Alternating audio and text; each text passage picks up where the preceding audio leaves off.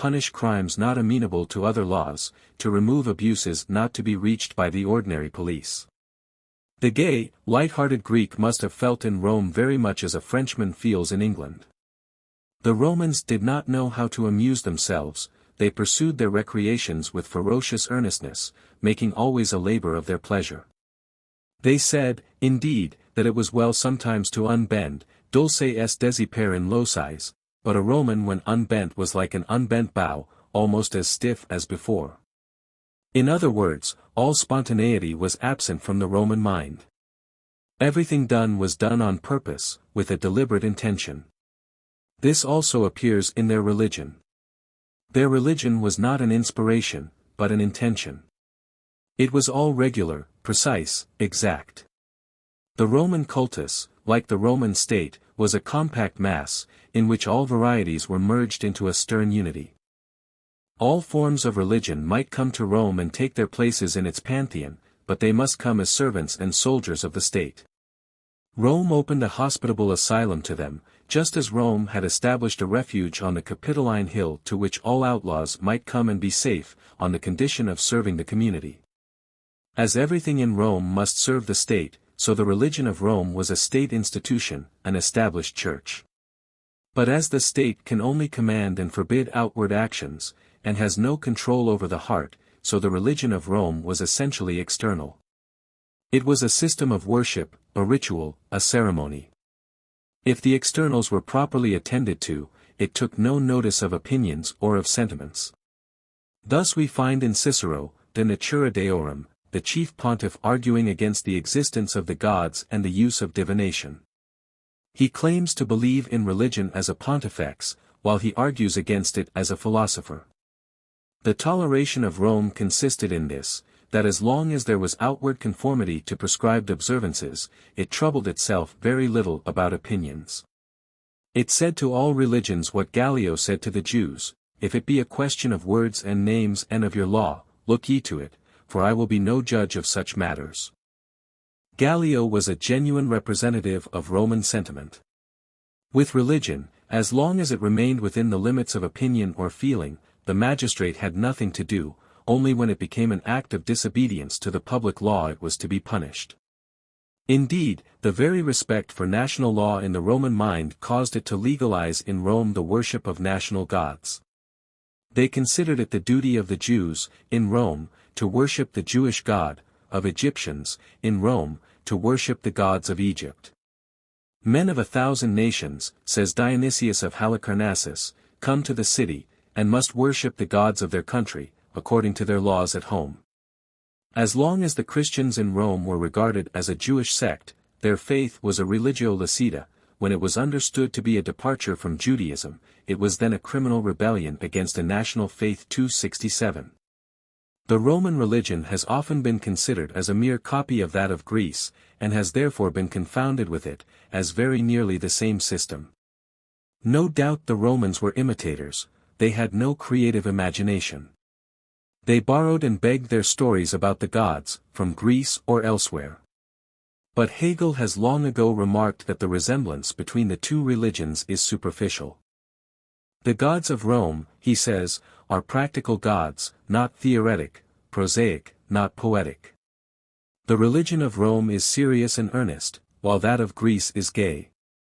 Dionysius of Halicarnassus thinks the Roman religion the better of the two, because it rejected the blasphemous myths concerning the loves and quarrels of the heavenly powers.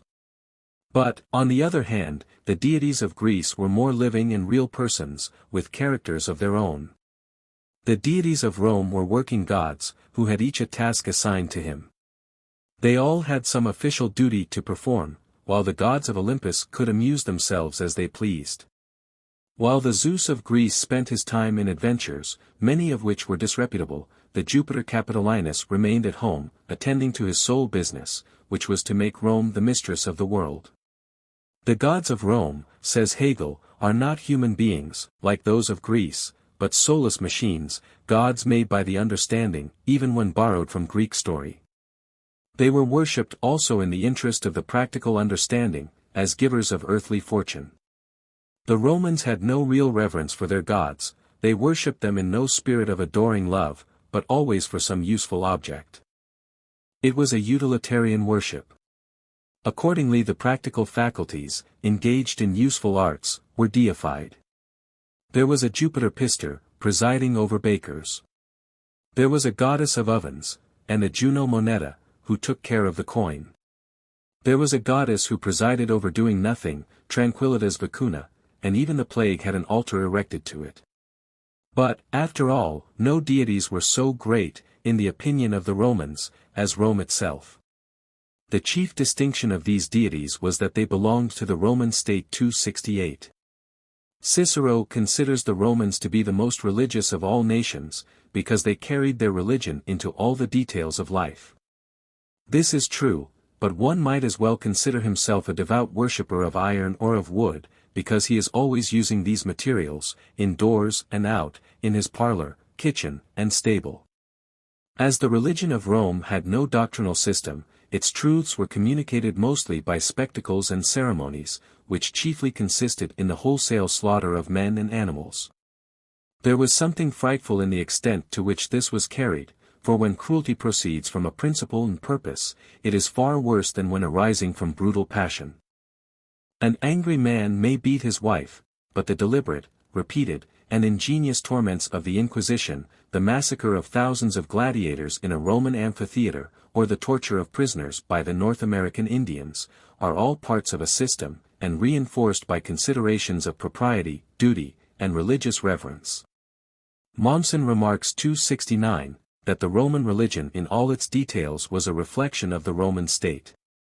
When the constitution and institutions of Rome changed, their religion changed with them. One illustration of this correspondence he finds in the fact that when the Romans admitted the people of a conquered state to become citizens of Rome, their gods were admitted with them, but in both cases the new citizens, Novensides, occupied a subordinate position to the old settlers, Indigites 270. That the races of Italy, among whom the Latin language originated, were of the same great Asiatic stock as the Greeks, Germans, Celts, and Slavic tribes, is sufficiently proved by the unimpeachable evidence of language. The old Latin roots and grammatic forms all retain the analogies of the Aryan families. Their gods and their religion bear marks of the same origin, yet with a special and marked development. For the Roman nation was derived from at least three secondary sources, the Latins, Sabines, and Etruscans.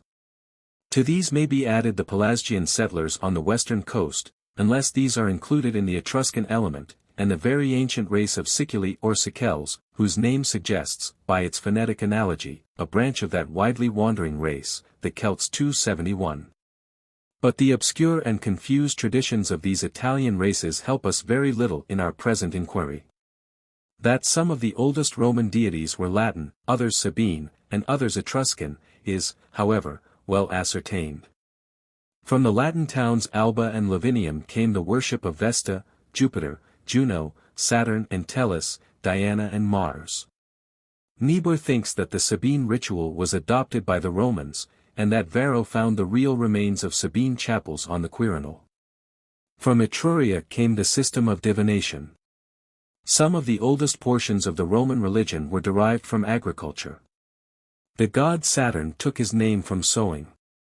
Picus and Faunus were agricultural gods. Pales, the goddess of herbage, had offerings of milk on her festivals. The Romans, says Dollinger, had no cosmogony of their own, a practical people, they took the world as they found it, and did not trouble themselves about its origin. Nor had they any favorite deities, they worshipped according to what was proper, every one in turn at the right time. Though the most polytheistic of religions, there ran through their system an obscure conception of one supreme being, Jupiter Optimus Maximus, of whom all the other deities were but qualities and attributes. But they carried furthest of all nations this personifying and deifying of every separate power, this minute subdivision of the deity. Hefter 272 says this was carried to an extent which was almost comic. They had divinities who presided over talkativeness and silence, over beginnings and endings, over the manuring of the fields, and over all household transactions. And as the number increased, it became always more difficult to recollect which was the right god to appeal to under any special circumstances. So that often they were obliged to call on the gods in general, and, dismissing the whole polytheistic pantheon, to invoke some unknown god, or the supreme being. Sometimes, however, in these emergencies, new deities were created for the occasion. Thus they came to invoke the pestilence, defeat in battle, blight, etc., as dangerous beings whose hostility must be placated by sacrifices. A better part of their mythology was the worship of modesty, pudicitia, faith or fidelity, fides, concord, concordia, and the gods of home. It was the business of the pontiffs to see to the creation of new divinities. So the Romans had a goddess pecunia, money, from pecus, cattle, dating from the time when the circulating medium consisted in cows and sheep. But when copper money came, a god of copper was added, Esculanus, and when silver money was invented, a god Argentarius arrived. 2. The gods of Rome. Kreutzer, in speaking of the Italian worship, says that, one fact which emerges more prominently than any other is the concourse of Oriental, Pelasgic, Samothracian, and Hellenic elements in the religion of Rome. In like manner the Roman deities bear traces of very different sources. We have found reason to believe, in our previous chapters, that the religion of Egypt had a twofold origin, from Asiatic and African elements, and that the religion of Greece, in like manner, was derived from Egyptian and Pelasgic sources. So, too, we find the institutions and people of Rome partaking of a Celtic and Pelasgic origin. Let us now see what was the character of the Roman deities. One of the oldest and also most original of the gods of Rome was the Sabine god Janus. He was the deity who presided over beginnings and endings, over the act of opening and shutting. Hence the month which opened the year, January, received its name from this god, who also gave his name to Janua, a gate or door 273, and probably to the hill Janiculum 274. The Romans laid great stress on all beginnings, believing that the commencement of any course of conduct determined, by a sort of magical necessity, its results. Bad success in an enterprise they attributed to a wrong beginning, and the only remedy, therefore, was to begin anew. Ovid, Fasti, I, 179, makes Janus say, all depends on the beginning. When other gods were worshipped, Janus was invoked first of all. He was god of the year. His temple had 4 sides for the 4 seasons, and each side had 3 windows for the months. That his temple was open in war, but closed in peace, indicated that the character of Rome in times of war was to attack and not to defend. She then opened her gates to send her troops forth against the enemy, while in seasons of peace she shut them in at home. This symbol accords well with the haughty courage of the Republic, which commanded victory, by not admitting the possibility of defeat. 275.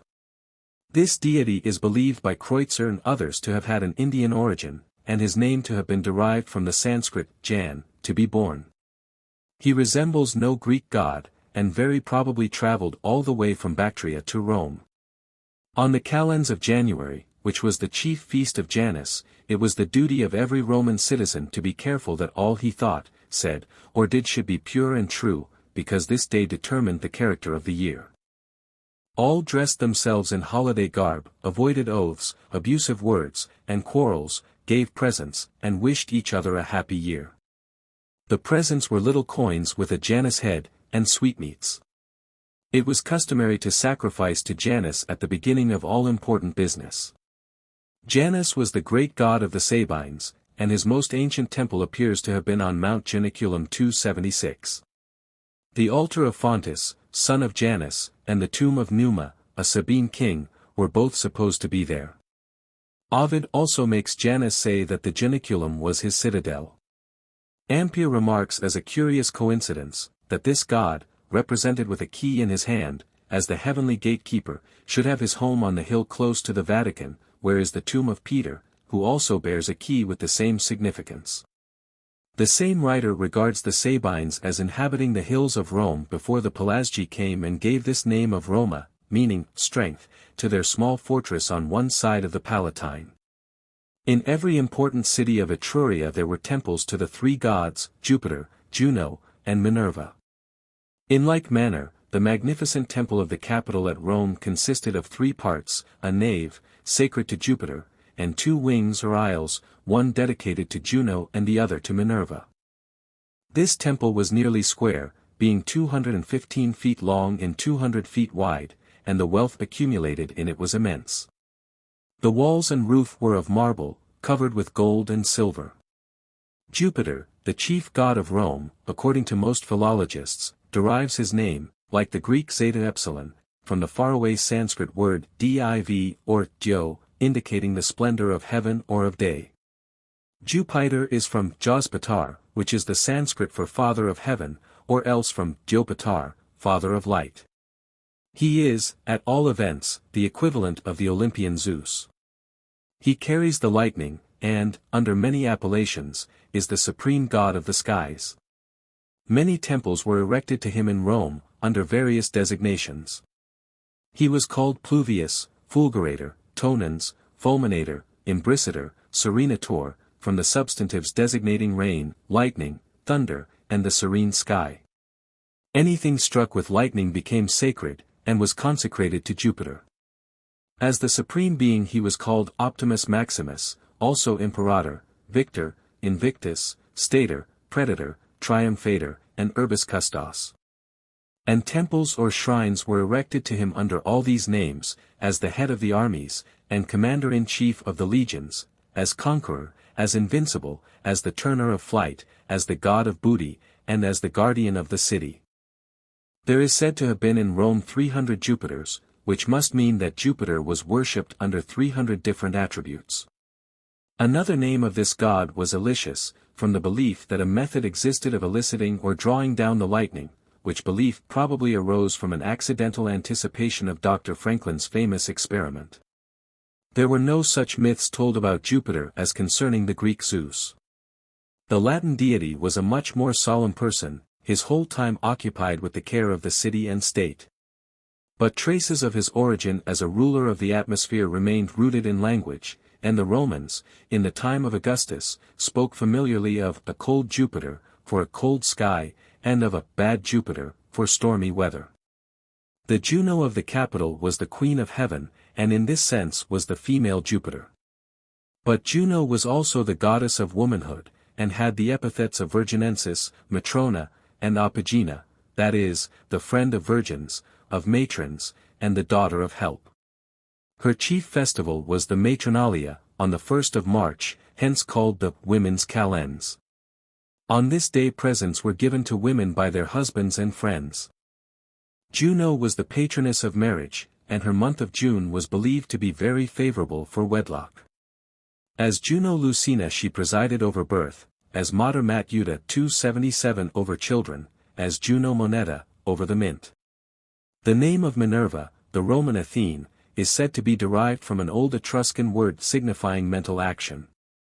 278 in the songs of the Sabians the word prominervit is used for Monet. The first syllable evidently contains the root, which in all Aryan languages implies thought. The trinity of the capital, therefore, united power, wisdom, and affection, as Jupiter, Minerva, and Juno. The statue of Minerva was placed in schools. She had many temples and festivals, and one of the former was dedicated to her as Minerva Medica. The Roman pantheon contained 3 classes of gods and goddesses. First, the old Italian divinities, Etruscan, Latin, and Sabine, naturalized and adopted by the state.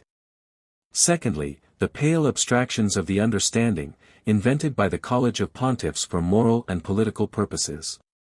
And thirdly, the gods of Greece, imported, with a change of name, by the literary admirers and imitators of Hellas.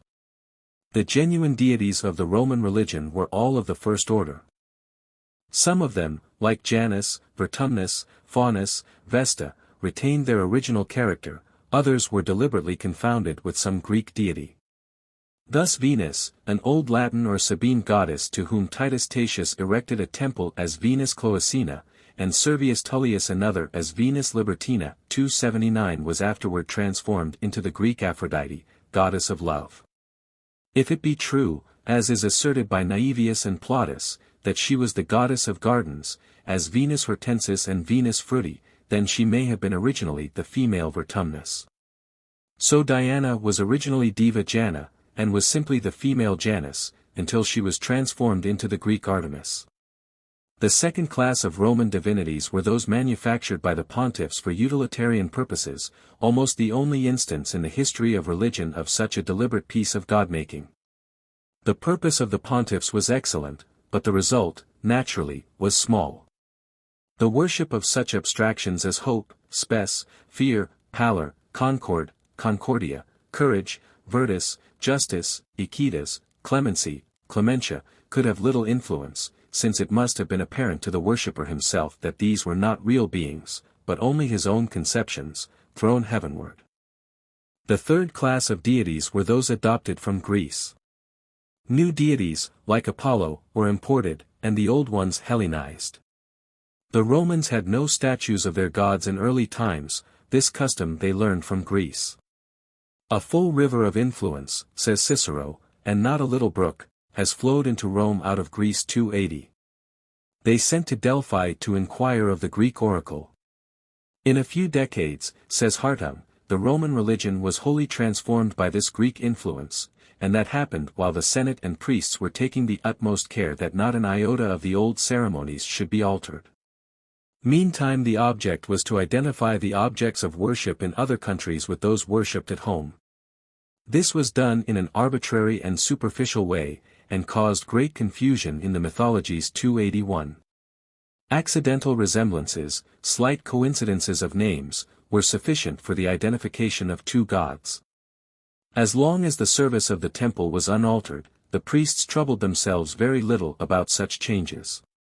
In this way, the 12 gods of Olympus, Zeus, Poseidon, Apollo, Ares, Hephaestus, Hermes, Here, Athene, Artemis, Aphrodite, Hestia, and Demeter, were naturalized or identified as Jupiter, Neptune, Apollo, Mars, Vulcan, Mercury, Juno, Minerva, Diana, Venus, Vesta, and Ceres. Dionysus became Liber or Bacchus, Persephone, Proserpina, and the Muses were accepted as the Greeks had imagined them. To find the true Roman worship, therefore, we must divest their deities of these Greek habiliments, and go back to their original Etruscan or Latin characters. Among the Etruscans we find one doctrine unknown to the Greeks and not adopted by the Romans, that, namely, of the higher, veiled deities, 282 superior to Jupiter. They also had a dodecad of 6 male and 6 female deities, the consents and complices, making a council of gods, whom Jupiter consulted in important cases. Vertumnus was an Etruscan, so, according to Ottfried was the genius. So are the Laras, or household protectors, and Charon, or Charon, a power of the underworld. The minute system of worship was derived by Rome from Etruria.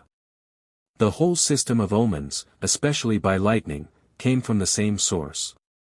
After Janus, and 3 Capitoline gods, Jupiter, Juno, and Minerva, above mentioned, the Romans worshipped a series of deities who may be classed as follows: gods representing the powers of nature, 1.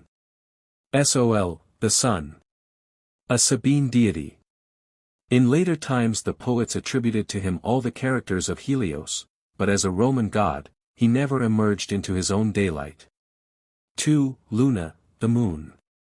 Also regarded as of Sabine origin. 3. Mater Matuta. Mother of day, that is, the dawn. Worshipped at the Matronalia in June, as the possessor of all motherly qualities, and especially as the protector of children from ill treatment. As the storms were apt to go down at morning, she was appealed to protect mariners from shipwreck. The consul Tib. Semp. Gracchus dedicated a temple to her b.c. 176. 4. Tempestates, the tempests. A temple was dedicated to the storms, b.c. 259. 5. Vulcanus. This name is supposed to be from the same root as fulgo, to shine. He was an old Italian deity. His temple is mentioned as existing b.c. 491.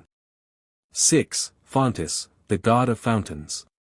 The Romans valued water so highly, that they erected altars and temples to this divinity, and had a feast of fountains, Fontinalia, on October 13. There were also goddesses of fountains, as Lynnepha Juturna, the goddess of mineral springs. Egeria is the only nymph of a fountain mentioned in Roman mythology. 7. Divus Pater Tiberinus, or Father Tiber, was of course the chief river god. The augurs called him Coluber, the snake, from his meandering and bending current. 8. Neptunus. The origin of this word has been a great puzzle to the learned, who, however, connect it with nebula, a cloud, as the clouds come from the sea. He had his temple and his festivals at Rome. Other deities connected with the powers of nature were Portunus, the god of harbors, Salacia, a goddess of the salt sea, Tranquillitas, the goddess of calm weather. 2. Gods of human relations. 1. Vesta, an ancient Latin goddess, and one of the oldest and most revered. She was the queen of the hearth and of the household fire. She was also the protector of the house, associated with the Lares and Penates. Some offering was due to her at every meal. She sanctified the home. Afterward, when all Rome became one vast family, Vesta became the goddess of this public home, and her temple was the fireside of the city, in which burned always the sacred fire, watched by the Vestal virgins. In this worship, and its associations, we find the best side of Roman manners, the love of home, the respect for family life, the hatred of impurity and immodesty. She was also called the Mother, and qualified as Mater Stata, that is, the immovable mother. 2. The Penates and Lares. These deities were also peculiarly Roman. The Lar, or Lares, were supposed to be the souls of ancestors which resided in the home and guarded it. Their images were kept in an oratory or domestic chapel, called a lararium, and were crowned by the master of the house to make them propitious. The paterfamilias conducted all the domestic worship of the household, whether of prayers or sacrifices, according to the maxim of Cato, Cito Dominum pro tota familia rem divinum facere 283. The Penates were beings of a higher order than the Lares, but having much the same offices. Their name was from the words denoting the interior of the mansion, penetralia, penitus. They took part in all the joys and sorrows of the family. To go home was to return to one's Penates. In the same way, lar meus meant my house, lar conductus, a hired house, laera mutere meant to change one's house. Thus the Roman in his home felt himself surrounded by invisible friends and guardians. No other nation, except the Chinese, have carried this religion of home so far. This is the tender side of the stern Roman character. Very little of pathos or sentiment appears in Roman poetry, but the lines by Catullus to his home are as tender as anything in modern literature. The little peninsula of Sirmio on the Lago di Garda has been glorified by these few words. 3. The genius. The worship of the genius of a person or place was also peculiarly Italian. Each man had his genius, from whom his living power and vital force came. Tertullian speaks of the genius of places. On coins are found the genius of Rome. Almost everything had its genius: nations, colonies, princes, the Senate, sleep, the theater. The marriage bed is called genial, because guarded by a genius. All this reminds us of the Fravashi of the Avesta and of the Persian monuments. Yet the genius also takes his place among the highest gods. 3. Deities of the human soul. 1. Mens, mind, intellect. 2. Pudicitia, chastity. 3. Pietas, piety, reverence for parents. 4. Fides, fidelity. 5. Concordia, concord. 6. Virtus, courage. 7. Spes, hope. 8. Pallor or pavor, fear. 9. Voluptas, pleasure. 4. Deities of rural and other occupations. 1. Tellus, the earth. 2. Saturnus, Saturn. The root of this name is Sao equals 0, to Sao, Saturn is the god of planting and sowing. 3. Ops, goddess of the harvest. 4. Mars. Originally an agricultural god, dangerous to crops, afterwards god of war. 5. Sylvanus, the wood god. 6. Faunus, an old Italian deity, the patron of agriculture. 7. Terminus, an old Italian deity, the guardian of limits and boundaries. 8. Ceres, goddess of the cereal grasses. 9. Liber, god of the vine, and of wine. 10. Bona Dea, the good goddess. The worship of the good goddess was imported from Greece in later times, and perhaps its basis was the worship of Demeter. The temple of the good goddess was on Mount Aventine. At her feast on the 1st of May all suggestions of the male sex were banished from the house, no wine must be drunk, the myrtle, as a symbol of love, was removed. The idea of the feast was of a chaste marriage, as helping to preserve the human race. 11. Magna Mater, or Cybele. This was a foreign worship, but early introduced at Rome. 12. Flora. She was an original goddess of Italy, presiding over flowers and blossoms. Great license was practiced at her worship. 13. Vertumnus, the god of gardens, was an old Italian deity, existing before the foundation of Rome. 14. Pomona, goddess of the harvest. 18. Pales. A rural god, protecting cattle. At his feast men and cattle were purified. The Romans had many other deities, whose worship was more or less popular. But those now mentioned were the principal ones. This list shows that the powers of earth were more objects of reverence than the heavenly bodies. The sun and stars attracted this agricultural people less than the spring and summer, seed time and harvest. Among the Italians the country was before the city, and Rome was founded by country people. 3. Worship and ritual. The Roman ceremonial worship was very elaborate and minute, applying to every part of daily life. It consisted in sacrifices, prayers, festivals, and the investigation by augurs and haruspices of the will of the gods and the course of future events.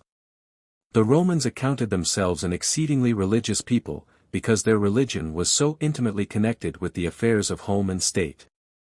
The Romans distinguished carefully between things sacred and profane. This word, profane, comes from the root fari, to speak, because the gods were supposed to speak to men by symbolic events. A fane is a place thus consecrated by some divine event, a profane place, one not consecrated.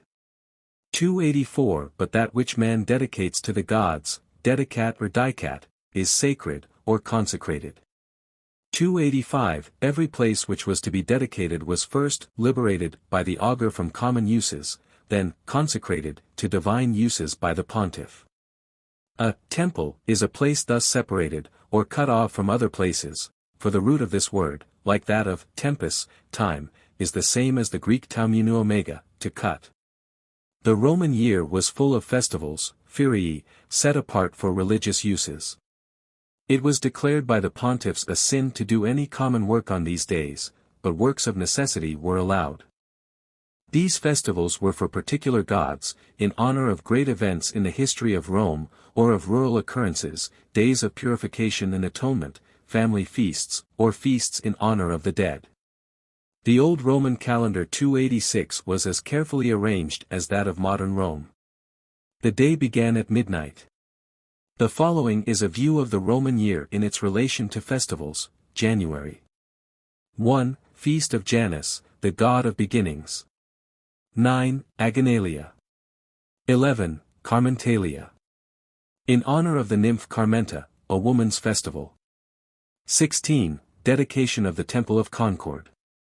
31. Feast of the Penates. February. 1. Feast of Juno Sospita, the Savior, an old goddess.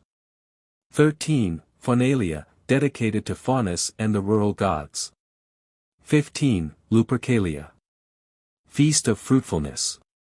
17. Fornicalia. Feast of the oven goddess Fornax. 18 to 28. The Februatio, or Feast of Purification and Atonement, and the Feralia, or Feast of the Dead. Februus was an old Etrurian god of the underworld. Also, the Charistia, a family festival for putting an end to quarrels among relations. 23. Feast of Terminus, god of boundaries. Boundary stones anointed and crowned. March 1. Feast of Mars. Also, the Matronalia. The Salii, priests of Mars, go their rounds, singing old hymns. 6. Feast of Vesta. 7. Feast of Vijoves or Vedius, i.e. the boy Jupiter. 14. Equirria, or horse races in honor of Mars. 15. Feast of Anaparena, goddess of health. 17. Liberalia, feast of Bacchus. Young men invested with the toga virilis on this day. 19 to 23.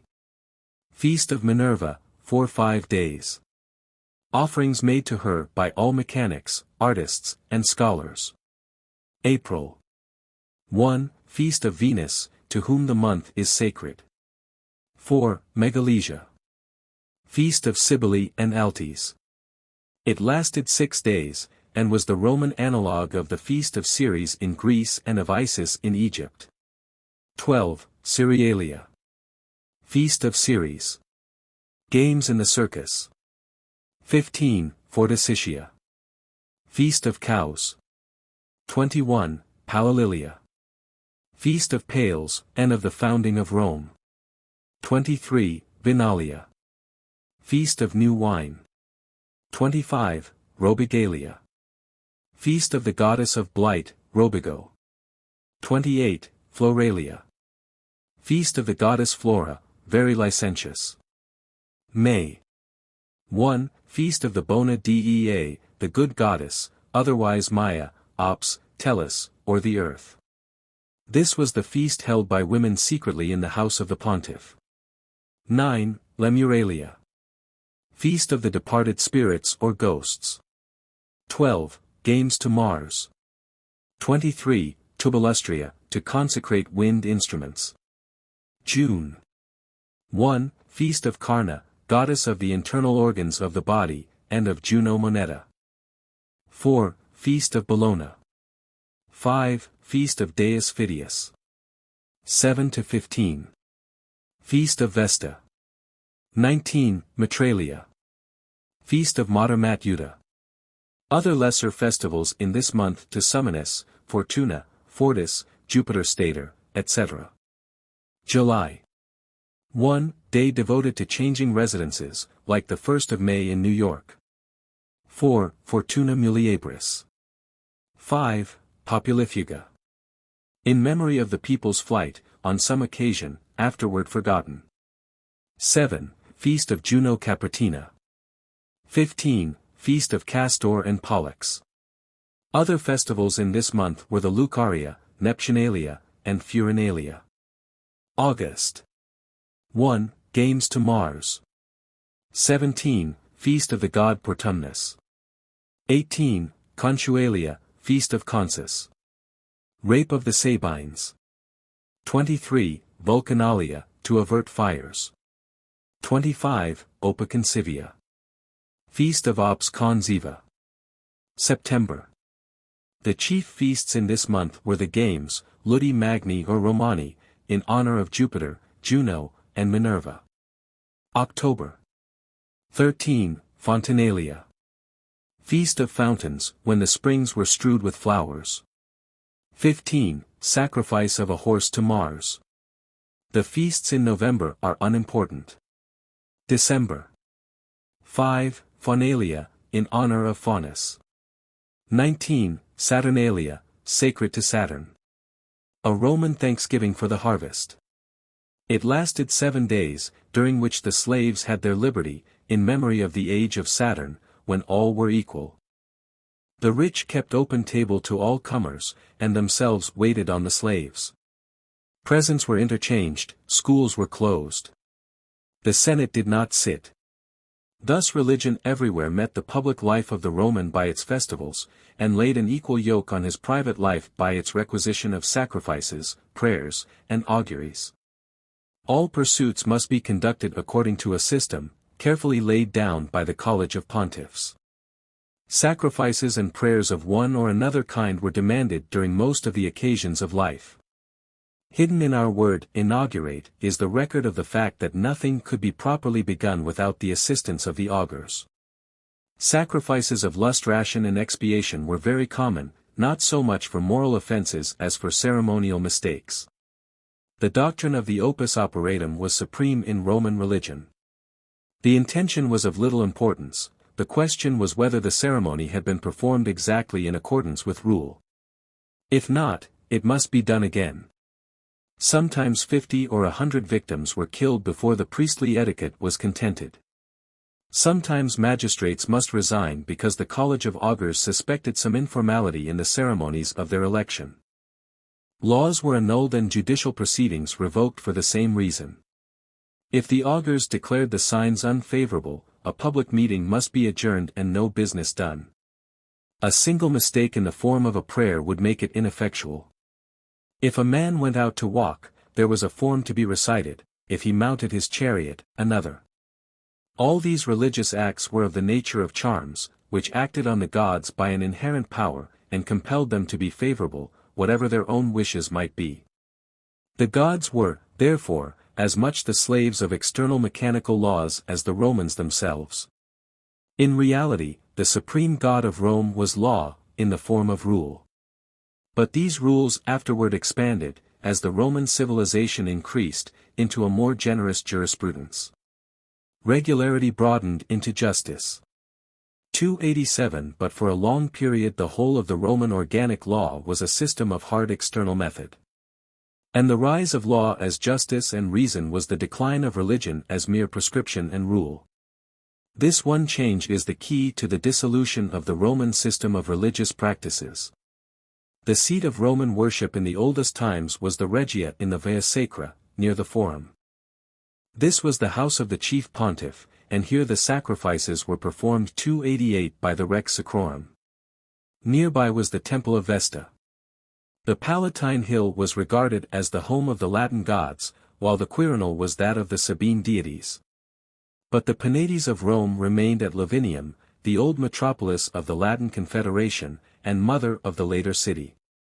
Every one of the highest officers of Rome was obliged to go and sacrifice to the ancient gods, at this mother city of Lavinium, before entering on his office. The old worship of Rome was free from idolatry.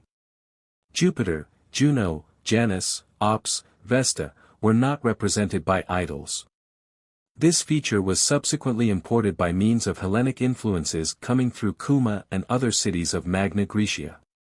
By the same channels came the Sibylline books. There were 10 Sibyls, the Persian, Libyan, Delphian, Cumean, Erythraean, Samian, Amalthean, Hellespontine, Phrygian, and Tiburtine. The Sibylline books authorized or commanded the worship of various Greek gods; they were entrusted to the Decemviri. Roman worship was at first administered by certain patrician families, and this was continued till b.c. 300, when plebeians were allowed to enter the sacred colleges. A plebeian became Pontifex Maximus, for the first time, b.c. 253. The pontiffs, pontifices, derived their name, bridge builders, from a bridge over the Tiber, which it was their duty to build and repair in order to sacrifice on either bank. They possessed the supreme authority in all matters of worship, and decided questions concerning marriage, inheritance, public games. The flamens were the priests of particular deities. The office was for life, and there were 15 flamens in all. The flamen Diolis, or priest of Jupiter, had a life burdened with etiquette. He must not take an oath, ride, have anything tied with knots on his person, see armed men, look at a prisoner, see anyone at work on a festa, touch a goat, or dog, or raw flesh, or yeast. He must not bathe in the open air, pass a night outside the city, and he could only resign his office on the death of his wife. This office is pelasgic, and very ancient. The Salii were from early times priests of Mars, who danced in armor, and sang old hymns. The Luperci were another body of priests, also of very ancient origin. Other colleges of priests were the Epulones, Curiones, Tities. The Vestal virgins were highly honored and very sacred. Their work was to tend the fire of Vesta, and prevent the evil omen of its extinction. They were appointed by the Pontifex Maximus. They were selected when very young, and could resign their office after 30 years of service. They had a large revenue, enjoyed the highest honors, and to strike them was a capital offense. If a criminal about to be executed met them, his life was spared. Consuls and praetors must give way to them in the streets. They assisted at the theaters and at all public entertainments.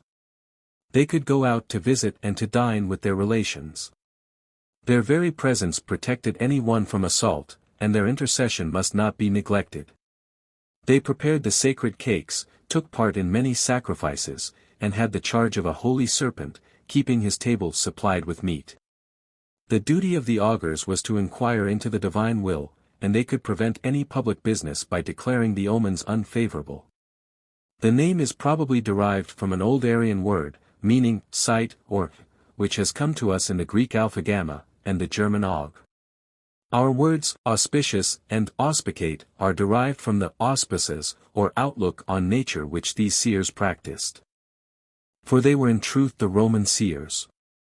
Their business was to look, at midnight, into the starry heavens, to observe thunder, lightning, meteors, the chirping or flying of birds, the habits of the sacred chickens, the appearance of quadrupeds, or casualties of various kinds, as sneezing, stumbling, spilling salt or wine.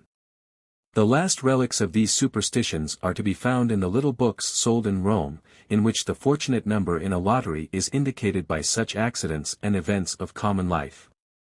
The Romans, when at prayer, were in the habit of covering their heads, so that no sound of evil augury might be heard. The suppliant was to kiss his right hand, and then turn round in a circle and sit down. Many formulae of prayers were prescribed to be used on all occasions of life. They must be repeated 3 times, at least, to ensure success. Different animals were sacrificed to different gods, white cattle with gilded horns to Jupiter, a bull to Apollo, a horse to Mars. Sometimes the number of victims was enormous. On Caligula's accession, 160,000 victims were killed in the Roman Empire. Lustrations were great acts of atonement or purification, and are often described by ancient writers. The city was lustrated by a grand procession of the 4 colleges of augurs, pontifices, quindecimviri, and septemviri. Lucan, in his Pharsalia, describes such a lustration. 289 Tacitus gives a like description, in his history, 290 of the ceremonies attending the rebuilding the Capitol. On an auspicious day, beneath a serene sky, the ground chosen for the foundation was surrounded with ribbons and flowers. Soldiers, selected for their auspicious names, brought into the enclosure branches from the trees sacred to the gods. The Vestal virgins, followed by a band of children, sprinkled the place with water drawn from 3 fountains and 3 rivers. The praetor and the pontiff next sacrificed a swine, a sheep, and a bull, and besought Jupiter, Juno, and Minerva to favor the undertaking. The magistrates, priests, senators, and knights then drew the cornerstone to its place, throwing in ingots of gold and silver. The Romans, ever anxious about the will of the gods, naturalized among themselves the Etruscan institution of the haruspices. The prodigies observed were in the entrails of animals and the phenomena of nature. The parts of the entrails observed were the tongue, lungs, heart, liver, gall bladder, spleen, kidneys, and caul. If the head of the right lobe of the liver was absent, it was considered a very bad omen. If certain fissures existed, or were absent, it was a portent of the first importance. But the Romans were a very practical people, and not easily deterred from their purpose. So if one sacrifice failed they would try another and another, until the portents were favorable. But skeptical persons were naturally led to ask some puzzling questions, such as these, which Cicero puts in his work on divination, 291. How can a cleft in a liver be connected, by any natural law, with my acquisition of a property? If it is so connected, what would be the result, if someone else, who was about to lose his property, had examined the same victim? If you answer that the divine energy, which extends through the universe, directs each man in the choice of a victim, then how happens it that a man having first had an unfavorable omen, by trying again should get a good one? How happens it that a sacrifice to one deity gives a favorable sign, and that to another the opposite? But these criticisms only arrived after the old Roman faith had begun to decline. Funeral solemnities were held with great care and pomp, and festivals for the dead were regularly celebrated. The dead father or mother was accounted a god, and yet a certain terror of ancestral specters was shown by a practice of driving them out of the house by lustrations. For it was uncertain whether the paternal manes were good spirits, laras, or evil spirits, and lemurs.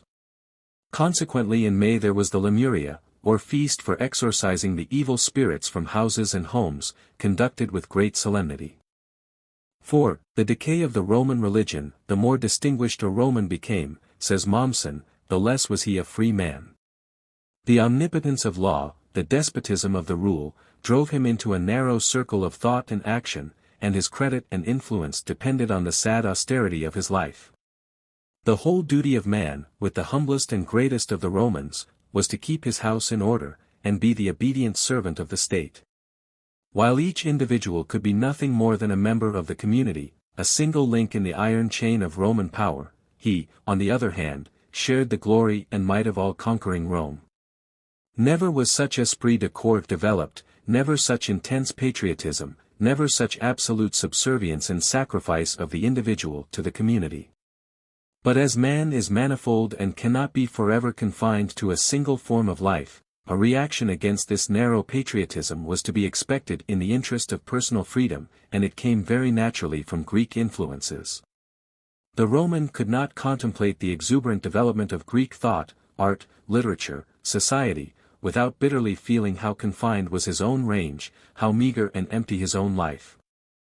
Hence, very early, Roman society began to be Hellenized, but especially after the unification of Italy.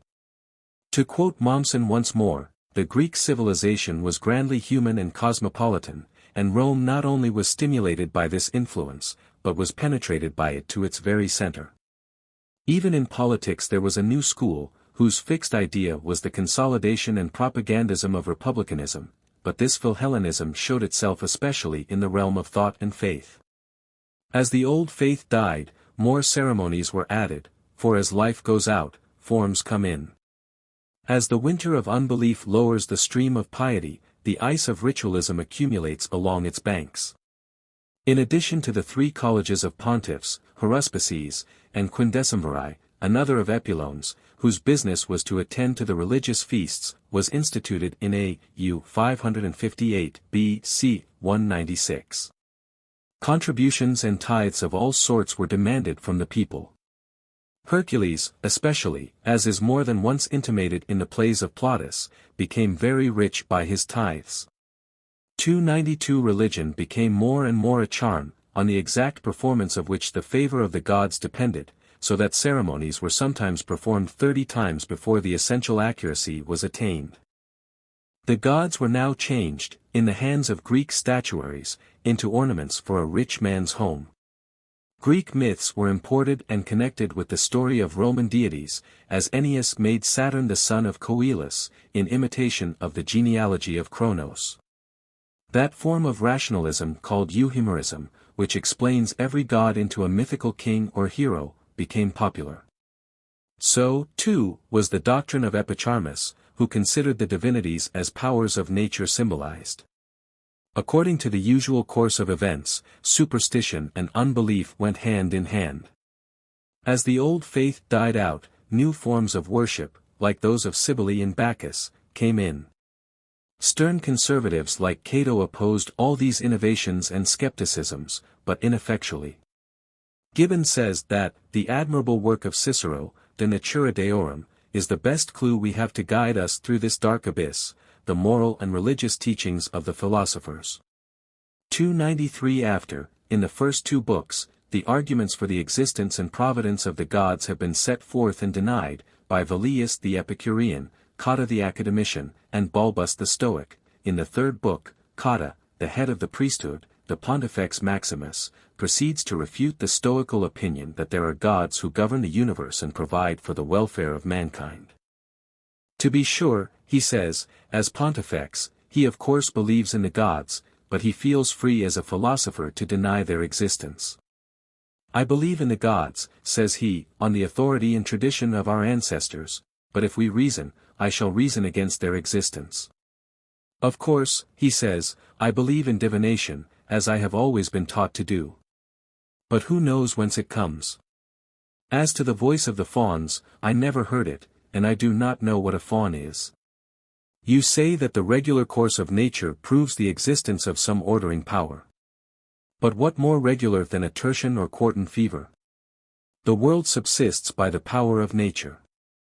Cotta goes on to criticize the Roman pantheon, ridiculing the idea of such gods as love, deceit, fear, labor, envy, old age, death, darkness, misery, lamentation, favor, fraud, obstinacy, etc.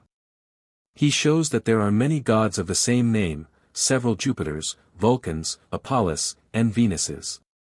He then denies providence, by showing that the wicked succeed and the good are unfortunate. Finally, all was left in doubt, and the dialogue ends with a tone of triumphant uncertainty.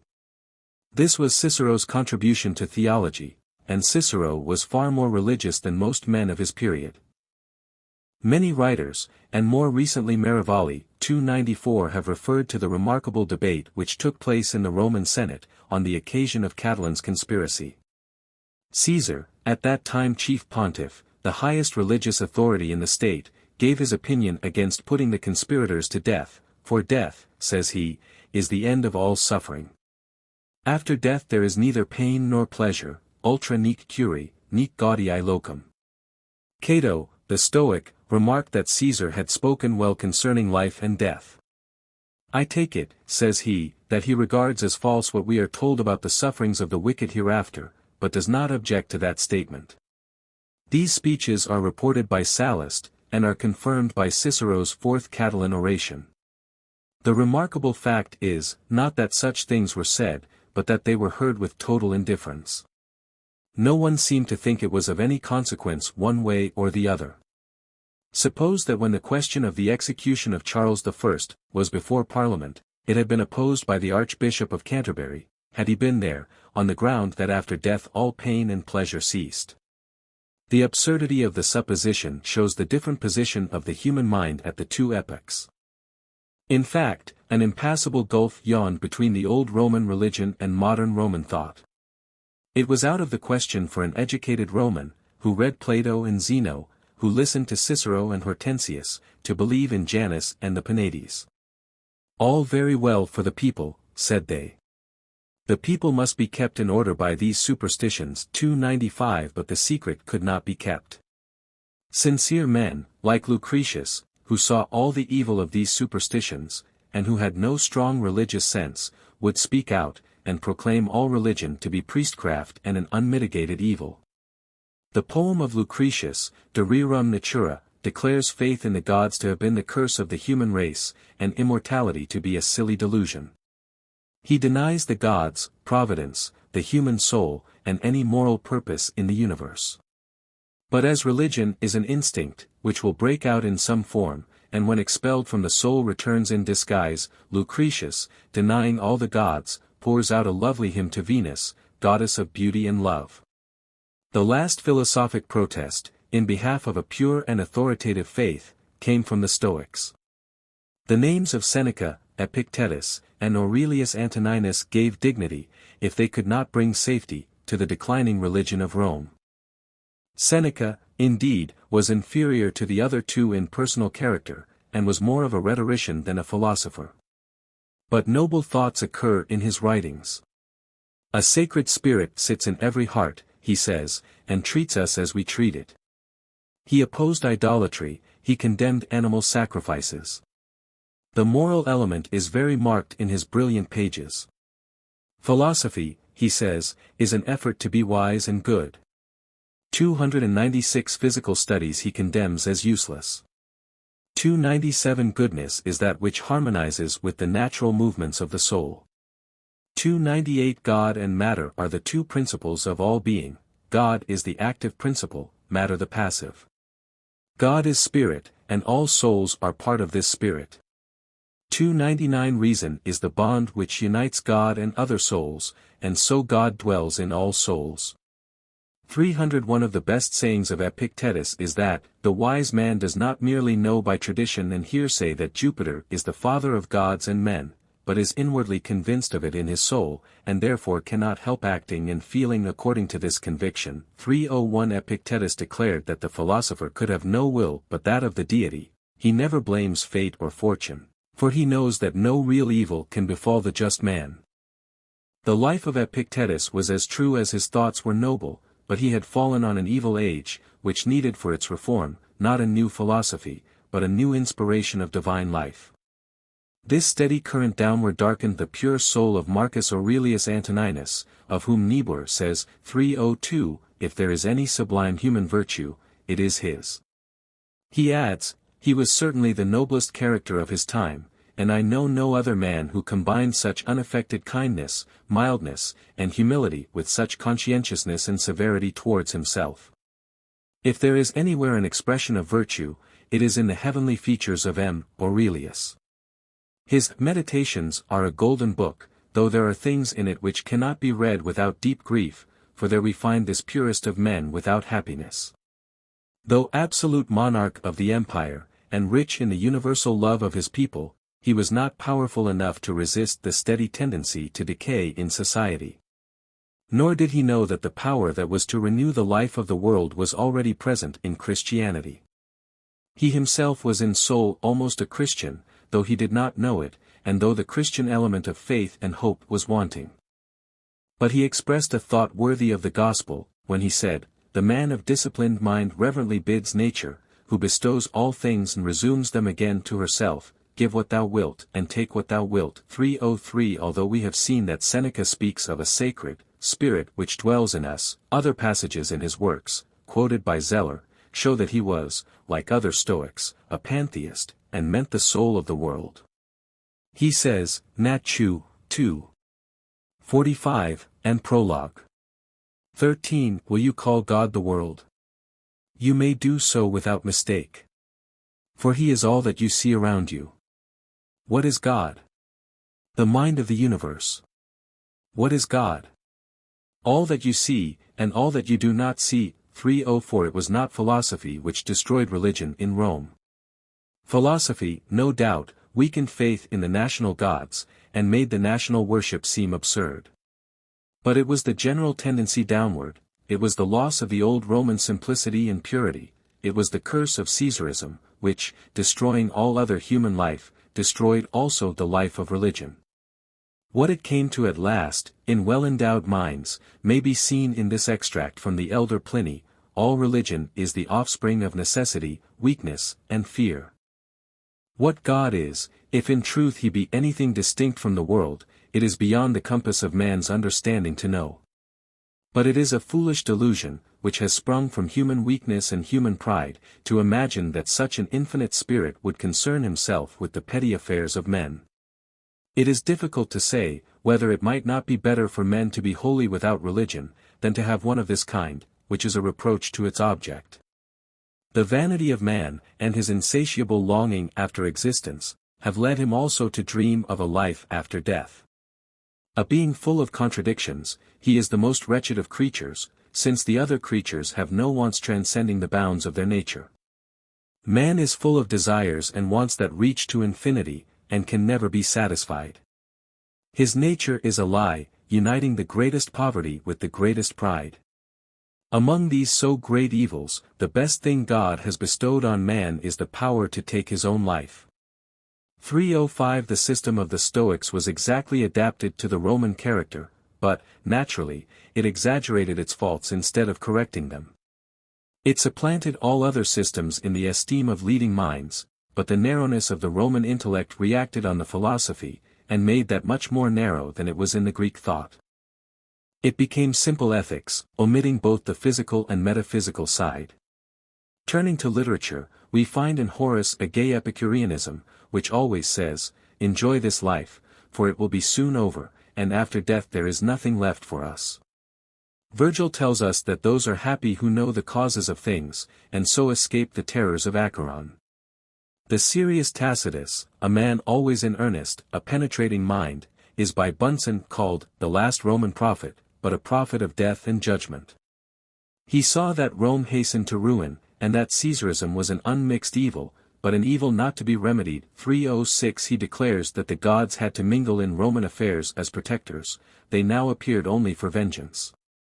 307 Tacitus in one passage speaks of human freedom as superior to fate. 308 but in another expresses his uncertainty on the whole question.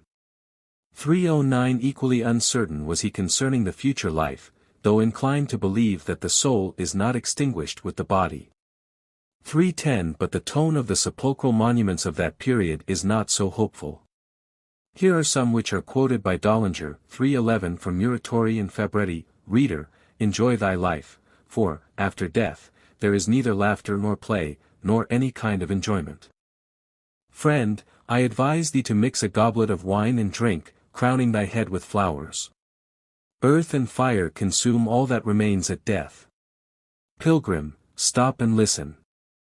In Hades is no boat and no Charon, no Aeacus and no Cerberus. Once dead, we are all alike. Another says, hold all a mockery, reader, nothing is our own. So ended the Roman religion, in superstition among the ignorant, in unbelief among the wise.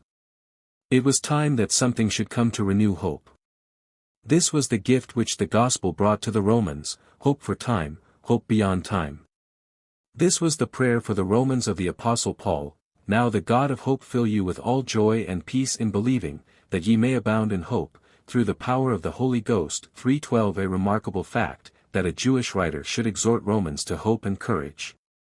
V. Relation of the Roman religion to Christianity. The idea of Rome is law, that of Christianity is love. In Roman worship law took the form of iron rules, in Roman theology it appeared as a stern fate, in both as a slavery. Christianity came as freedom, in a worship free from forms, in a view of God which left freedom to man. Christianity came to the Roman world, not as a new theory, but as a new life. As, during the early spring, the power of the returning sun penetrates the soil, silently touching the springs of life, so Christianity during 200 years moved silently in the heart of Roman society, creating a new faith, hope, and love. And as, at last, in the spring the grass shoots, the buds open, the leaves appear, the flowers bloom, so, at last, Christianity, long working in silence and shadow, suddenly became apparent, and showed that it had been transforming the whole tone and temper of Roman civilization. But wherever there is action there is also reaction, and no power or force can wholly escape this law. So Roman thought, acted on by Christianity, reacted and modified in many respects the gospel. Not always in a bad way, sometimes it helped its developments. For the providence which made the gospel for the Romans made the Romans for the gospel. The great legacy bequeathed to mankind by ancient Rome was law. Other nations, it is true, had codes of law, like the Institutes of Manu in India, or the jurisprudence of Solon and the enactments of Lycurgus. But Roman law from the beginning was sanctified by the conviction that it was founded on justice, and not merely on expediency or prudence. In submitting to the laws, even when they were cruel and oppressive, the Roman was obeying, not force, but conscience. The view which Plato gave as an ideal in Crito was realized in Roman society from the first. Consider the cruel enactments which made the debtors the slaves of the creditor, and the fact that when the plebeians were ground to the earth by that oppression, they did not attempt to resist the law, but in their despair fled from their homes, beyond the jurisdiction of Rome, to establish a new city where these enactments could not reach them. Only when the laws are thus enforced by the public conscience as something sacred, does society become possible, and this sense of the divinity which hedges a code of laws has been transmitted from ancient Rome into the civilization of Europe. Cicero, in his admirable treatise on the laws, which unfortunately we have in an imperfect condition, devotes the whole of the first book to establishing eternal justice as the basis of all jurisprudence. No better textbook could have been found for the defense of what was called the higher law, in the great American anti-slavery struggle, than this work of Cicero. Let us establish, he says, the principles of justice on that supreme law which has existed from all ages before any legislative enactments were written, or any political governments formed. Among all questions, there is none more important to understand than this, that man is born for justice, and that law and equity have not been established by opinion, but by nature. It is an absurd extravagance in some philosophers to assert that all things are necessarily just which are established by the laws and institutions of nations. Justice does not consist in submission to written laws. If the will of the people, the decrees of the Senate, the decisions of magistrates, were sufficient to establish rights, then it might become right to rob, to commit adultery, to forge wills, if this was sanctioned by the votes or decrees of the majority. The sum of all is, that what is right should be sought for its own sake, because it is right, and not because it is enacted. Law appears from the very beginnings of the Roman state. The oldest traditions make Romulus, Numa, and Servius to be legislators. From that time, after the expulsion of the Tarquins, Rome was governed by laws. Even the despotism of the Caesars did not interfere with the general administration of the laws in civil affairs, for the one-man power, though it may corrupt and degrade a state, does not immediately and directly affect many persons in their private lives. Law continued to rule in common affairs, and this legacy of a society organized by law was the gift of Rome to modern Europe. How great a blessing it has been may be seen by comparing the worst Christian government with the best of the despotic governments of Asia. Mohammedan society is ruled by a hierarchy of tyranny, each little tyrant being in turn the victim of the one above him. The feudal system, introduced by the Teutonic races, attempted to organize Europe on the basis of military despotism, but Roman law was too strong for feudal law, and happily for mankind overcame it and at last expelled it. Christianity, in its ready hospitality for all the truth and good which it encounters, accepted Roman jurisprudence and gave to it a new lease of life. 313 Christian emperors and Christian lawyers codified the long line of decrees and enactments reaching back to the 12 tables, and established them as the laws of the Christian world. But the spirit of Roman law acted on Christianity in a more subtle manner. It reproduced the organic character of the Roman state in the Western Latin Church, and it reproduced the soul of Roman law in the Western Latin theology. It has not always been sufficiently considered how much the Latin Church was a reproduction, on a higher plane, of the old Roman Commonwealth. The resemblance between the Roman Catholic ceremonies and those of pagan Rome has been often noticed. The Roman Catholic Church has borrowed from paganism saints' days, incense, lustrations, consecrations of sacred places, votive offerings, relics, winking, nodding, sweating, and bleeding images, holy water, vestments, etc. But the Church of Rome itself, in its central idea of authority, is a reproduction of the Roman state religion, which was a part of the Roman state. The Eastern churches were sacerdotal and religious. The Church of Rome added to these elements that of an organized political authority. It was the resurrection of Rome, Roman ideas rising into a higher life. The Roman Catholic Church, at first an aristocratic republic, like the Roman state, afterwards became, like the Roman state, a disguised despotism. The Papal Church is therefore a legacy of ancient Rome. 314 And just as the Roman state was first a help and then a hindrance to the progress of humanity, so it has been with the Roman Catholic Church. Ancient Rome gradually bound together into a vast political unity the divided tribes and states of Europe, and so infused into them the civilization which she had developed or received. And so the Papal Church united Europe again, and once more permeated it with the elements of law, of order, of Christian faith. All intelligent Protestants admit the good done in this way by the medieval Church. For example, Milman 3:15 says, speaking of Gregory the Great and his work, that it was necessary that there should be some central power like the papacy to resist the dissolution of society at the downfall of the Roman Empire. The life and death of Christianity depended, he says, on the rise of such a power. It is impossible to conceive what had been the confusion, the lawlessness, the chaotic state of the Middle Ages, without the medieval papacy. The whole history of Rome had infused into the minds of Western nations a conviction of the importance of centralization in order to union. From Rome, as a center, had proceeded government, law, civilization. Christianity therefore seemed to need a like center, in order to retain its unity. Hence the supremacy early yielded to the Bishop of Rome. His primacy was accepted, because it was useful. The papal church would never have existed, if Rome and its organizing ideas had not existed before Christianity was born. In like manner the ideas developed in the Roman mind determined the course of Western theology, as differing from that of the East.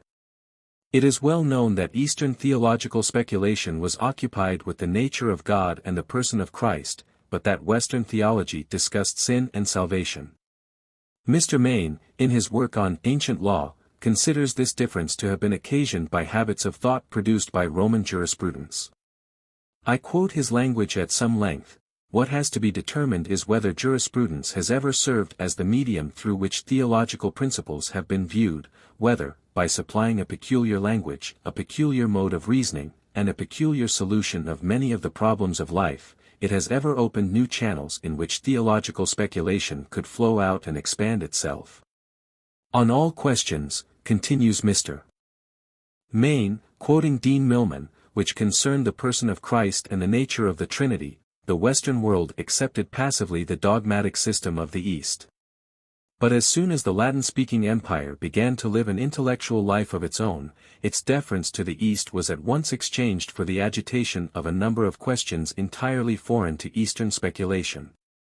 The nature of sin and its transmission by inheritance, the debt owed by man and its vicarious satisfaction, and like theological problems, relating not to the divinity but to human nature, immediately began to be agitated.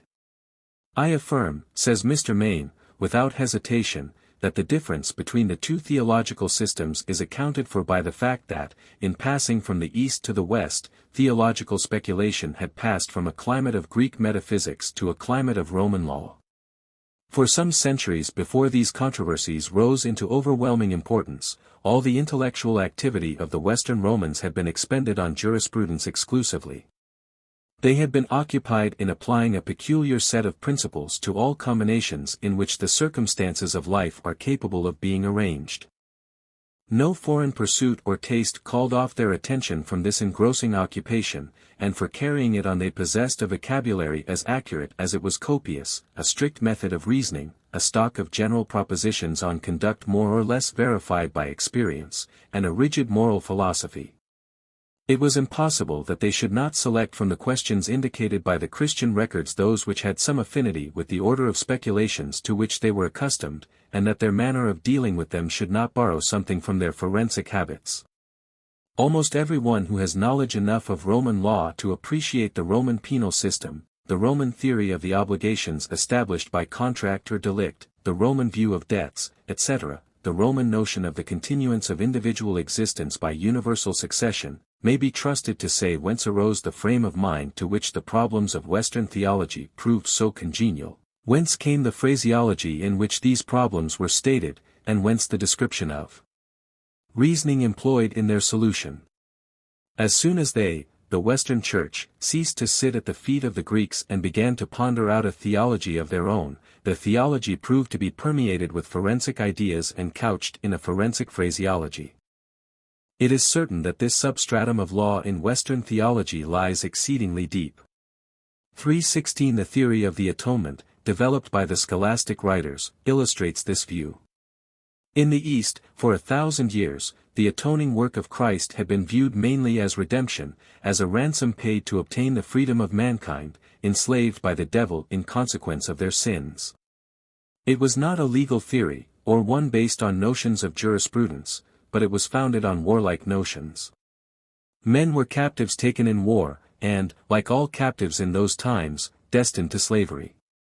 Their captor was Satan, and the ransom must be paid to him, as he held them prisoners by the law of battle. Now as Christ had committed no sin, the devil had no just power over him. In putting Christ to death he had lost his rights over his other captives, and Christ could justly claim their freedom as a compensation for this injury.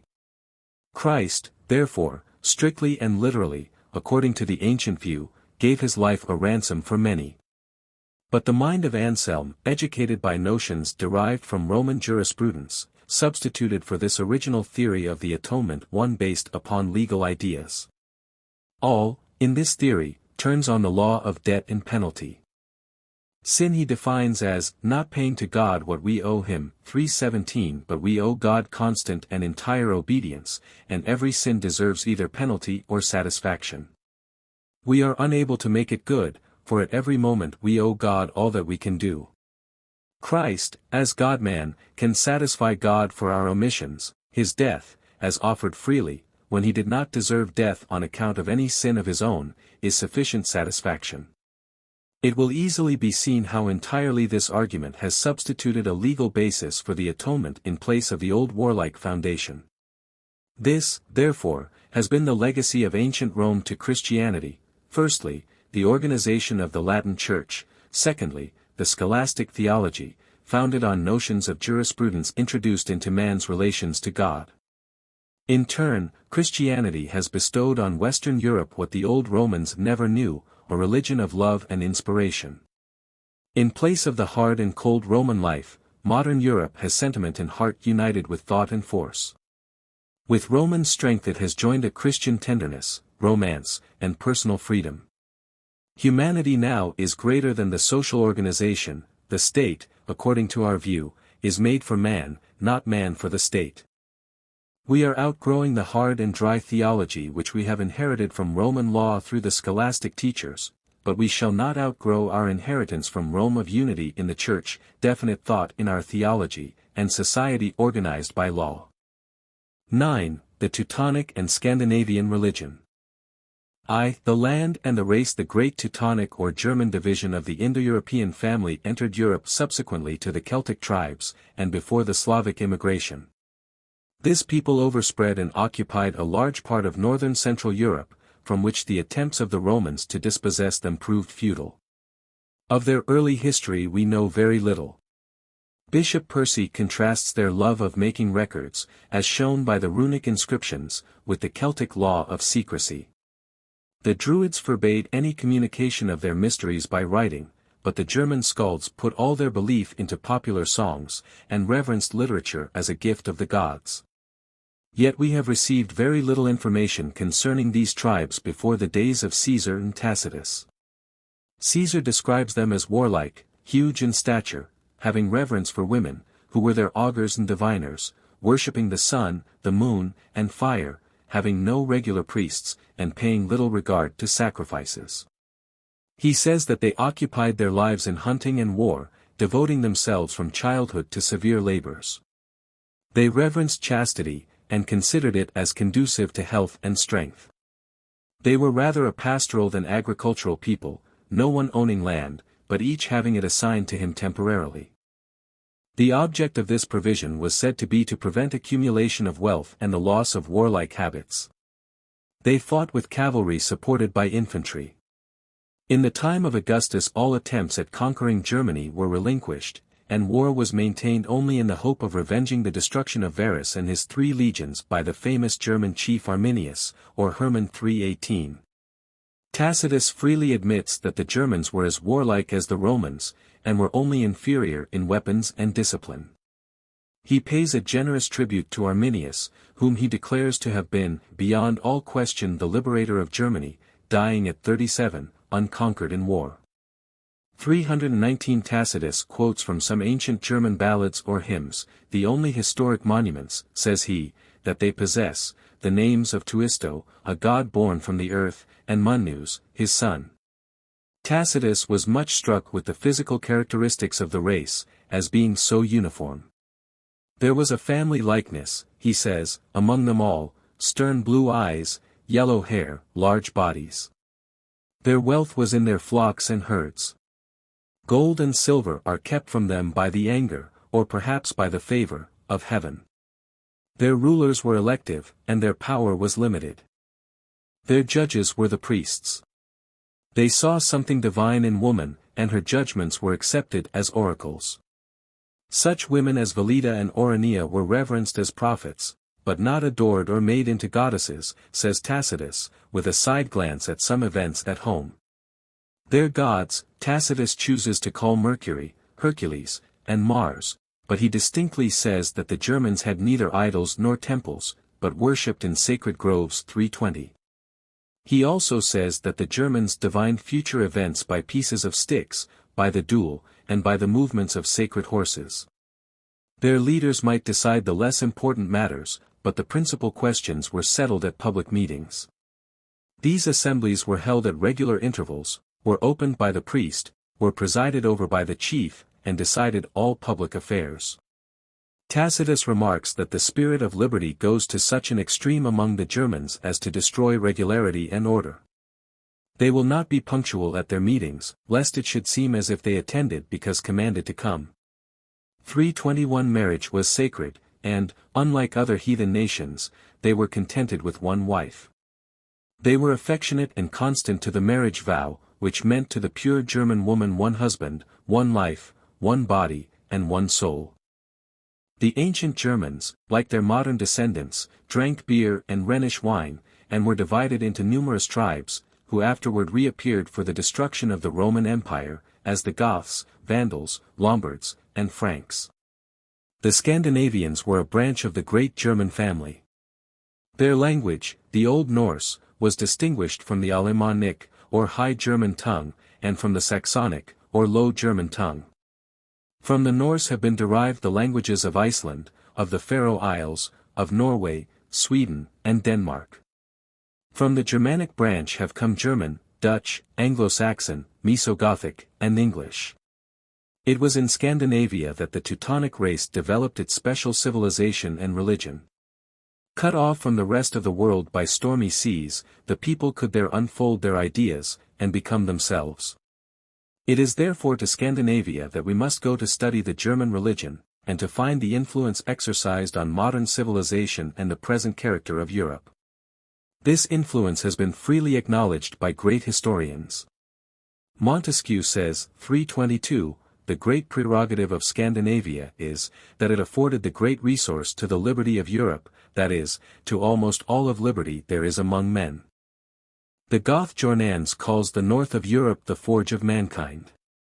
I would rather call it the forge of those instruments which broke the fetters manufactured in the south.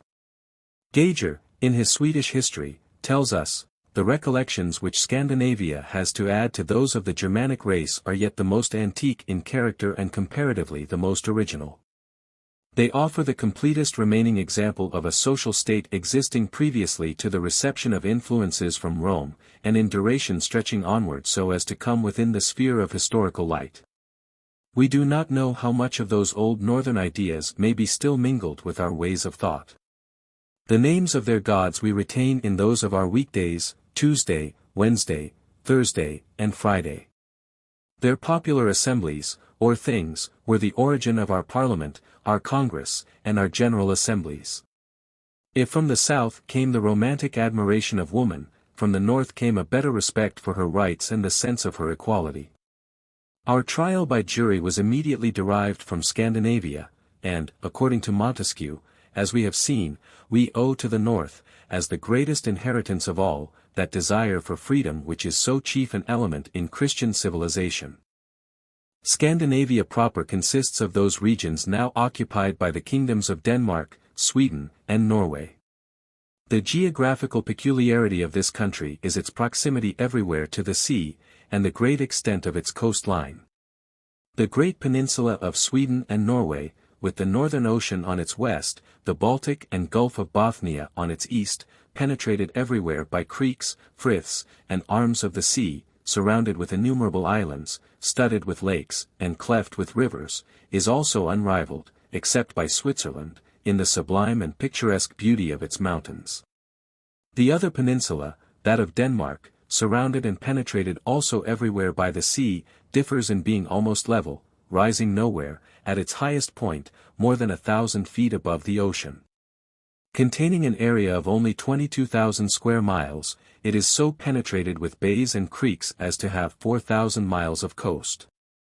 Like the northern peninsula, it is also surrounded with a multitude of islands, which are so crowded together, especially on its eastern coast, as to make an archipelago. It is impossible to look at the map of Europe, and not be struck with the resemblance in these particulars between its northern and southern geography. The Baltic Sea is the Mediterranean of northern Europe. The peninsula of Denmark, with its multitudinous bays and islands, corresponds to Greece, the Morea, and its archipelago. We have shown in our chapter on Greece that modern geography teaches that the extent of coastline, when compared with the superficial area of a country, is one of the essential conditions of civilization. Who can fail to see the hand of providence in the adaptation of races to the countries they are to inhabit? The great tide of human life, flowing westward from Central Asia, was divided into currents by the Caspian and Black Seas, and by the lofty range of mountains which, under the name of the Caucasus, Carpathian Mountains, and Alps, extends almost in an unbroken line from the western coast of the Caspian to the northern limits of Germany. The Teutonic races, Germans, Saxons, Franks, and Northmen, were thus determined to the north, and spread themselves along the coast and peninsulas of the northern Mediterranean. The other branch of the great Indo-European variety was distributed through Syria, Asia Minor, Greece, southern France, Italy, and Spain.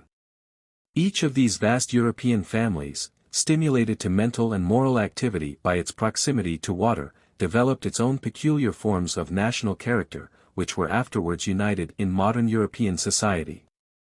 The North developed individual freedom, the South social organization. The North gave force, the South culture. From Southern Europe came literature, philosophy, laws, arts; from the North, that respect for individual rights, that sense of personal dignity, that energy of the single soul, which is the essential equipoise of a high social culture.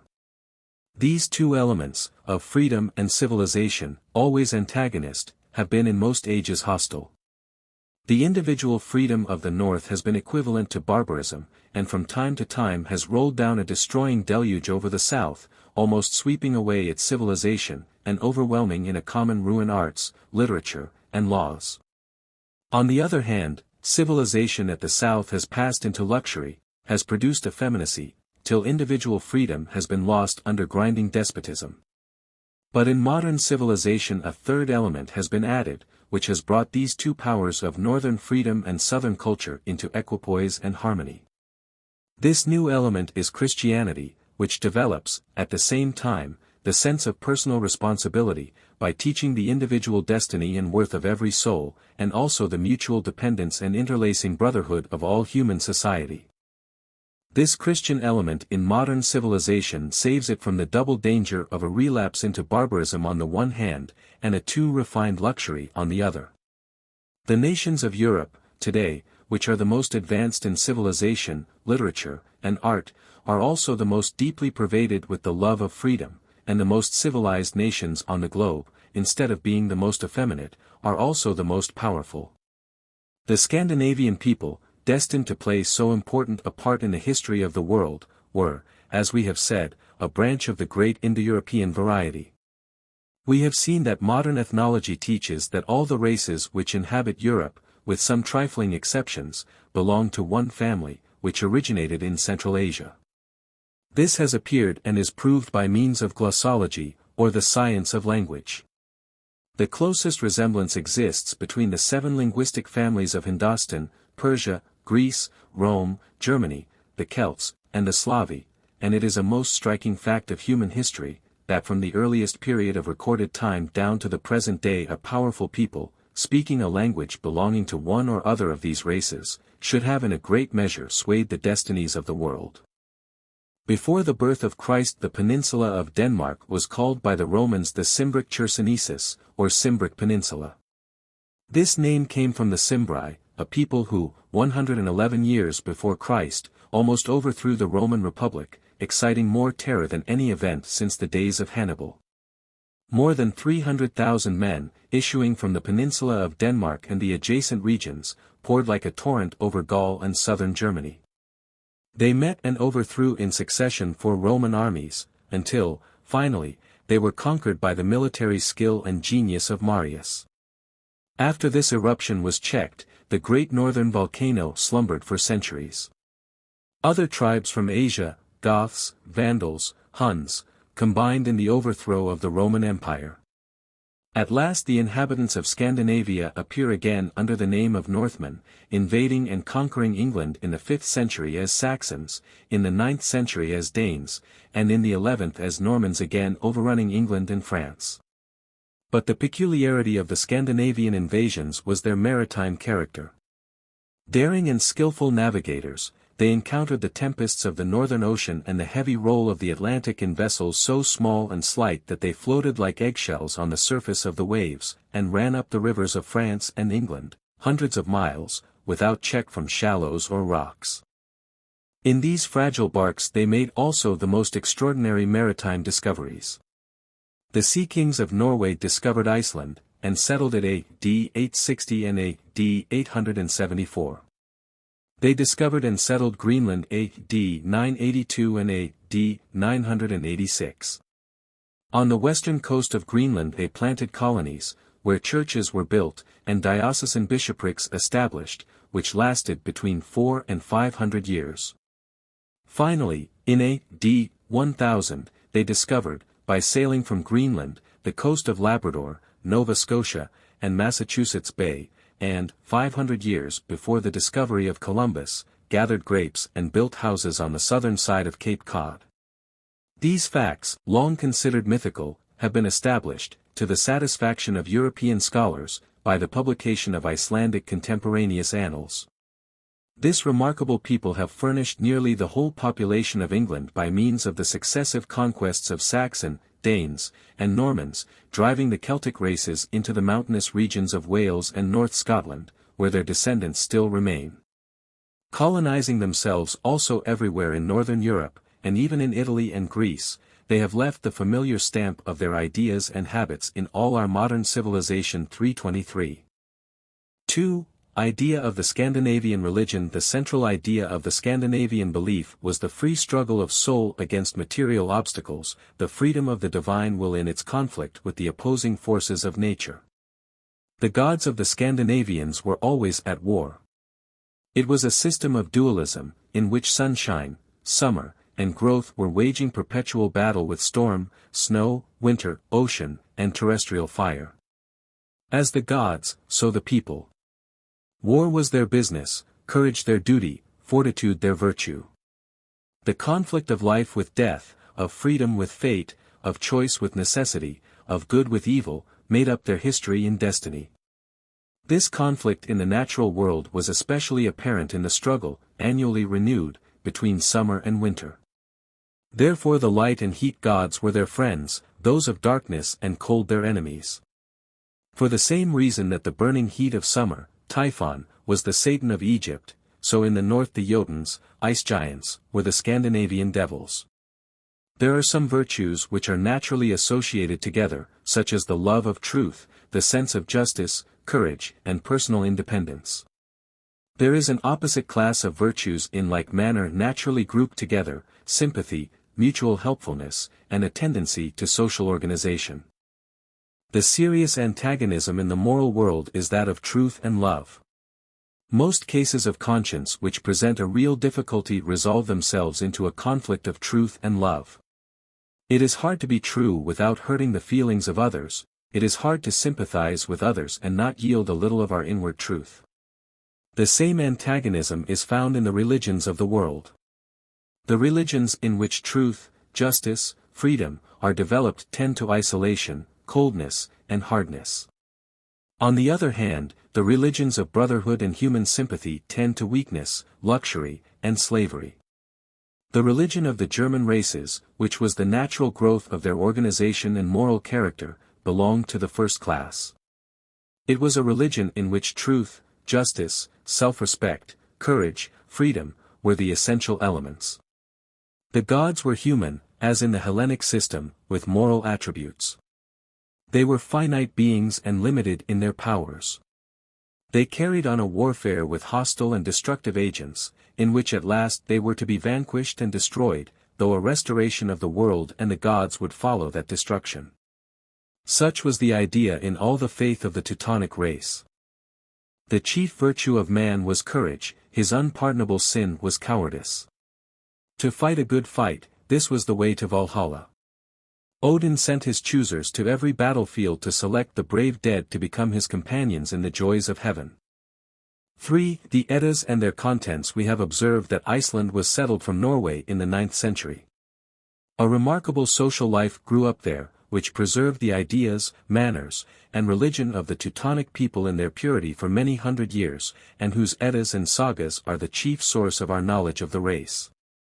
In this ultimate and barren region of the earth, where seas of ice make thousands of square miles desolate and impenetrable, where icy masses, elsewhere glaciers, are here mountains, where volcanoes with terrible eruptions destroy whole regions of inhabited country in a few days with lava, volcanic sand, and boiling water, was developed to its highest degree the purest form of Scandinavian life. The religion of the Scandinavians is contained in the Eddas, which are two, the poetic, or Elder Edda, consisting of 37 poems, first collected and published at the end of the 11th century, and the younger, or prose Edda, ascribed to the celebrated Snorro Sturluson, born of a distinguished Icelandic family in the 12th century, who, after leading a turbulent and ambitious life, and being twice chosen supreme magistrate, was killed a.d. 1241. The principal part of the prose Edda is a complete synopsis of Scandinavian mythology. The Elder Edda, which is the fountain of the mythology, consists of old songs and ballads, which had come down from an immemorial past in the mouths of the people, but were first collected and committed to writing by Sigmund, a Christian priest of Iceland in the 11th century. He was a bard, or skald, as well as a priest, and one of his own poems, the Sun Song, is in his Edda. This word Edda means great-grandmother, the ancient mother of Scandinavian knowledge. Or perhaps this name was given to the legends, repeated by grandmothers to their grandchildren by the vast firesides of the old farmhouses in Iceland. This rhythmical Edda consists of 37 poems 324. It is in two parts, the first containing mythical poems concerning the gods and the creation, the second, the legends of the heroes of Scandinavian history. This latter portion of the Edda has the original and ancient fragments from which the German Nibelungenlied was afterward derived. These songs are to the German poem what the anti-Homeric ballad literature of Greece about Troy and Ulysses was to the Iliad and Odyssey as reduced to unity by Homer. The first poem in the first part of the Poetic Edda is the Völuspá, or Wisdom of Vala. The Vala was a prophetess, possessing vast supernatural knowledge. Some antiquarians consider the Vala to be the same as the Nornir, or Fates. They were dark beings, whose wisdom was fearful even to the gods, resembling in this the Greek Prometheus. The Völuspá describes the universe before the creation, in the morning of time, before the great Ymir lived, when there was neither sea nor shore nor heaven. It begins thus, Vala speaking, I command the devout attention of all noble souls, of all the high and the low of the race of Heimdall, I tell the doings of the All-Father, in the most ancient sagas which come to my mind. There was an age in which Ymir lived when was no sea, nor shore, nor salt waves, no earth below, nor heaven above, no yawning abyss and no grassy land. Till the sons of Bors lifted the dome of heaven and created the vast Midgard, earth, below, then the sun of the south rose above the mountains and green grasses made the ground verdant. The sun of the south, companion of the moon, held the horses of heaven with his right hand, the sun knew not what its course should be, the moon knew not what her power should be, the stars knew not where their places were. Then the counselors went into the hall of judgment and the all-holy gods held a council.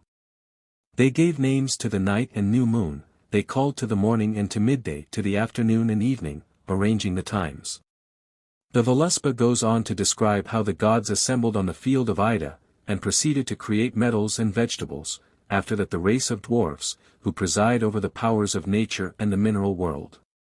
Then Vala narrates how the three gods, Odin, Honor, and Lodr, the mighty and mild Azur, found Ask and Embla, the Adam and Eve of the northern legends, lying without soul, sense, motion, or color.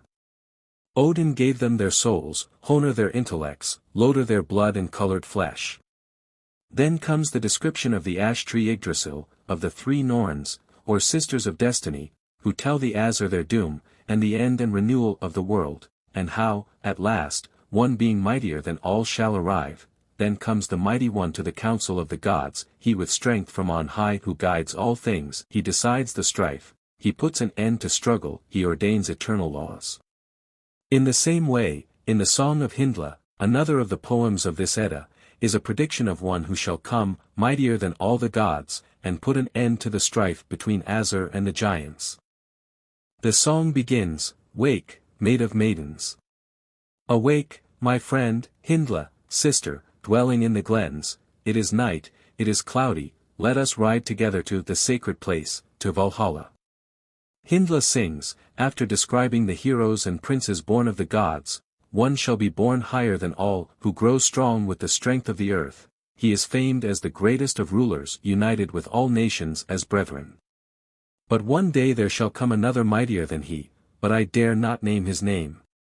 Few are able to see beyond the great battle of Odin and the wolf."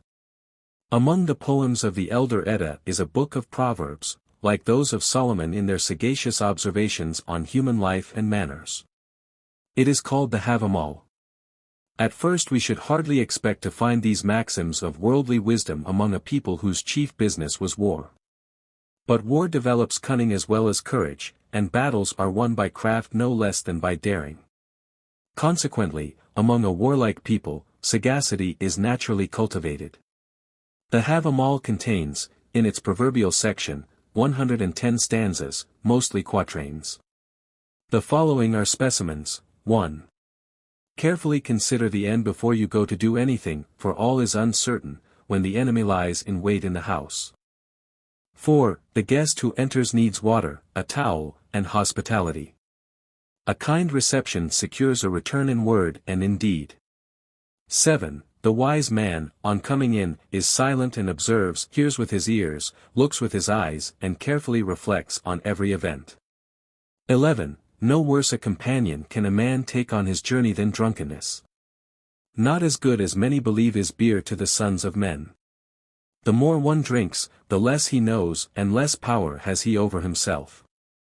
26. A foolish man, in company, had better be silent.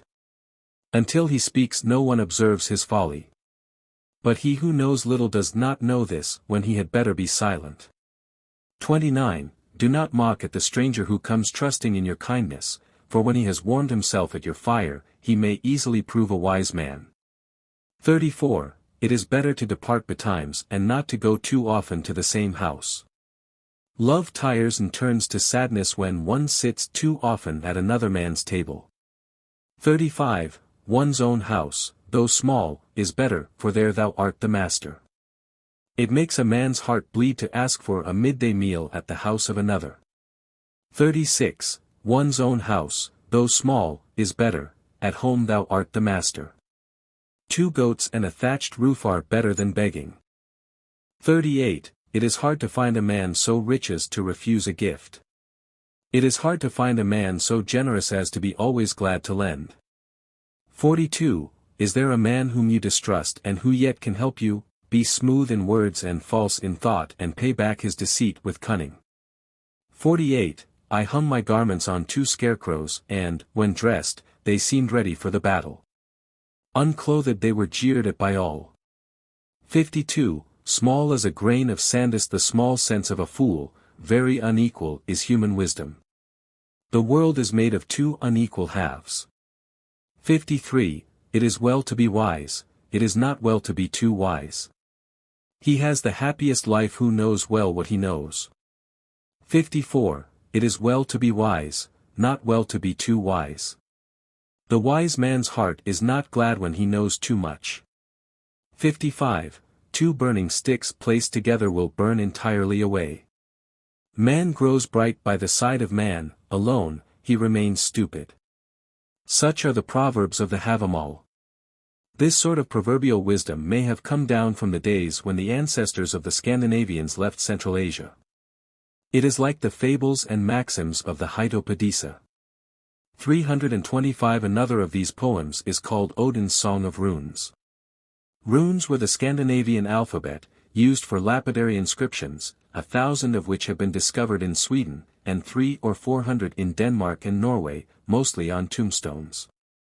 This alphabet consists of 16 letters, with the powers of F, U, Th, O, R, K, H, N, I, A, S, T, B, L, M, Y. The letters are I, T, and B very nearly resembled the Roman letters of the same values. A magical power was ascribed to these runes, and they were carved on sticks and then scraped off, and used as charms. These rune charms were of different kinds, 18 different sorts are mentioned in this song. A song of Brynhilda speaks of different runes which she will teach Sigurd. Runes of victory must those know, to conquer thine enemies. They must be carved on the blade of thy sword. Drink runes must thou know to make maidens love thee. Thou must carve them on thy drinking horn. Runes of freedom must thou know to deliver the captives. Storm runes must thou know, to make thy vessel go safely over the waves. Carve them on the mast and the rudder. Herb runes thou must know to cure disease. Carve them on the bark of the tree. Speech runes must thou know to defeat thine enemy in council of words, in the thing. Mind runes must thou know to have good and wise thoughts. These are the book runes, and help runes, and drink runes, and power runes, precious for whoever can use them. The second part of the Poetic Edda contains the stories of the old heroes, especially of Sigurd, the Achilles of northern romance. There is also the Song of Valand, the northern smith, the German Vulcan, able to make swords of powerful temper. These songs and ballads are all serious and grave, and sometimes tender, having in them something of the solemn tone of the old Greek tragedy. The Prose Edda, as we have said, was the work of Snorro Sturluson, born in Iceland in 117-8326. He probably transcribed most of it from the manuscripts in his hands, or which were accessible to him, and from the oral traditions which had been preserved in the memory of the skalds. His other chief work was the Heimskringla, or collection of saga concerning the history of the Scandinavians. In his preface to this last book he says he wrote it down from old stories told by intelligent people, or from ancient family registers containing the pedigrees of kings, or from old songs and ballads which our fathers had for their amusement. The Prose Edda begins with the deluding of Gylfi, an ancient king of Sweden. He was renowned for his wisdom and love of knowledge, and determined to visit Asgard, the home of the Aesir, to learn something of the wisdom of the gods. They, however, foreseeing his coming, prepared various illusions to deceive him. Among other things, he saw 3 thrones raised one above another. He afterwards beheld 3 thrones raised one above another, with a man sitting on each of them. Upon his asking what the names of these lords might be, his guide answered, "He who sits on the lowest throne is a king, his name is Har, the high or lofty one, the second is Jafnhar, i.e. equal to the high, but he who sitteth on the highest throne is called Thridi, the third." Har, perceiving the stranger, asked him what his errand was, adding that he should be welcome to eat and drink without cost, as were all those who remained in Hava Hall. Gangler said he desired first to ascertain whether there was any person present renowned for his wisdom. "If thou art not the most knowing," replied Har, "I fear thou wilt hardly return safe. But go, stand there below, and propose thy questions, here sits one who will be able to answer them." Gangler thus began his discourse: "Who is the first, or eldest of the gods?" "In our language," replied Har, "he is called Alfadir, All-Father, or the Father of all, but in the old Asgard he had 12 names." "Where is this god?" said Gangler. "What is his power? And what hath he done to display his glory?" "He liveth," replied Har, "from all ages, he governeth all realms, and swayeth all things great and small. He hath formed," added Jafnhar, "heaven and earth, and the air, and all things thereunto belonging. And what is more," continued Thridi, "he hath made man, and given him a soul which shall live and never perish, though the body shall have mouldered away, or have been burnt to ashes. And all that are righteous shall dwell with him in the place called Gimli, or Vingulf, but the wicked shall go to hell, and thence to Niflhel, which is below, in the 9th world. Of the creation of the world the Eddas thus speak: in the dayspring of the ages there was neither seas nor shore nor refreshing breeze, there was neither earth below nor heaven above. The whole was only one vast abyss, without herb and without seas. The sun had no palace, the stars no place, the moon no power. After this there was a bright shining world of flame to the south, and another, a cloudy and dark one, toward the north.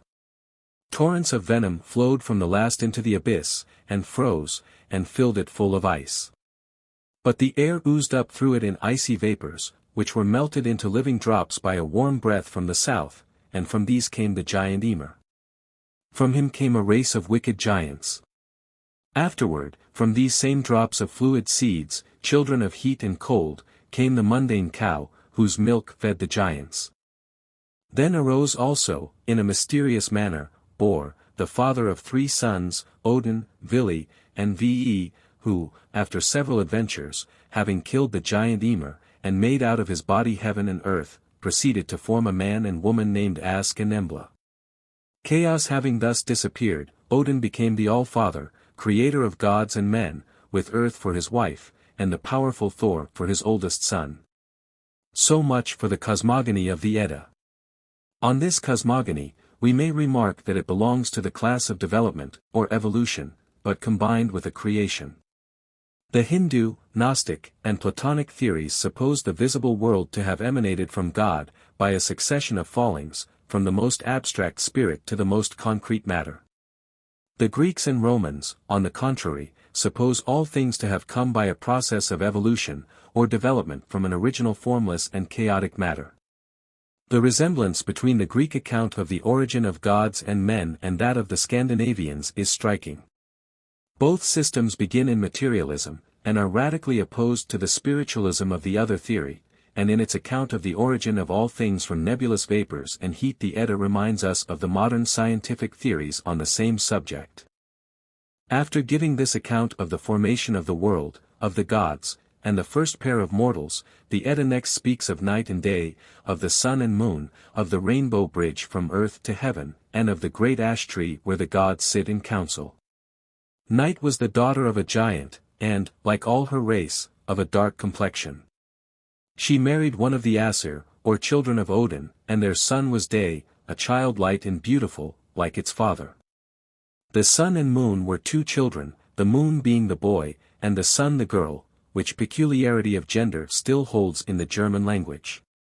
The Edda gives them chariot and horses with which to drive daily round the heavens, and supposes their speed to be occasioned by their fear of 2 gigantic wolves, from Jotunheim, or the world of darkness, which pursue them. The rainbow is named Bifrost, woven of 3 hues, and by this, as a bridge, the gods ride up every day to heaven from the holy fountain below the earth. Near this fountain dwell 3 maidens, below the great ash tree, who decide every man's fate. These fates, or Norns, are named Urd, Verdandi, and Skuld, 3 words meaning past, present, and future. From Urd comes our word weird, and the weird sisters of Shakespeare. The red in the rainbow is burning fire, which prevents the frost giants of Jotunheim from going up to heaven, which they otherwise might do. This region of the gods is called Asgard, and contains Valhalla, where they feast every day, with all heroes who have died in battle, drinking mead, but not out of their enemies' skulls, as has been so often said. This mistake modern scholars have attributed to a mistranslation of a word in the original, which means, curved horns, the passage being, soon shall we drink ale out of the curved branches of the skull, that is, of an animal. Their food is the flesh of a boar, which is renewed every day. It is not to be supposed that Odin and the other gods lived quietly on their Olympus without adventures. Many entertaining ones are narrated in the Edda, had we room to tell them. One of these describes the death of Baldur the Good, whom all beings loved. Having been tormented with bad dreams, indicating that his life was in danger, he told them to the assembled gods, who made all creatures and things, living or dead, take an oath to do him no harm. This oath was taken by fire and water, iron and all other metals, stones, earths, diseases, poisons, beasts, birds, and creeping things. After this, they amused themselves at their meeting in setting Baldur up as a mark, some hurling darts or shooting arrows at him, and some cutting at him with swords and axes, and as nothing hurt him, it was accounted a great honor done to Baldur. But wicked Loki, or Lok, was envious at this, and, assuming the form of a woman, he inquired of the goddess who had administered the oath, whether all things had taken it. She said everything except one little shrub called mistletoe, which she thought too young and feeble to do any harm. Therefore Loki got the mistletoe, and, bringing it to one of the gods, persuaded him to throw it at Baldur, who, pierced to the heart, fell dead. The grief was immense. An especial messenger was dispatched to Queen Hela, in Hell, to inquire if, on any terms, Baldur might be ransomed. For 9 days and nights he rode through dark chasms till he crossed the river of death, and entering the kingdom of Hela, made known his request. Hela replied that it should now be discovered whether Baldur was so universally loved as was represented, for that she would permit him to return to Asgard if all creatures and all things, without exception, would weep for him. The gods then dispatched messengers through the world to beg all things to weep for Baldur, which they immediately did. Then you might have seen, not only crocodiles but the most ferocious beasts dissolved in tears. Fishes wept in the water, and birds in the air. Stones and trees were covered with pellucid dewdrops, and, for all we know, this general grief may have been the occasion of some of the deluges reported by geology. The messengers returned, thinking the work done, when they found an old hag sitting in a cavern, and begged her to weep Baldur out of hell. But she declared that she could gain nothing by so doing, and that Baldur might stay where he was, like other people as good as he, planting herself apparently on the great but somewhat selfish principle of non-intervention. So Baldur remains in the halls of Hela. But this old woman did not go unpunished. She was shrewdly suspected to be Loki himself in disguise, and on inquiry so it turned out. Whereupon a hot pursuit of Loki took place, who, after changing himself into many forms, was caught, and chained under sharp-pointed rocks below the earth. The adventures of Thor are very numerous. The pleasantest, perhaps, is the account of his journey to Jotunheim, to visit his enemies, the giants of cold and darkness. On his way, being obliged to pass the night in the forest, he came to a spacious hall, with an open door, reaching from one side to the other. In this he went to sleep, but being aroused by an awful earthquake, Thor and his companions crept into a chamber which opened out of the hall. When day came they found, sleeping near them, an enormous giant, so large, that, as it appeared, they had passed the night in the thumb of his glove. They traveled with him all day, and the next night Thor considered himself justified in killing this giant, who was one of their enemies. 3 times he launched his mallet with fearful force at the giant's head, and 3 times the giant awoke to inquire whether it was a leaf or an acorn which had fallen on his face. After taking leave of their enormous and invulnerable companion, they arrived at the abodes of Jotunheim, and the city of Utgard, and entered the city of the king, Utgard Loki. This king inquired what great feat Thor and his companions could do. One professed to be a great eater, on which the king of giants called one of his servants named Logi, and placed between them a trough filled with meat.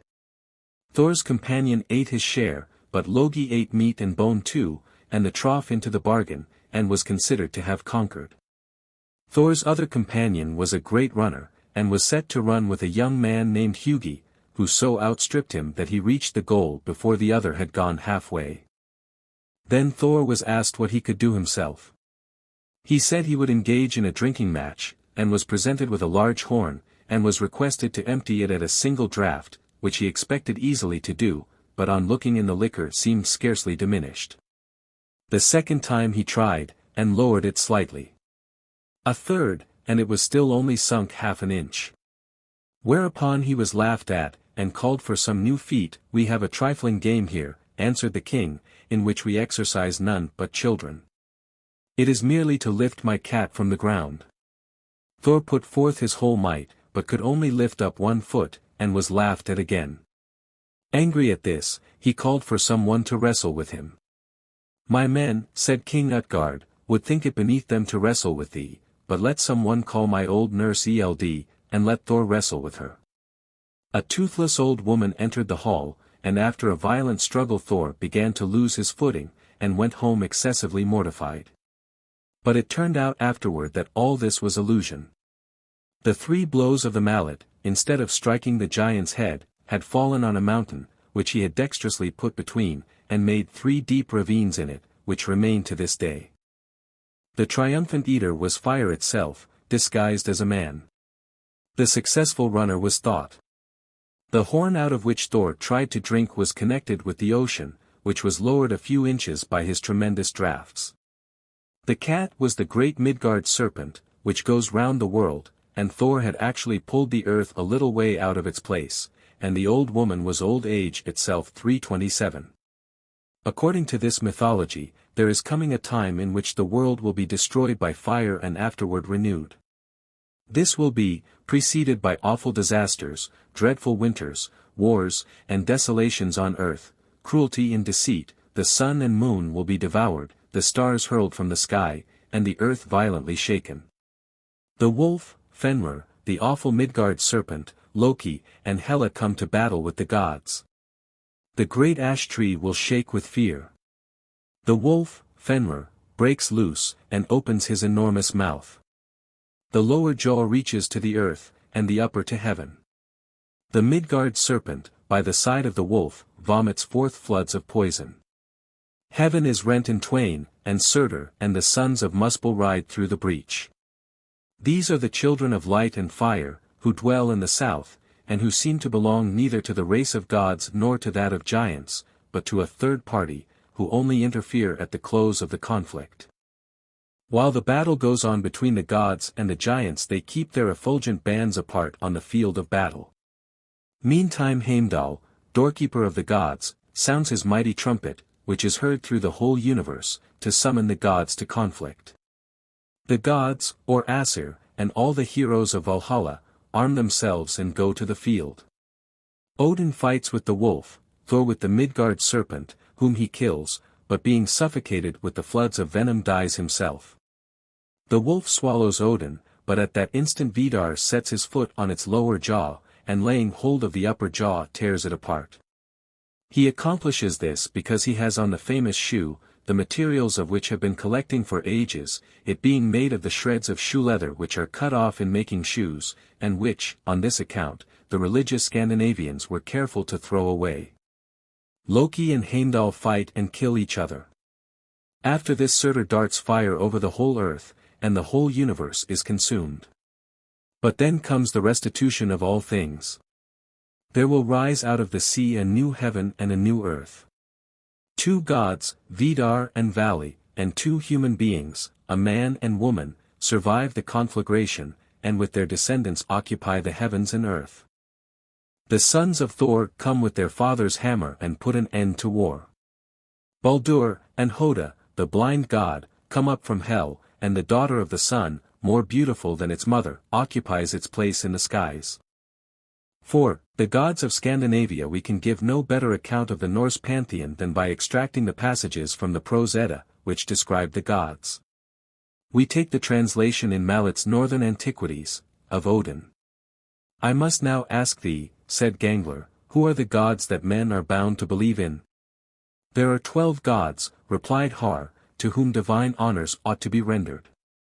Nor are the goddesses, added Jafar, less divine and mighty. The first and eldest of the Aesir, continued Thridi, is Odin. He governs all things, and although the other deities are powerful, they all serve and obey him as children do their father. Frigga is his wife. She foresees the destinies of men, but never reveals what is to come. For thus it is said that Odin himself told Loki, senseless Loki, why wilt thou pry into futurity? Frigga alone knoweth the destinies of all, though she telleth them never.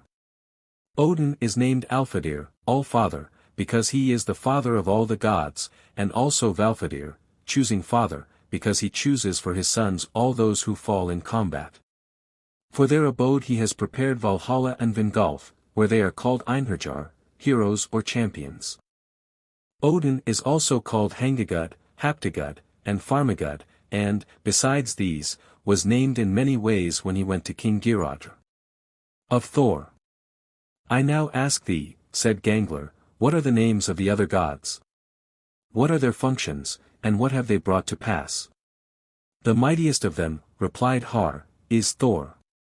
He is called Asa Thor and Aka Thor, and is the strongest of gods and men. His realm is named Thrudvang, and his mansion Bilskirnir, in which are 540 halls. It is the largest house ever built. Thus it is called in the Grimnismal, fire 100 halls and 40 more, methinketh, hath bowed Bilskirner. Of houses roof there's none I know my son surpassing. Thor has a car drawn by 2 goats called Tangniost and Tangrisnir. From his driving about in this car he is called Aukathor, charioteer Thor. He likewise possesses 3 very precious things. The first is a mallet called Mjolnir, which both the frost and mountain giants know to their cost when they see it hurled against them in the air, and no wonder, for it has split many a skull of their fathers and kindred. The second rare thing he possesses is called the belt of strength or prowess, Megingjardir. When he girds it about him his divine might is doubly augmented. The third, also very precious, being his iron gauntlets, which he is obliged to put on whenever he would lay hold of the handle of his mallet. There is no one so wise as to be able to relate all Thor's marvelous exploits, yet I could tell thee so many myself that hours would be whiled away ere all that I know have been recounted. Of Baldur. I would rather, said Gangler, hear something about the other Aesir. The second son of Odin, replied Har, is Baldur, and it may be truly said of him that he is the best, and that all mankind are loud in his praise. So fair and dazzling is he in form and features, that rays of light seem to issue from him, and thou mayst have some idea of the beauty of his hair when I tell thee that the whitest of all plants is called Baldur's brow. Baldur is the mildest, the wisest, and the most eloquent of all the Aesir, yet such is his nature that the judgment he has pronounced can never be altered. He dwells in the heavenly mansion called Breidablik, in which nothing unclean can enter. As it is said, is Breidablik called, where Baldur the Fair hath built him a bower in that land where I know the least loathliness lieth. Of Njord. The third god, continued Har, is Njord, who dwells in the heavenly region called Noten. He rules over the winds, and checks the fury of the sea and of fire, and is therefore invoked by seafarers and fishermen. He is so wealthy that he can give possessions and treasures to those who call on him for them. Yet Njord is not of the lineage of the Aesir, for he was born and bred in Vanaheim. But the Vanir gave him as hostage to the Aesir, receiving from them in his stead Honir. By this means was peace re-established between the Aesir and Vanir. Njord took to wife Skadi, the daughter of the giant Jassi. She preferred dwelling in the abode formerly belonging to her father, which is situated among rocky mountains, in the region called Thrymheim, but Njord loved to reside near the sea. They at last agreed that they should pass together 9 nights in Thrymheim, and then 3 in Noten. One day, when Njord came back from the mountains to Noten, he thus sang, of mountains I'm weary, not long was I there, not more than 9 nights, but the howl of the wolf methought sounded ill to the song of the swan bird. To which Skadi sang in reply, ne'er can I sleep in my couch on the strand, for the screams of the seafowl. The mew as he comes every morn from the main is sure to awake me. Skadi then returned to the Rocky Mountains, and abode in Thrymheim. There, fastening on her snow skates and taking her bow, she passes her time in the chase of savage beasts, and is called the Onder goddess, or Ondurtis. Of the god Frey, and the goddess Freya. Njord had afterwards, at his residence at Noten, 2 children, a son named Frey, and a daughter called Freya, both of them beauteous and mighty. Frey is one of the most celebrated of the gods. He presides over rain and sunshine, and all the fruits of the earth, and should be invoked in order to obtain good harvests, and also for peace. He, moreover, dispenses wealth among men. Freya is the most propitious of the goddesses, her abode in heaven is called Folkvang. To whatever field of battle she rides, she asserts her right to 1/2 of the slain, the other half belonging to Odin. Of Tyr. There is Tyr, who is the most daring and intrepid of all the gods. Is he who dispenses valor in war, hence warriors do well to invoke him. It has become proverbial to say of a man who surpasses all others in valor that he is Tyr strong, or valiant as Tyr. A man noted for his wisdom is also said to be wise as Tyr. Let me give thee a proof of his intrepidity. When the Aesir were trying to persuade the wolf, Fenrir, to let himself be bound up with the chain, Gleipnir, he, fearing that they would never afterwards unloose him, only consented on the condition that while they were chaining him he should keep Tyr's right hand between his jaws. Tyr did not hesitate to put his hand in the monster's mouth, but when Fenrir perceived that the Aesir had no intention to unchain him, he bit the hand off at that point, which has ever since been called the wolf's joint, Ulflitr. From that time Tyr has had but one hand. He is not regarded as a peacemaker among men. Of the other gods. There is another god, continued Har, named Bragi, who is celebrated for his wisdom, and more especially for his eloquence and correct forms of speech. He is not only eminently skilled in poetry, but the art itself is called from his name Braegr, which epithet is also applied to denote a distinguished poet or poetess. His wife is named Iduna. She keeps in a box the apples which the gods, when they feel old age approaching, have only to taste of to become young again. It is in this manner that they will be kept in renovated youth until Ragnarok. One of the gods is Heimdall, called also the White God. He is the son of 9 virgins, who were sisters, and is a very sacred and powerful deity. He also bears the appellation of the gold-toothed, on account of his teeth being of pure gold, and also that of Hallanskithi. His horse is called Gulltopp, and he dwells in Himinjorg at the end of Bifrost. He is the warder of the gods, and is therefore placed on the borders of heaven, to prevent the giants from forcing their way over the bridge. He requires less sleep than a bird, and sees by night, as well as by day, 100 miles around him. So acute is his ear that no sound escapes him, for he can even hear the grass growing on the earth, and the wool on a sheep's back. He has a horn called the Jallar horn, which is heard throughout the universe. Among the Aesir, continued Har, we also reckon Hoda, who is blind, but extremely strong. Both gods and men would be very glad if they never had occasion to pronounce his name, for they will long have cause to remember the deed perpetrated by his hand. Another god is Vidar, surnamed the Silent, who wears very thick shoes. He is almost as strong as Thor himself, and the gods place great reliance on him in all critical conjunctures. Vali, another god, is the son of Odin and Rinda. He is bold in war, and an excellent archer. Another is called Olur, who is the son of Sif, and stepson of Thor. He is so well skilled in the use of the bow, and can go so fast on his snow skates, that in these arts no one can contend with him. He is also very handsome in his person, and possesses every quality of a warrior, wherefore it is befitting to invoke him in single combats. The name of another god is Forseti, who is the son of Baldur and Nanna, the daughter of Neth. He possesses the heavenly mansion called Glitnir, and all disputants at law who bring their cases before him go away perfectly reconciled. Of Loki and his progeny.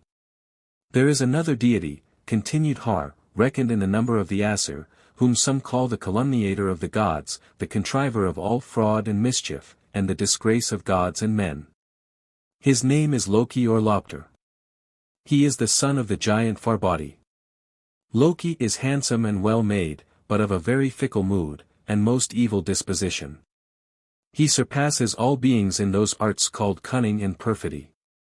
Many a time has he exposed the gods to very great perils, and often extricated them again by his artifices.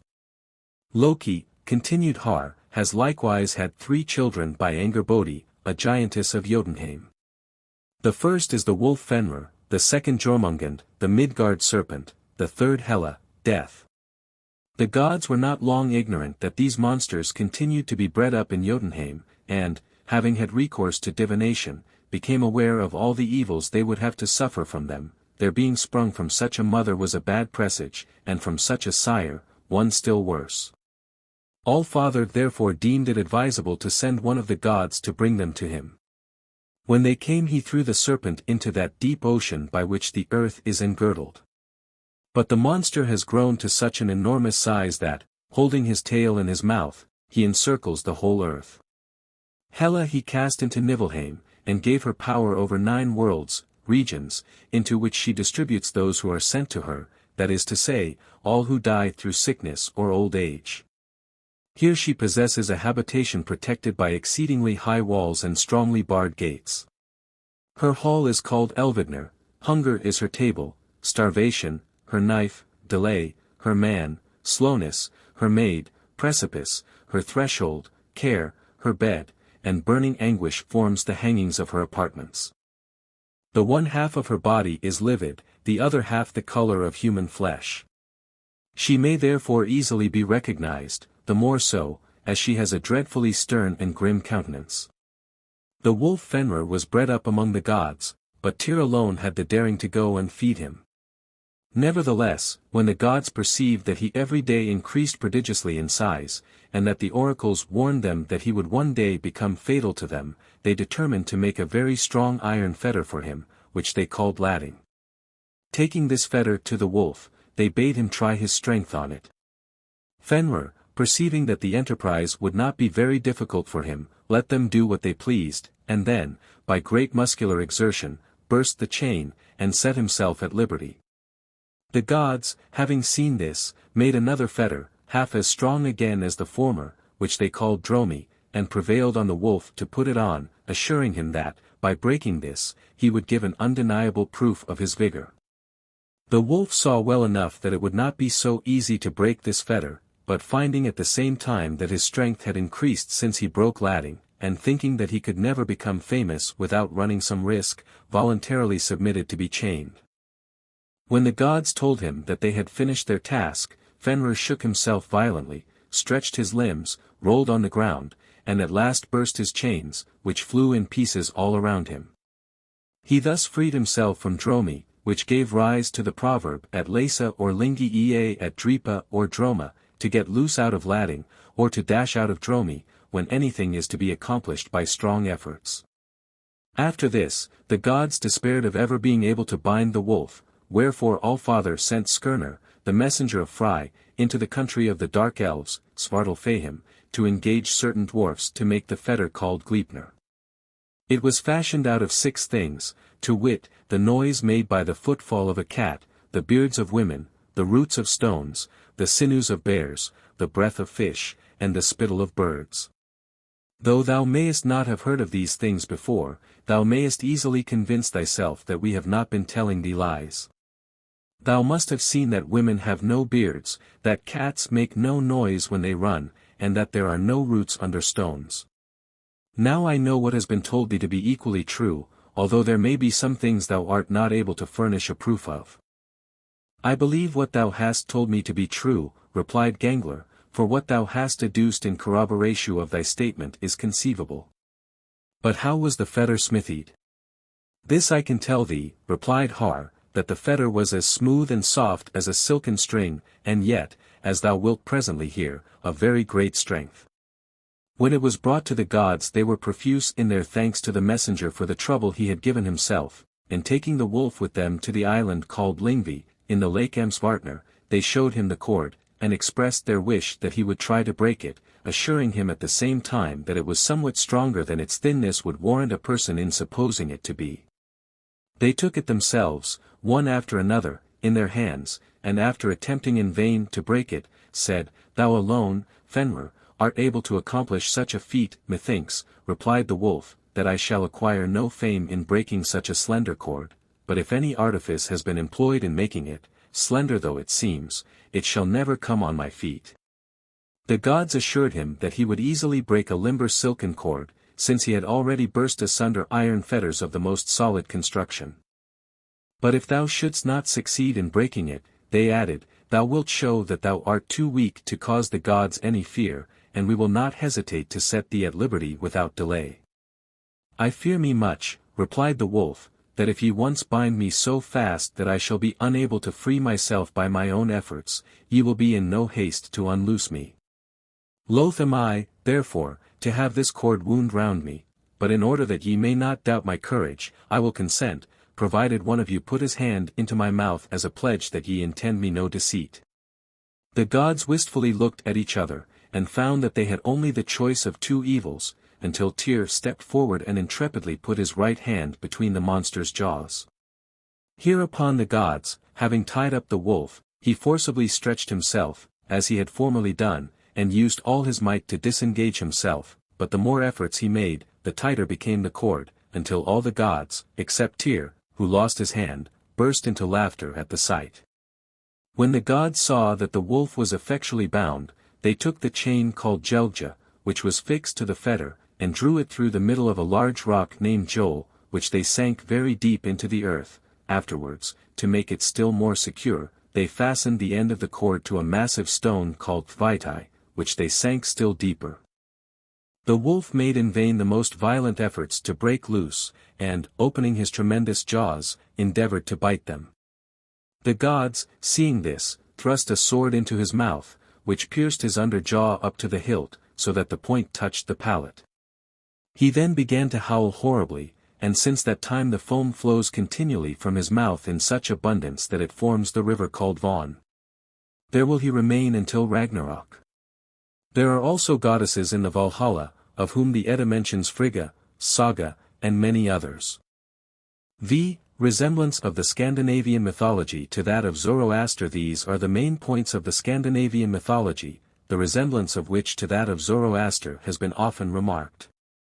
Each is a dualism, having its good and evil gods, its worlds of light and darkness, in opposition to each other. Each has behind this dualism a dim presence, a vague monotheism, a supreme God, infinite and eternal.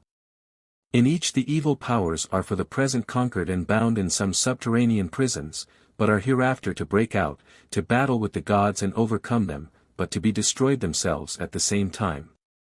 Each system speaks of a great conflagration, in which all things will be destroyed, to be followed by the creation of a new earth, more beautiful than the other, to be the abode of peace and joy.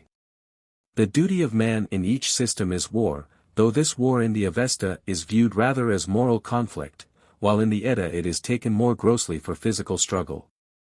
The tone of the theology of Zoroaster is throughout higher and more moral than that of the Scandinavians. Its doctrine of creation is not a mere development by a dark, unintelligent process, nor, on the other hand, is it a Hindu or Gnostic system of emanation. It is neither pure materialism on the one hand nor pantheism on the other, but a true doctrine of creation, for an intelligent and moral purpose, by the conscious and free act of the Creator. But in many of the details, again, we find a singular correspondence between these two systems. Odin corresponds to Ormuzd, Loki to Ahriman, the Aesir to the Amschaspans, the giants of Jotunheim to the Devas. So too the ox, Adu Dab, is the equivalent of the giant Ymir, and the creation of the man and woman, Meshia and Meshian, is correlated to Ask and Embla. Baldur resembles the Redeemer Soziash. The bridge, Bifrost, which goes up to heaven, is the bridge Chinvat, which goes from the top of Alberch to heaven. The dog Sirius, Sura, the watchman who keeps guard over the abyss, seems also to correspond to Surtur, the watchman of the luminous world at the south. The earth, in the Avesta, is called Hefra, and by the ancient Germans and Scandinavians, Hertha, the name given by Tacitus to this goddess, signifying the earth, in all the Teutonic languages. In like manner, the German name for heaven, Himmel, is derived from the Sanskrit word Himala, the name of the Himala Mountains in Central Asia, believed by the ancient inhabitants of Asia to be the residence of their gods. 328.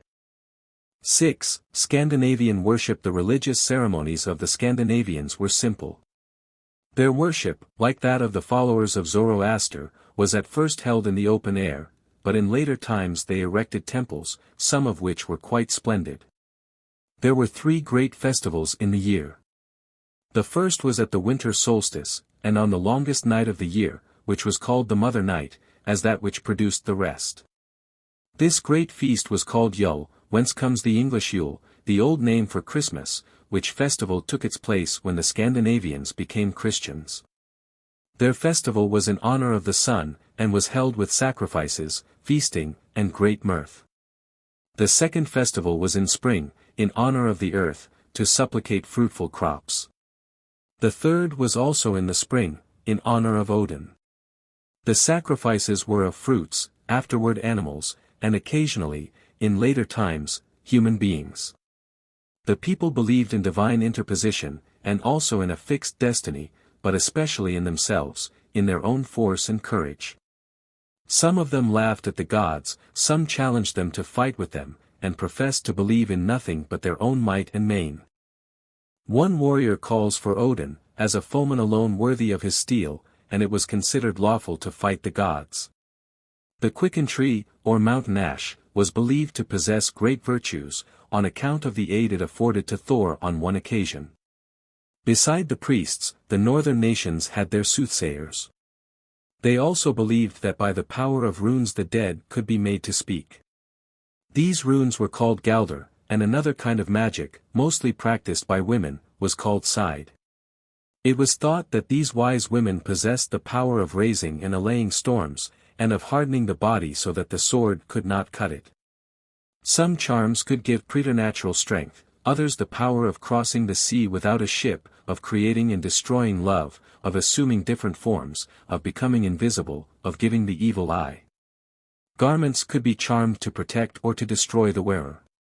A horse's head, set on a stake, with certain imprecations, produced fearful mischief to a foe. 329 Very few remains of temples have been found in the north. But, as Lang remarks in his Sea Kings of Norway, the most permanent remains of the religion of Odin are found in the usages and languages of the descendants of those who worshipped him.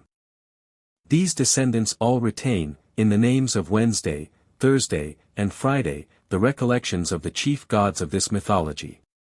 Mara, the nightmare, still torments the sleep of the English-speaking people, and the evil one, Nok, so says Lang, is the ancestor of Old Nick. Every 9th year solemn sacrifices were held in the great temple at Uppsala in Sweden. The king and all citizens of importance must appear in person and bring offerings. Crowds came together on these occasions, and no one was excluded, except for some base or cowardly action. 9 human beings were sacrificed, usually captives or slaves, but in times of great calamity even a king was made a victim. Earl Hakon, of Norway, offered his son in sacrifice to obtain a victory over some pirates. The bodies were buried in groves, which thence were regarded as very sacred. One, called Odin's Grove, near the temple of Uppsala, was sacred in every twig and leaf. 7. Social character, maritime discoveries, and political institutions of the Scandinavians. Of the manners, customs, and habits of the Scandinavians, we cannot speak at length.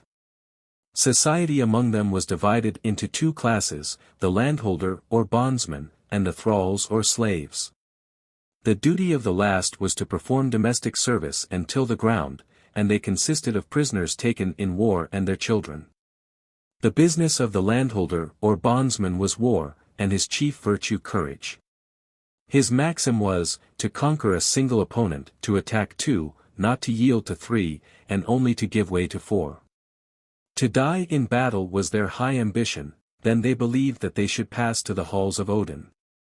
King Ragnar died singing the pleasure of receiving death in battle, saying, "The hours of my life have passed away, I shall die laughing." Saxo, describing a duel, said that one of the champions fell, laughed, and died. Rather than die in their bed, some, when sick, leaped from a rock into the sea. Others, when dying, would be carried into a field of battle.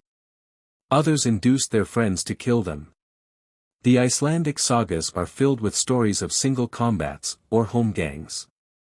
When not fighting they were fond of feasting, and the man who could drink the most beer was counted the best. The custom of drinking toasts came from the north. As the English give the Queen, and we the President, as the first health on public occasions, so they begin with a cup, first to Odin, and afterward to other deities, and then to the memory of the dead, in what was called grave beer. Their institutions were patriarchal, the head of the family was the chief of the tribe and also its priest. But all the freemen in a neighborhood met in the thing, where they decided disputes, laid down social regulations, and determined on public measures. The thing was, therefore, legislature, court of justice, and executive council in one, and once a year, in some central place, there was held a similar meeting to settle the affairs of the whole country, called the land thing or all thing. At this the king was chosen for the whole community, who sometimes appointed subordinate officers called jarls, or earls, to preside over large districts. Respect for women was a marked trait among the Scandinavians, as Tacitus has noticed of their congeners, the Germans. They were admired for their modesty, sense, and force of character, rather than for the fascinations which the nations of the south prefer. When Thor described his battle with the sorceress, the answer was, "Shame, Thor. To strike a woman." The wife was expected to be industrious and domestic. She carried the keys of the house, and the sagas frequently mention wives who divorced their husbands for some offense, and took back their dowry. The skalds, or bards, had a high place and great distinction among this people. Their songs constituted the literature and history of the Scandinavians, and the people listened, not as to the inspiration of an individual mind, but to the pulsation of its own past life. Their praises were desired, their satire feared, by the greatest heroes and kings. Their style was figurative, sometimes bombastic, often obscure. Of the maritime expeditions of the Northmen we have already spoken. For many centuries they were the terror of Europe, north and south. The sea kings of Norway appeared before Constantinople in 866, and afterward a bodyguard of the emperors of the East was composed of these pirates, who were called the Varangians. Even before the death of Charlemagne their depredations brought tears to his eyes, and after his death they pillaged and burnt the principal cities of France, and even his own palace at Aix-la-Chapelle. They carried their arms into Spain, Italy, and Greece. In 844 a band of these sea rovers sailed up the Guadalquivir and attacked Seville, then in possession of the Moors, and took it, and afterward fought a battle with the troops of Abderrahman II. The followers of Muhammad and the worshippers of Odin, the turbaned Moors and the fair-haired Norwegians, here met, each far from his original home, each having pursued a line of conquest, which thus came in contact at their furthest extremes. The Northmen in Italy sold their swords to different princes, and under Count Rainulf built the city of Aversa in 102-9330. In Sicily the northern knights defeated the Saracens, and enabled the Greek emperor to reconquer the island. Afterward they established themselves in southern Italy, and took possession of Apulia. A league formed against them by the Greek and German emperors and the Pope ended in the utter defeat of the Papal and German army by 3,000 Normans, and they afterward received and held Apulia as a papal fief. In 1060 Robert Guiscard became Duke of Apulia and Calabria, and at last of the whole kingdom of Naples. Sicily was conquered by his brother, Count Roger, who, with a few Northmen, routed vast numbers of the Saracens and completed the subjection of the island, after 30 years of war. Meantime his brother Robert crossed the Adriatic and besieged and took Durazzo, after a fierce battle, in which the Scandinavian soldiers of the Greek emperor fought with the Normans descended from the same Scandinavian ancestors. 8. Relation of this system to Christianity. The first German nation converted to Christianity was that of the Goths, whose teacher was Ulfilas, born 318, consecrated a bishop in 348.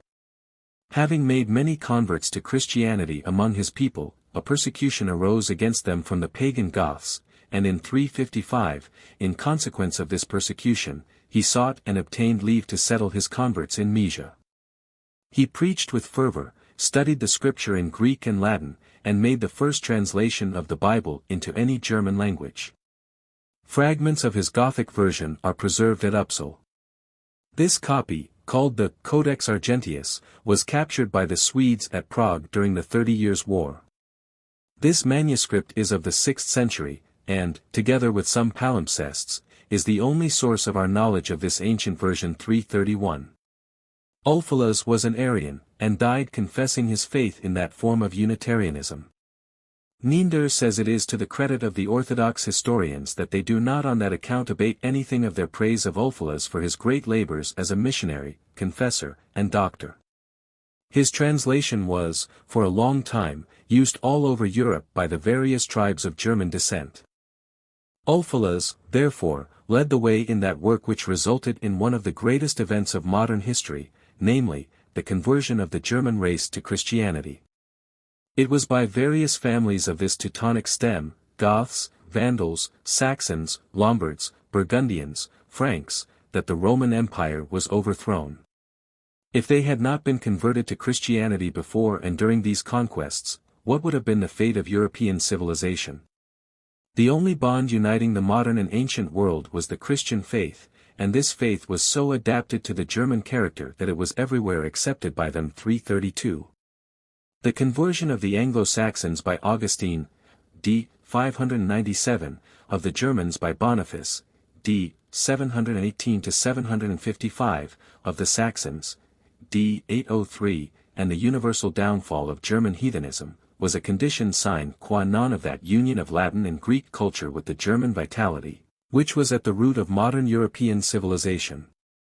Previous to this the Visigoths were converted, as we have seen, then the Ostrogoths, then the Vandals and Gepidi, all in the 4th century.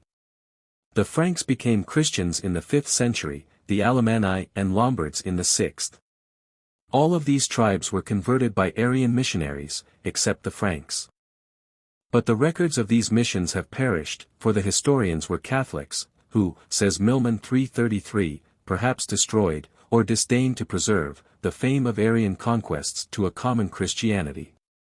It was a surprising spectacle, says he, to behold the Teutonic nations melting gradually into the general mass of Christian worshippers. In every other respect they were still distinct races. The conquering Ostrogoth or Visigoth, the Vandal, the Burgundian, the Frank, stood apart from the subjugated Roman population, as an armed or territorial aristocracy.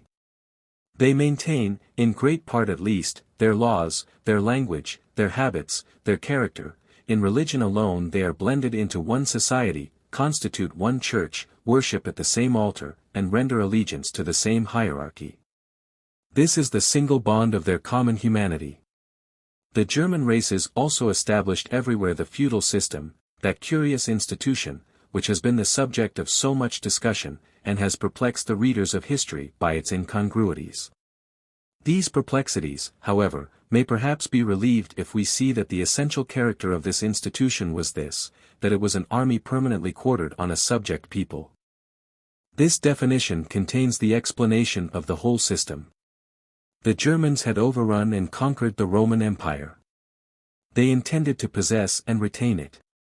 But being much fewer in numbers than the conquered people, how could they do this? Suppose that when the Confederate States had been conquered by the Union Army it had been determined to hold them permanently as a conquered territory. It could be done thus. First, the original inhabitants must be disarmed and put under stringent laws, like that of the curfew, etc. Then to every private soldier in the Union Army a farm, say of 50 acres, would be assigned, on condition that whenever summoned by the captain of his company he would present himself armed to do military duty. In like manner the captain would receive, say 100 acres, on condition of appearing with his company when summoned by his colonel. Then the colonel would receive 500 acres, on condition of appearing with his regiment when summoned by the general. The general, duke, must appear with his brigade when summoned by the commander-in-chief, imperator, emperor, and he would hold perhaps 1,000 acres on this condition. All this land, thus held on condition of military service, would be held in fee, and would exemplify the actual foundation of the whole feudal system, which was simply an arrangement by which a conquering army could hold down the conquered nation. Of course, such a system as this was one of tyranny and cruelty, and during several centuries it was tempered and softened only by the mediatorial influence of the Christian Church. This was the only power strong enough to shield the oppressed and to hold back the arm of the tyrant. Feudalism served, no doubt, some useful purposes. It was a method of riveting together, with iron nails, the conquerors and conquered, until they could come into a union of a better kind. It was about the year 1000 that the people of the north were converted to Christianity. This process of conversion was a long time going on, and there were several relapses into paganism, so that no precise time can be fixed for the conversion of a single nation, much less for that of the different branches of the Scandinavian stock separately situated in Sweden and Denmark, Iceland and Greenland, and colonized in England and Normandy. A mission was established in Denmark, d. 822, and the king was baptized, but the overthrow of this Christian king restricted the labors of the missionary. An attempt was made in Sweden in 829, and the missionary, Anshar, remained there a year and a half, but the mission there established was soon overthrown. Uniting wisdom with his ardor, Anschar established at Hamburg schools where he educated Danish and Swedish boys to preach Christianity in their own language to their countrymen. But the Normans laid waste this city, and the Christian schools and churches were destroyed. About 850 a new attempt was made in Sweden, and there the subject was laid by the king before his council or parliament, consisting of 2 assemblies, and they decided to allow Christianity to be preached and practiced, apparently on the ground that this new God, Christ, might help them in their dangers at sea, when the other gods could not. And thus, according to the independent character of this people, Christianity was neither allowed to be imposed upon them by their king against their will, nor excluded from the use of those who chose to adopt it. It took its chance with the old systems, and many of the Danes and Normans believed in worshipping both Odin and Christ at the same time. King Harald in Denmark, during the last half of the 10th century, favored the spread of Christianity, and was himself baptized with his wife and son, believing at first that the Christian God was more powerful than the heathen gods, but finally coming to the conclusion that these last were only evil spirits. On the other hand, some of the Danes believed that Christ was a god, and to be worshipped, but that he was a less powerful god than Odin or Thor. The son of King Harald, in 990, returned to paganism and drove out the Christian priests, but his son, Canute the Great, who began to reign in 1014, was converted to Christianity in England, and became its zealous friend. But these fierce warriors made rather poor Christians. Adam of Bremen says, "They so abominate tears and lamentations, and all other signs of penitence which we think so salubrious, that they will neither weep for their own sins nor at the death of their best friends." Thus, in these northern regions, Christianity grew through 1 or 2 centuries, not like the mustard seed, but like the leaven, infusing itself more and more into their national life. According to the testimony of an eyewitness, Adam of Bremen, the Swedes were very susceptible to religious impressions. They receive the preachers of the truth with great kindness, says he, if they are modest, wise, and able, and our bishops are even allowed to preach in their great public assemblies. In Norway, Prince Haakon, in the middle of the 10th century, attempted to establish Christianity, which he had learned in England. He proposed to the great National Assembly that the whole nation should renounce idolatry, worship God and Christ, keep Sundays as festivals, and Fridays as fasts. Great opposition was made, and there was danger of universal insurrection, so that the king had to yield, and even himself drink a toast to Odin and eat horse flesh, which was a heathen practice. Subsequent kings of Norway introduced Christianity again, but the people, though willing to be baptized, frequently continued pagans, and only by degrees renounced, with their old worship, their habits of piracy. The Icelanders embraced Christianity at their Althing in the year 1000, but with the condition that they might also continue their old worship, and be permitted the eating of horseflesh and exposition of infants. When the Althing broke up, the assembled multitudes went to the hot baths to be baptized, preferring for this rite hot water to cold. The Scandinavians seem at this period to have lost their faith in their old religion, and to have been in a transition state. One warrior says that he relies more on his own strength and arms than upon Thor. Another says, "I would have thee know that I believe neither in idols nor spirits, but only in my own force and courage." A warrior told King Olaf in Norway, "I am neither Christian nor pagan. My companions and I have no other religion than confidence in our own strength and good success." Evidently Christianity for a long time sat very lightly on these nations. They were willing to be baptized and accept some of the outward ceremonies and festivals of the Catholic Church, which were considerately made to resemble their old ones. Nevertheless Christianity met many of the wants of this noble race of men, and, on the other hand, their instincts as a race were as well adapted to promote an equal development of every side of Christian life. The southern races of Europe received Christianity as a religion of order, the northern races, as a religion of freedom. In the south of Europe the Catholic Church, by its ingenious organization and its complex arrangements, introduced into life discipline and culture. In the north of Europe Protestant Christianity, by its appeals to the individual soul, awakens conscience and stimulates to individual and national progress. The nations of southern Europe accepted Christianity mainly as a religion of sentiment and feeling, the nations of Northern Europe, as a religion of truth and principle.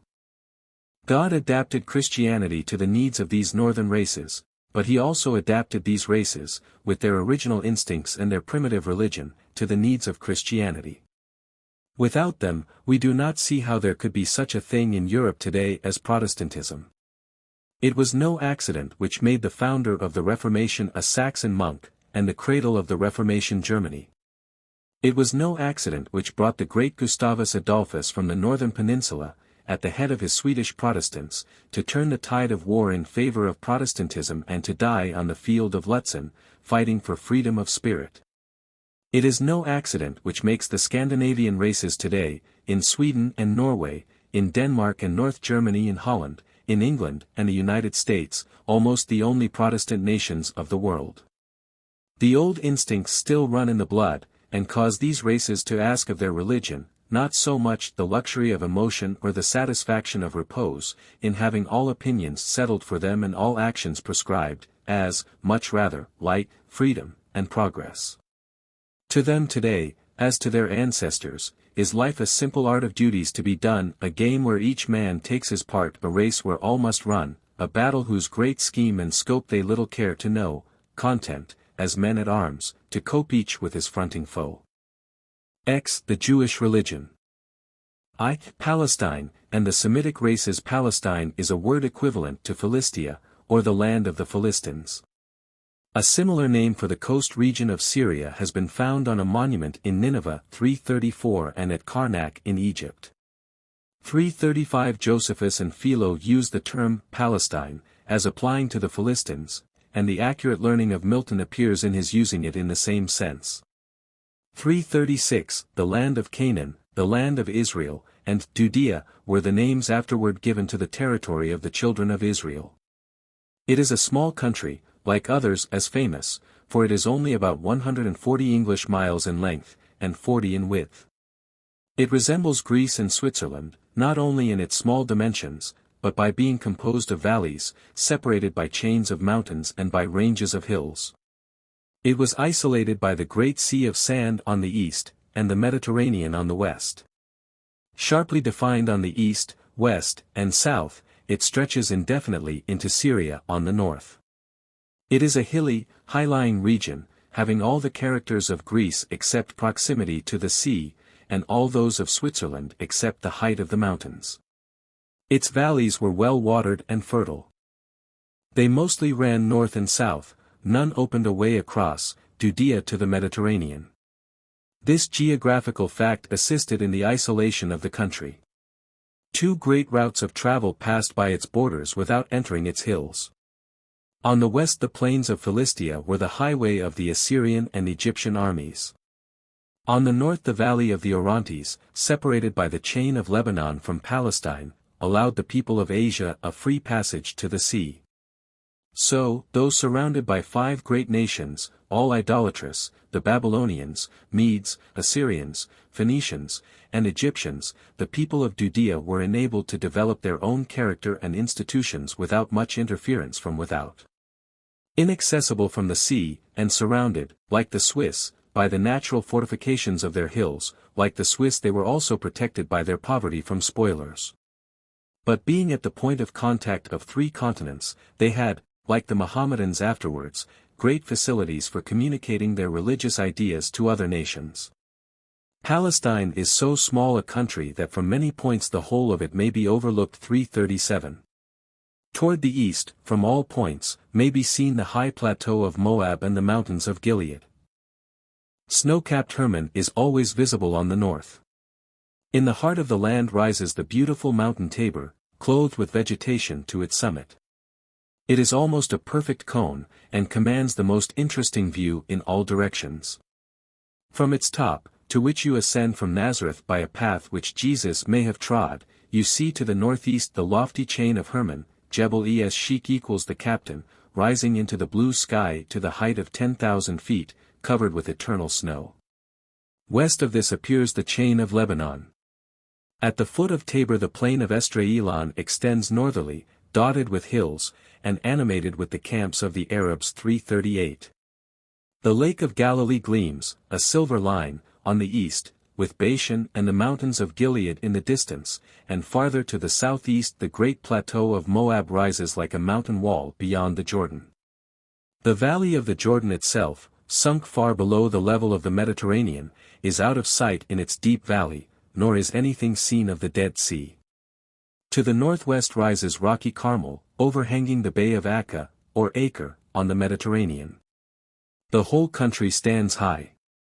Hebron, at the south, is 3,000 feet above the level of the sea, Jerusalem is 2,600, the Mount of Olives, 2,700, and Ebal and Gerizim in Samaria, the same.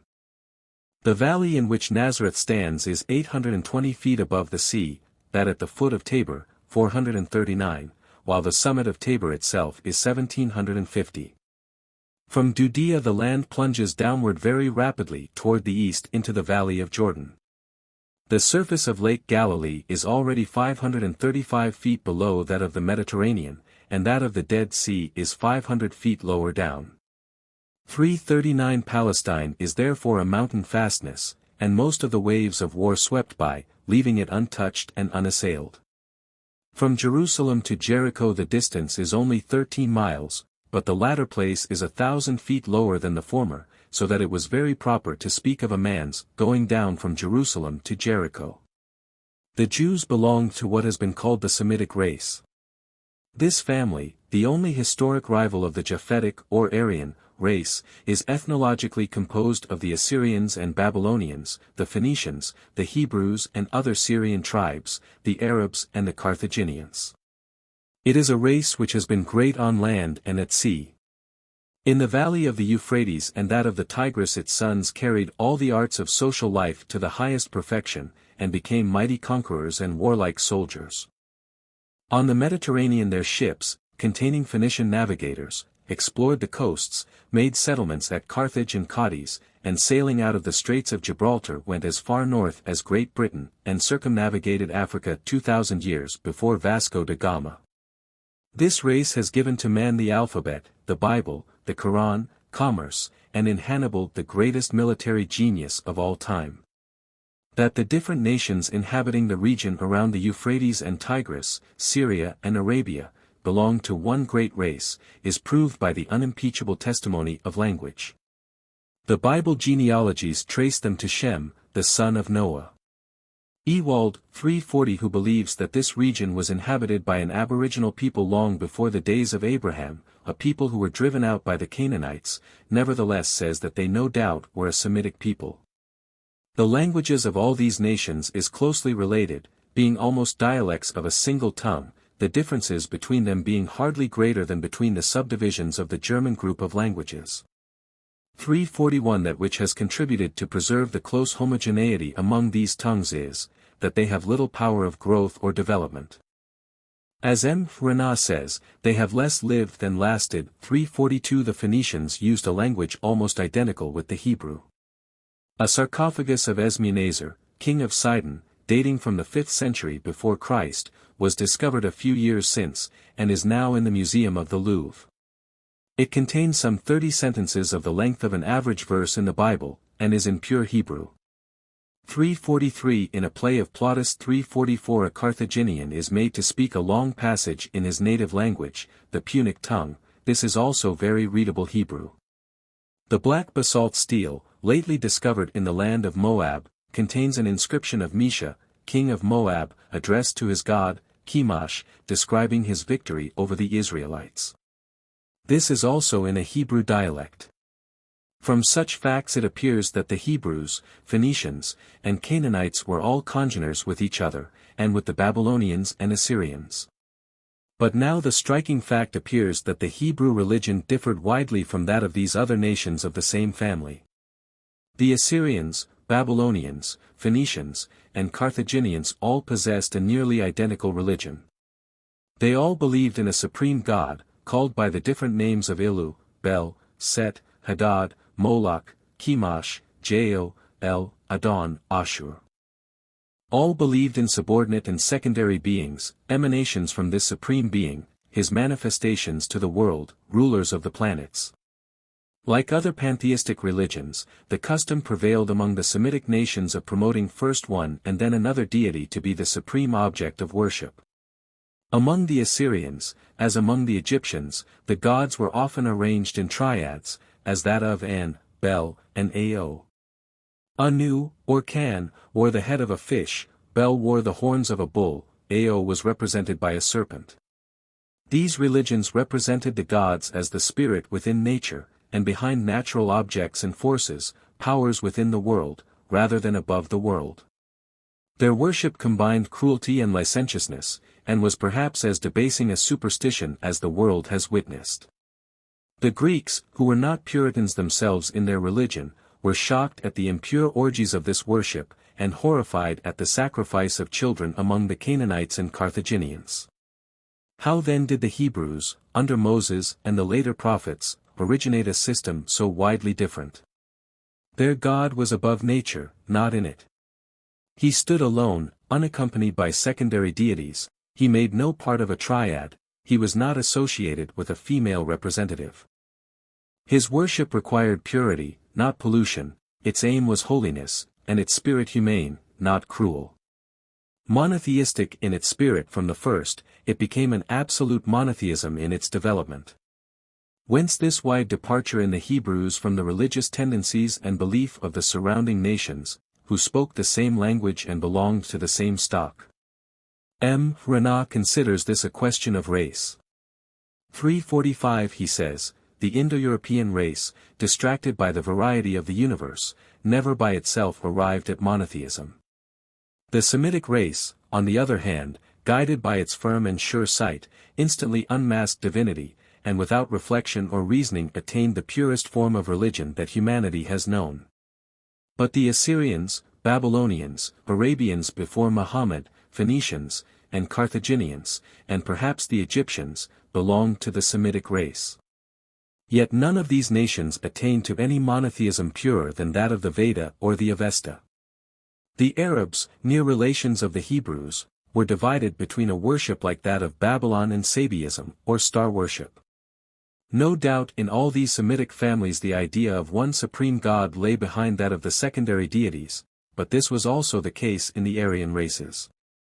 And in both this primitive monotheism receded instead of becoming more distinct, with the single exception of the Hebrews. M. Renan's view is not, therefore, supported by the facts. We must look further to find the true cause, and therefore are obliged to examine somewhat in detail the main points of Hebrew history. It would be easy, but would not accord with our plan, to accept the common Christian explanation, and say, monotheism was a direct revelation to Moses. For we are now not able to assume such a revelation, and are obliged to consider the subject from the outside, from the standpoint of pure history. 2. Abraham, or Judaism as the family worship of a supreme being. We have been so accustomed to regard the Jewish religion as a part of our own, and so to look at it from within, that it is hard to take the historic position, and to look at it from without. But to compare it with other religions, and to see what it really is and is not, this is necessary. It becomes more difficult to assume the attitude of an impartial observer, because of the doctrine of verbal inspiration, so universally taught in the Protestant Church. From childhood we have looked on the Old Testament as inspired throughout, and all on the same level of absolute infallibility. There is no high, no low, no degrees of certitude or probability, where every word is assumed to be the very word of God. But those who still hold to the plenary inspiration of the Old Testament must consent, for our present purpose, to suspend their faith in this doctrine, and provisionally to look at the Old Testament with the same impartial though friendly scrutiny with which we have regarded the sacred books of other nations. Not a little will be gained for the Jewish scriptures by this position. If they lose the authority which attaches to the Word of God, they will gain the interest which belongs to the utterance of man. While M. Renan finds the source of Hebrew monotheism in a like tendency in the whole Semitic race, a supposition which we have seen to be contradicted by the facts, Max Muller regards the true origin of this tendency to be in Abraham himself, the friend of God, and father of the faithful. He calls attention to the fact that both Moses and Christ, and subsequently Muhammad, preached no new God, but the God of Abraham. Thus, says he, the faith in the one living God, which seemed to require the admission of a monotheistic instinct grafted in every member of the Semitic family, is traced back to one man. He adds his belief that this faith of Abraham in one supreme God came to him by a special revelation. And if, by a special revelation, is meant a grand profound insight, an inspired vision of truth, so deep and so living as to make it a reality like that of the outward world, then we see no better explanation of the monotheism of the Hebrews than this conviction transmitted from Abraham through father and son, from generation to generation. For the most curious fact about this Jewish people is, that every one of them 346 is a child of Abraham. All looked back with the same ancestral pride to their great progenitor, the friend of God. This has never been the case with any other nation, for the Arabs are not a nation. One can hardly imagine a greater spur to patriotism than this union of pride of descent with pride in one's nation and its institutions. The proudest and poorest Jew shared it together. There was one distinction, and that the most honorable, which belonged equally to all. We have seen that, in all the Semitic nations, behind the numerous divine beings representing the powers of nature, there was dimly visible one supreme being, of whom all these were emanations. The tendency to lose sight of this first great cause, so common in the race, was reversed in Abraham. His soul rose to the contemplation of the perfect being, above all, and the source of all. With passionate love he adored this Most High God, maker of heaven and earth. Such was his devotion to this almighty being, that men, wondering, said, Abraham is the friend of the Most High God. He desired to find a home where he could bring up his children in this pure faith, undisturbed and unperverted by the gross and low worship around him. In some deep dream or solemn vision, it was borne in on his mind that he must go and find such a home. We are not to suppose, however, that the mind of Abraham rose to a clear conception of the unity of God, as excluding all other divine beings. The idea of local, tribal, family gods was too deeply rooted to be at once relinquished. Abraham, as described in Genesis, is a great Arab chief, a type of patriarchal life, in which all authority is paternal. The religion of such a period is filial, and God is viewed as the protector and friend of the family or tribe. Only the family God of Abraham was the highest of all gods, the Almighty, Gen 17. 1, who was also the God of Isaac, Gen 28. 3, and of Jacob, Gen 35. 11. Stanley 347 expresses his satisfaction that the time has passed in which the most fastidious believer can object to hearing Abraham called a Bedouin sheik. The type has remained unchanged through all the centuries, and the picture in the Bible of Abraham in his tent, of his hospitality, his self-respect, his courage, and also of his less noble traits, occasional cunning and falsehood, and cruelty toward Hagar and Ishmael, these qualities, good and bad, are still those of the desert. Only in Abraham something higher and exceptional was joined with them. In the book of Genesis Abraham enters quite abruptly upon the scene. His genealogy is given in Genesis, chap. 11, he being the 9th in descent from Shem, each generation occupying a little more than 30 years. The birth of Abraham is usually placed somewhere about 2,000 years before Christ. His father's name was Terah, whom the Jewish and Mohammedan traditions describe as an idolater and maker of idols. He had 2 brothers, Nahor and Haran, the latter being the father of Lot, and the other, Nahor, being the grandfather of Rebekah, wife of Isaac. Abraham's father, Terah, lived in Ur of the Chaldees, called in scripture Kasdim. The Chaldees, who subsequently inhabited the region about the Persian Gulf, seemed at first to have lived among the mountains of Armenia, at the source of the Tigris, and this was the region where Abraham was born, a region now occupied by the people called Kurds, who are perhaps descendants of the old Chaldees, the inhabitants of Ur. The Kurds are Mohammedans and robbers, and quite independent, never paying taxes to the Porte. The Chaldees are frequently mentioned in scripture and in ancient writers. Xenophon speaks of the Carducci as inhabitants of the mountains of Armenia, and as making incursions thence to plunder the country, just as the Kurds do now. He says they were found there by the younger Cyrus, and by the 10,000 Greeks. The Greeks, in their retreat, were obliged to fight their way through them, and found them very skillful archers.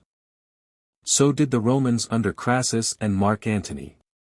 And so are they described by the prophet Habakkuk, chap. I, 6-9, For lo, I raise up the Chaldeans a bitter and hasty nation which marches far and wide in the earth to possess the dwellings that are not theirs. They are terrible and dreadful, their decrees and their judgments proceed only from themselves. Swifter than leopards are their horses and fiercer than the evening wolves. Their horsemen prance proudly around, and their horsemen shall come from afar and fly like the eagle when he pounces on his prey. They all shall come for violence in troops, their glance is ever forward, they gather captives like the sand. As they were in the time of Habakkuk, so are they today. Shut up on every side in the Persian Empire, their ancestors, the Carduchi, refused obedience to the great king and his satraps, just as the Kurds refused to obey the Grand Seignior and his pashas. They can raise 140,000 armed men. They are capable of any undertaking. Muhammad himself said, they would yet revolutionize the world. The ancient Chaldees seem to have been fire worshippers, like the Persians. They were renowned for the study of the heavens and the worship of the stars, and some remains of Persian dualism still linger among their descendants, who are accused of devil worship by their neighbors. That Abraham was a real person, and that his story is historically reliable, can hardly be doubted by those who have the historic sense. Such pictures, painted in detail with a pre-Raphaelite minuteness, are not of the nature of legends.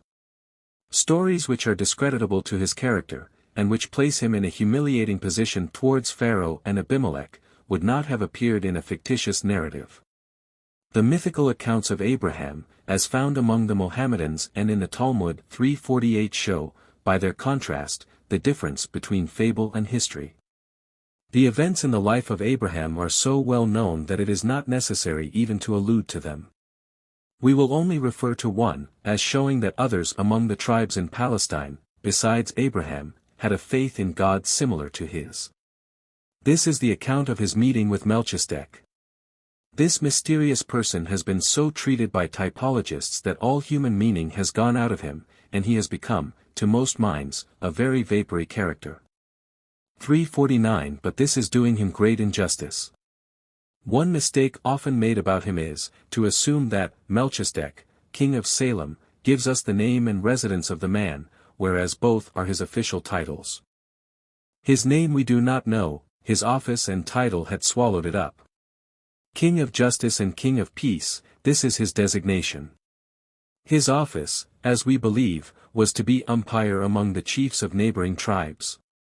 By deciding the questions which arose among them, according to equity, he received his title of King of Justice. By thus preventing the bloody arbitrament of war, he gained the other name, King of Peace. All questions, therefore, as to where Salem was, fall to the ground. Salem means peace, it does not mean the place of his abode.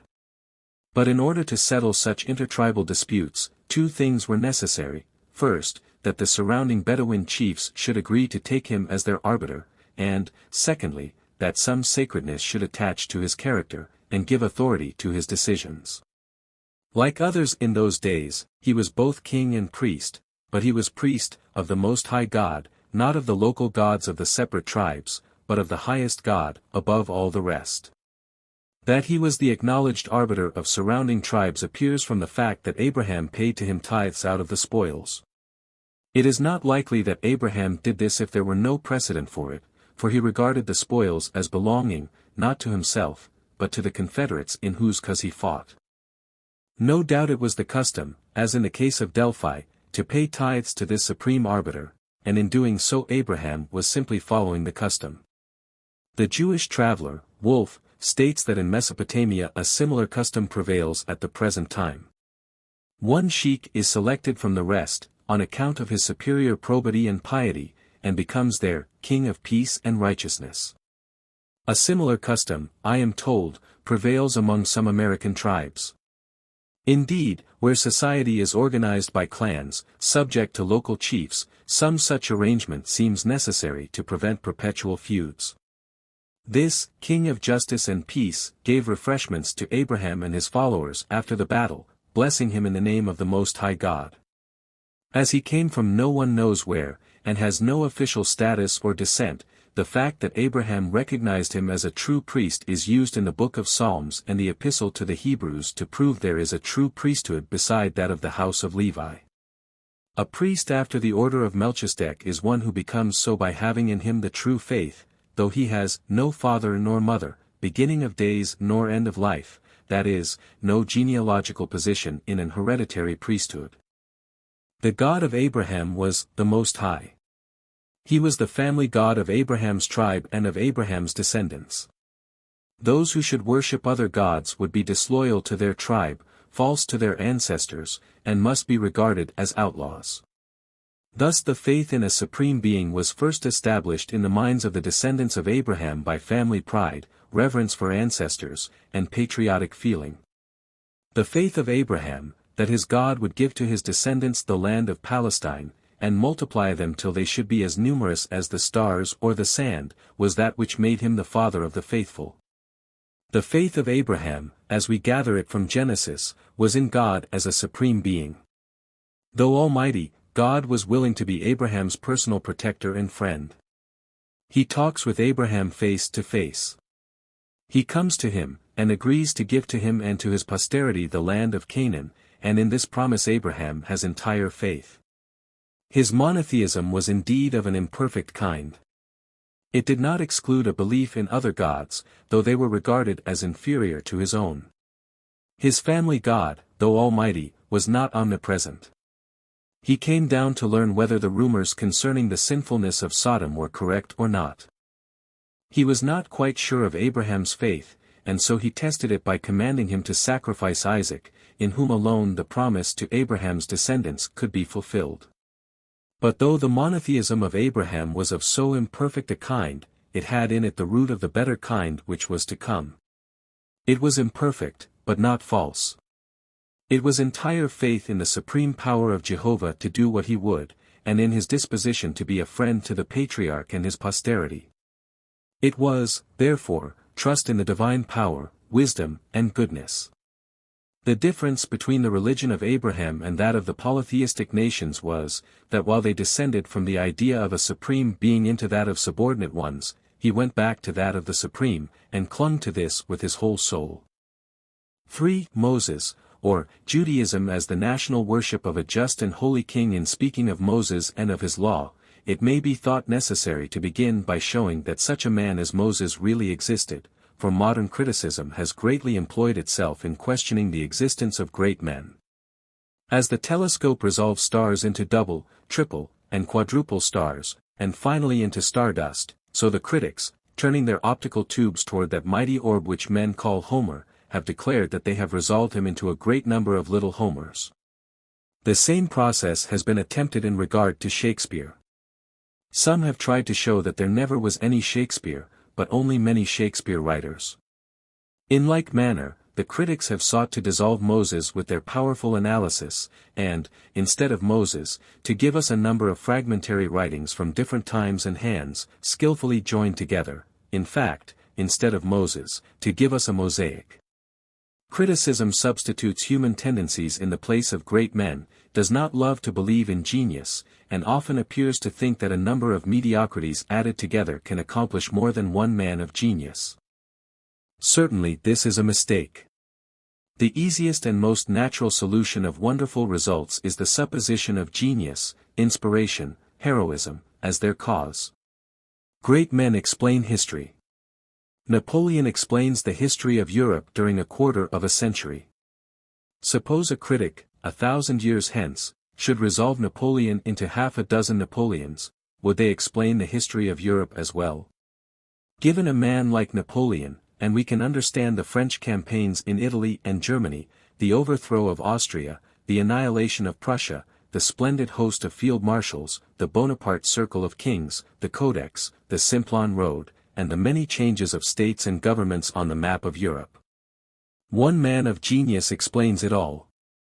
But take away the man of genius, and substitute a group of small men in his place, and the thing is much more obscure and unintelligible. So, given Moses, the man of genius and inspiration, and we can understand the Exodus, understand the Jewish laws, understand the Pentateuch, and understand the strange phenomenon of Judaism. But, instead of Moses, given a mosaic, however skillfully put together, and the thing is more difficult.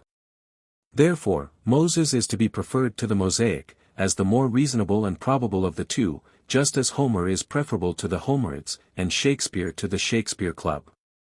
350 We find in Moses the three elements of genius, inspiration, and knowledge.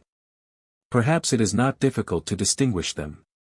We see the natural genius and temperament of Moses breaking out again and again throughout his career, as the rocky strata underlying the soil crop out in the midst of gardens, orchards, and fields of corn. The basis of his nature was the hardest kind of rock, with a surging subterranean fire of passion beneath it. An awful soul, stem and terrible as Michelangelo conceived him, the sublime genius carving the sublime lawgiver in congenial marble. The statue is as stern as law itself. It sits in one of the Roman churches, between two columns, the right hand grasping the tables of the law, the symbolic horns of power protruding from the brow, and the austere look of the judge bent upon those on the left hand. A fiery nature, an iron will, a rooted sense of justice, were strangely overflowed and softened by a tenderness toward his race, which was not so much the feeling of a brother for brethren as of a parent for children. Educated in the house of Pharaoh, and adopted by his daughter as her child, taken by the powerful and learned priesthood of Egypt into their ranks, and sharing for many years their honors and privileges, his heart yearned toward his brethren in the land of Goshen, and he went out to see them in their sufferings and slavery. His impetuous nature broke out in sudden indignation at the sight of some act of cruelty, and he smote the overseer who was torturing the Jewish slave. That act made him an exile, and sent him to live in Arabia Petrea, as a shepherd. If he had thought only of his own prospects and position, he would not have gone near the Israelites at all, but lived quietly as an Egyptian priest in the palace of Pharaoh. But, as the writer to the Hebrews says, he refused, to be called the son of Pharaoh's daughter, choosing rather to suffer affliction with the people of God than to enjoy the pleasures of sin for a season. 351 Another instance of his generous and tender feelings toward his nation is seen in his behavior when the people made the golden calf. First, his anger broke out against them, and all the sternness of the lawgiver appeared in his command to the people to cut down their idolatrous brethren. Then the bitter tide of anger withdrew, and that of tenderness took its place, and he returned into the mountain to the Lord and said, Oh, this people have sinned a great sin, and have made them gods of gold. Yet now, if thou wilt forgive their sin, and if not, blot me, I pray thee, out of thy book which thou hast written. Moses did not make much account of human life. He struck dead the Egyptian who was ill-treating a Jew, he slew the Jews who turned to idolatry, he slew the Midianites who tempted them, but then he was ready to give up his own life too for the sake of his people and for the sake of the cause. This spirit of Moses pervades his law, this same inconsistency went from his character into his legislation, his relentless severity and his tender sympathy both appear in it. He knows no mercy toward the transgressor, but toward the unfortunate he is full of compassion. His law says, eye for eye, tooth for tooth, hand for hand, burning for burning, stripe for stripe. But it also says, Ye shall neither vex a stranger, nor oppress him, for ye were strangers in the land of Egypt. Ye shall not afflict any widow or fatherless child. If thou lend money to any of my people that is poor by thee, thou shalt not be to him as an usurer. If thou at all take thy neighbour's raiment to pledge, thou shalt deliver it unto him by that the sun goeth down, for that is his covering. If thou meet thine enemy's ox or his ass going astray, thou shalt surely bring it back to him again. Such severities joined with such humanities we find in the character of Moses, and such we find to have passed from his character into his laws. But perhaps the deepest spring of character, and its most essential trait, was his sense of justice as embodied in law.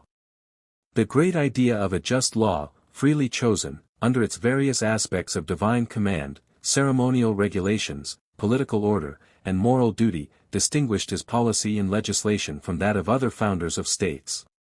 His laws rested on no basis of mere temporal expediency, but on the two pivots of an absolute divine will and a deliberate national choice. It had the double sanction of religion and justice, it was at once a revelation and a contract. There was a third idea which it was the object of his whole system, and especially of his ceremonial system, to teach and to cultivate, that of holiness. God is a holy God, his law is a holy law, the place of his worship is a holy place, and the Jewish nation as his worshippers are a holy people. This belief appears in the first revelation which he received at the burning bush in the land of Midian. It explains many things in the Levitical law, which without this would seem trivial and unmeaning. The ceremonial purifications, clean and unclean meats, the arrangements of the tabernacle, with its holy place, and its holy of holies, the Sabbath, the dresses of the priests, the ointment with which the altar was anointed, are all intended to develop in the minds of the people the idea of holiness. 352 And there never was a people on whose souls this notion was so fully impressed as it was upon the Jews. Examined, it means the eternal distinction between right and wrong, between good and evil, and the essential hostility which exists between them. Applied to God, it shows him to have a nature essentially moral, and a true moral character. He loves good and hates evil. He does not regard them with exactly the same feeling. He cannot treat the good man and the bad man in exactly the same way. More than monotheism, this perhaps is the characteristic of the theology of Moses. The character of Moses had very marked deficiencies, it had its weakness as well as its strength. He was impetuous, impatient, wanting in self-possession and self-control. There is a verse in the book of Numbers, believed by Eichhorn and E. O. Senmuller to be an interpolation, which calls him the meekest of men. Such a view of his character is not confirmed by such actions as his killing the Egyptian, his breaking the stone tables, and the like. He declares of himself that he had no power as a speaker, being deficient probably in the organ of language. His military skill seems small, since he appointed Joshua for the military commander, when the people were attacked by the Amalekites. Nor did he have, what seems more important in a legislator, the practical tact of organizing the administration of affairs. His father-in-law, Jethro, showed him how to delegate the details of government to subordinates, and to reserve for himself the general superintendence. Up to that time he had tried to do everything by himself. That great art, in administration, of selecting proper tools to work with, Moses did not seem to have. Having thus briefly sketched some of the qualities of his natural genius and character, let us see what were the essential elements of his legislation, and first, of his theology, or teachings concerning God. Monotheism, as we all know, lay at the foundation of the law of Moses. But there are different kinds of monotheism. In one sense we have seen almost all ancient religions to have been monotheisms. All taught the existence of a supreme being. But usually this supreme being was not the object of worship, but had receded into the background, while subordinate gods were those really reverenced. Moses taught that the supreme being who made heaven and earth, the Most High God, was also the only object of worship. It does not appear that Moses denied the existence of the gods who were adored by the other nations, but he maintained that they were all inferior and subordinate, and far beneath Jehovah, and also that Jehovah alone was to be worshipped by the Jews. Thou shalt have no other gods before me, Exodus XX. 3, Deuteronomy v. 7. Ye shall not go after other gods, Deuteronomy 6. 14. Ye shall make no mention of the name of other gods, Exodus 23. 13. For the Lord your God is God of gods and Lord of lords, Deuteronomy x. 17. The first great peculiarity of the theology of Moses was therefore this, that it taught that the infinite and supreme being, who in most religions was the hidden God, was to the Jews the revealed and ever-present God, the object of worship, obedience, trust, and love. His name was Yahweh, the I Am, the being of beings. 353 In a certain sense Moses taught the strict unity of God. Hear, O Israel, the Lord our God is one Lord, Deuteronomy 6. 4 is a statement which Jesus calls the chief of the commandments, Mark 12. 29, 30.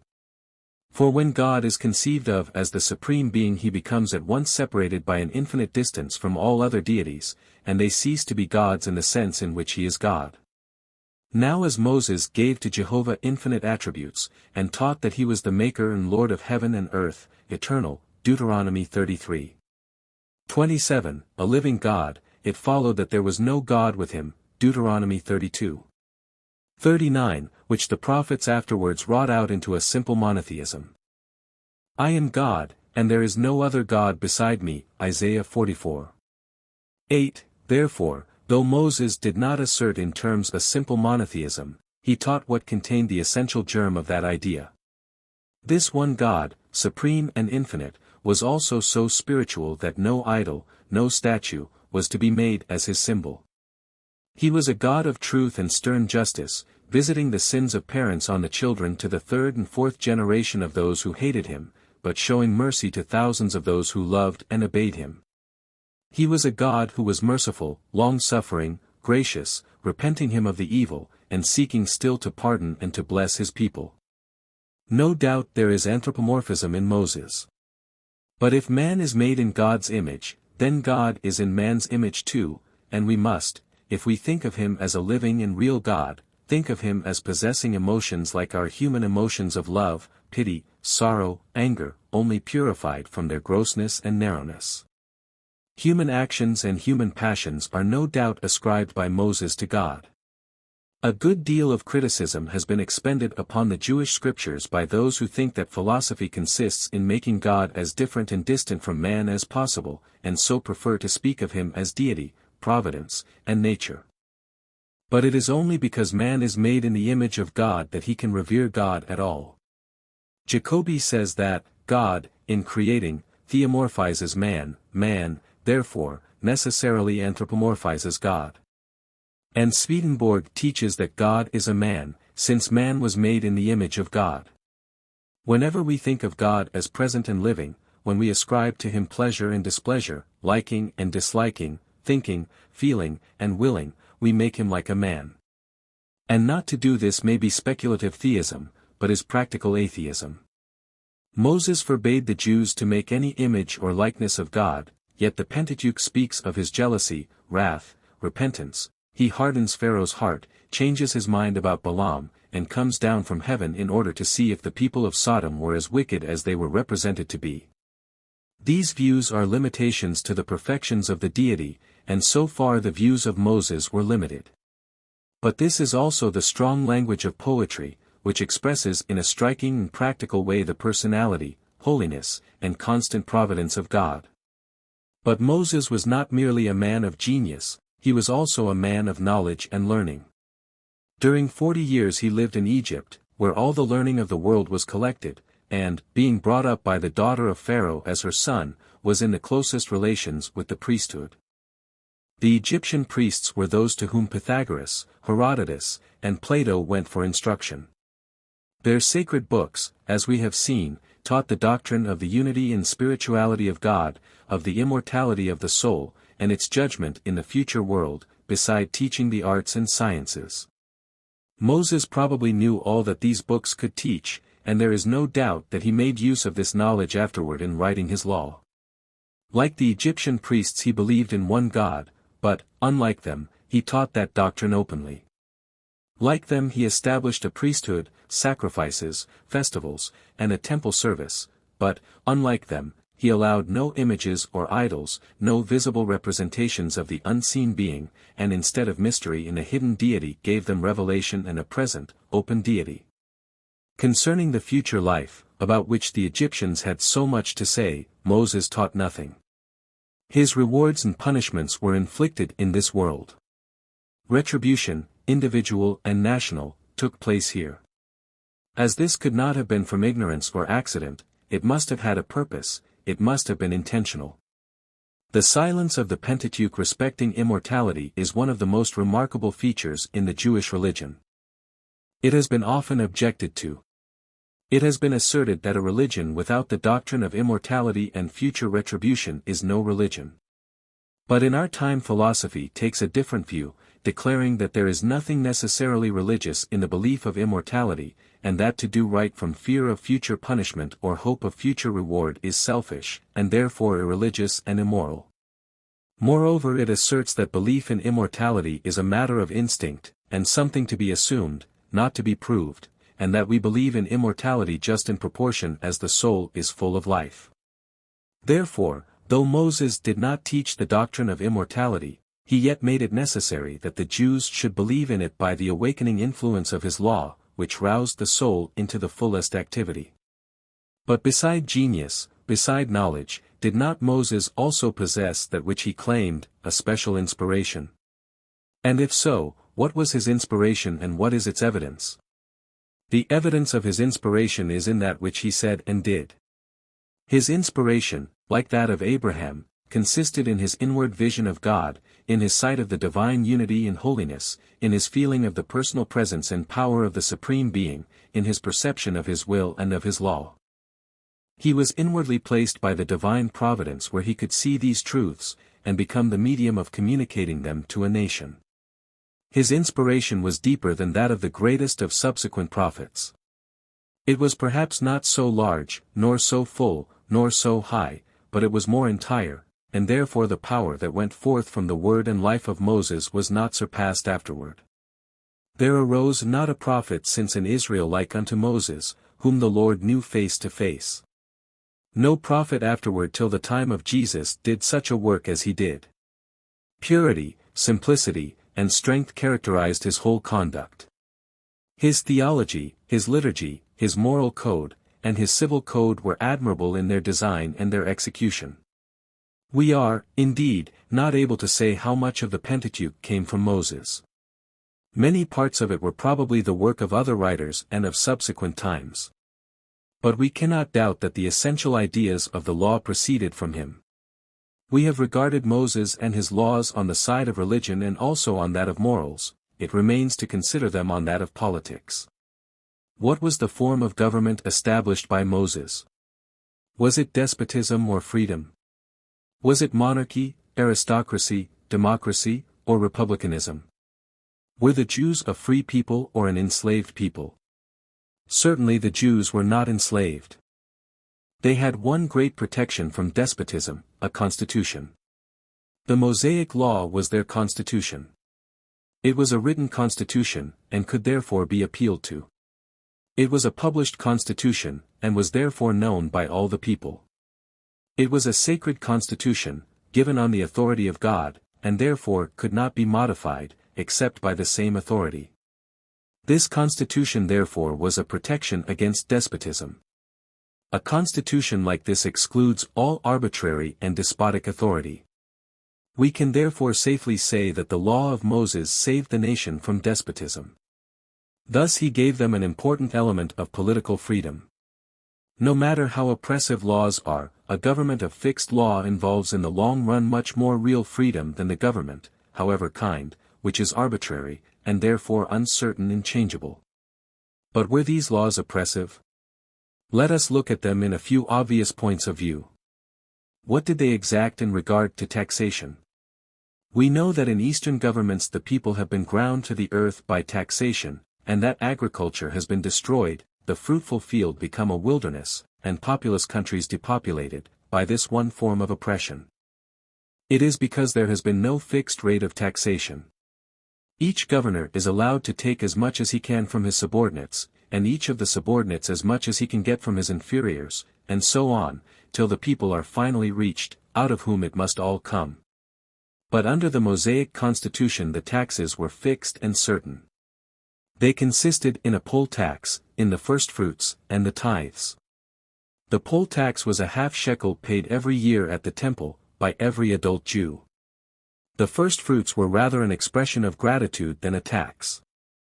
The tithes were a tenth part of the annual produce of the soil, and went for the support of the Levites and the general expenses of the government. Another important point relates to trials and punishments. What security has one of a fair trial, in case he is accused of crime, or what assurance of justice in a civil cause? Now we know that in Eastern countries everything depends on bribery. This Moses forbade in his law. Thou shalt take no gift, for the gift blindeth the eyes. Thou shalt not wrest the judgment of the poor, but in righteousness shalt thou judge thy neighbor. Again, the accuser and the accused were to appear together before the judge. The witnesses were sworn, and were examined separately. The people had cheap justice and near at hand. Judges and officers shalt thou make thee in all thy gates, throughout thy tribes, and they shall judge the people with just judgment. There were courts of appeal from these local judges. There seems to have been no legislative body, since the laws of Moses were not only a constitution but also a code. No doubt a common law grew up under the decisions of the local courts and courts of appeal. But provision was made by Moses for any necessary amendment of his laws by the reference which he made to any prophet like himself who might afterward arise, whom the people were to obey. 354 There was no provision in the Jewish constitution for a supreme executive. But the law foretold that the time would come in which they would desire a king, and it defined his authority. He should be a constitutional king. Deuteronomy 17.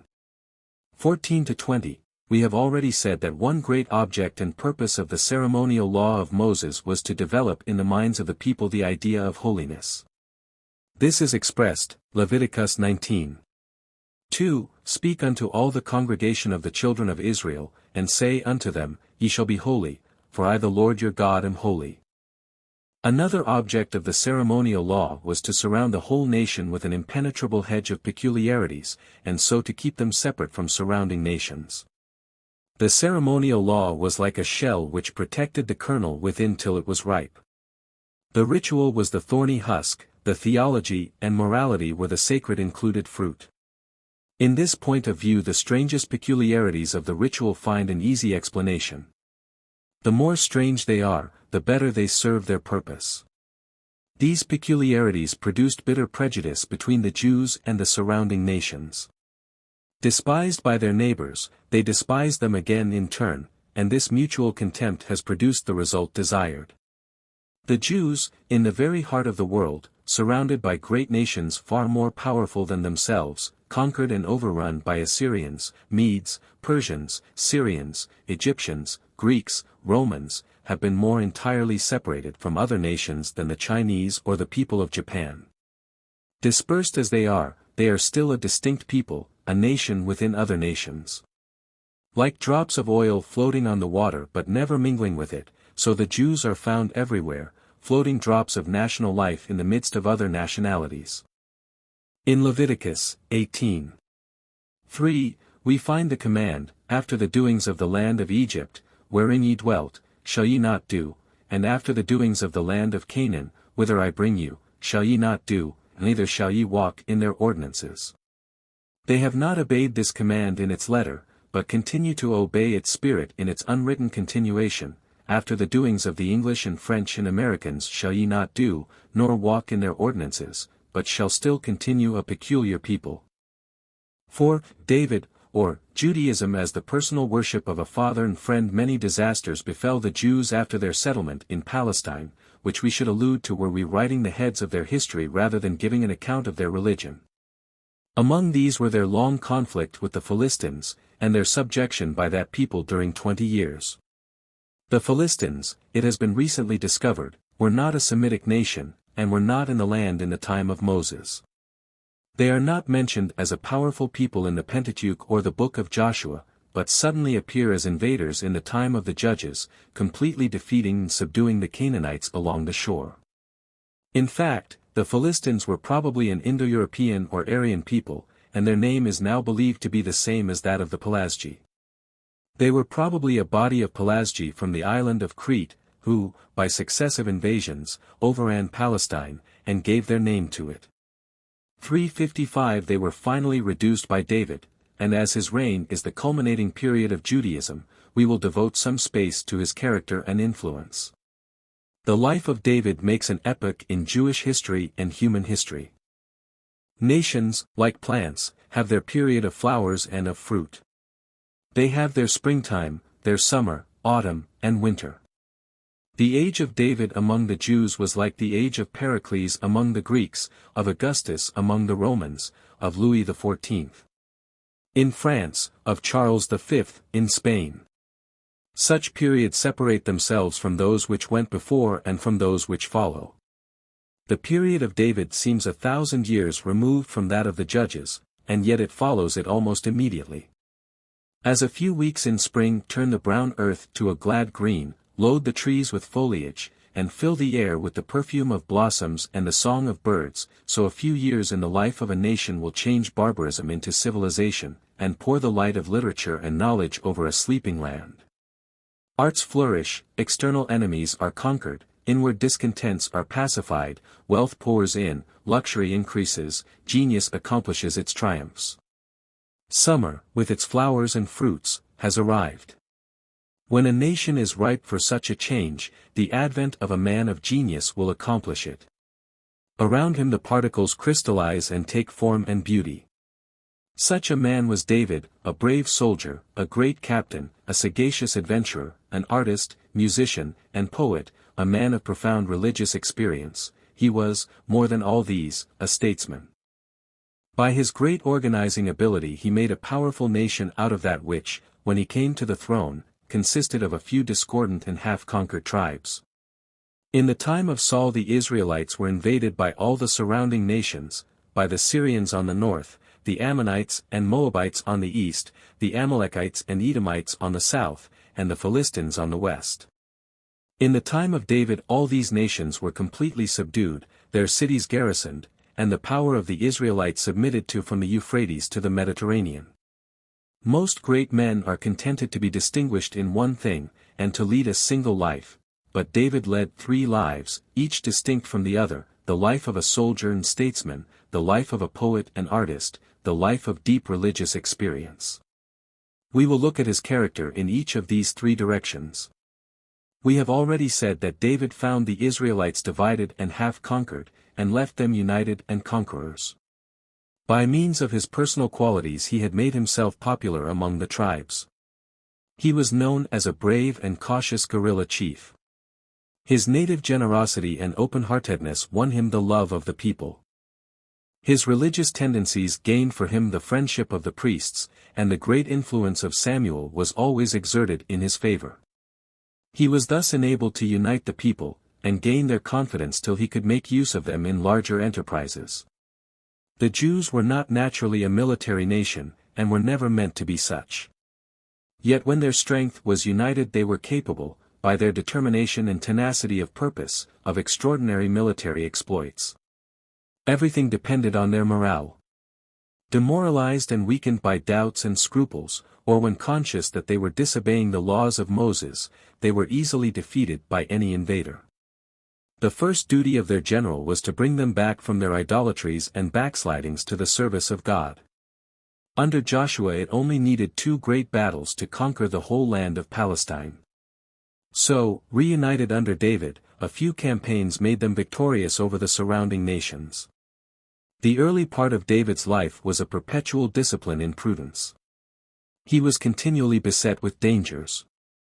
He had to fly from the presence and ferocious jealousy of Saul again and again, and even to take refuge with the Philistines, who had reason enough to be his enemies. He fled from Saul to Samuel, and took shelter under his protection. Pursued to this retreat by the king, he had no resource but to throw himself on the mercy of the Philistines, and he went to Gath. When he saw himself in danger there, he pretended to be insane, insanity being throughout the East a protection from injury. His next step was to go to the cave Adullam, and to collect around him a body of partisans, with whom to protect himself. Saul watched his opportunity, and when David had left the fastnesses of the mountain, and came into the city Keilah to defend it from the Philistines, Saul went down with a detachment of troops to besiege him, so that he had to fly again to the mountains. Betrayed by the Ziphites, as he had been before betrayed by the men of Keilah, he went to another wilderness and escaped. The king continued to pursue him whenever he could get any tidings of his position, and again David was obliged to take refuge among the Philistines. But throughout this whole period he never permitted himself any hostile measures against Saul, his implacable enemy.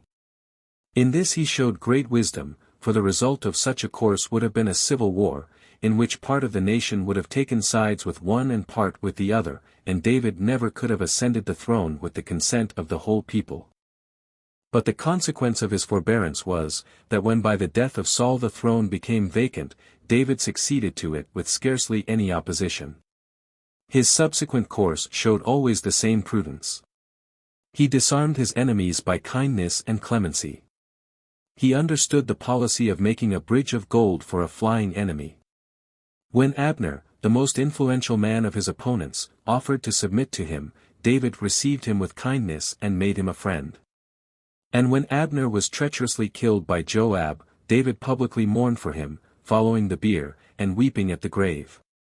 The historian says concerning this, "And all the people took notice of it, and it pleased them, as whatsoever the king did pleased all the people. For all the people understood that day that it was not of the king to slay Abner the son of Ner. His policy was to conciliate and unite. When Saul's son was slain by his own servants, who thought to please David by that act, he immediately put them to death." Equally cautious and judicious was his course in transferring the ark and its worship to Jerusalem. He did this only gradually, and as he saw that the people were prepared for it. We next will look at David in his character as man of genius, musician, artist, poet. It is not often that an eminent statesman and soldier is, at the same time, a distinguished poet and writer. Sometimes they can write history or annals, like Caesar and Frederick the Great, but the imaginative and poetic element is rarely found connected with the determined will and practical intellect of a great commander.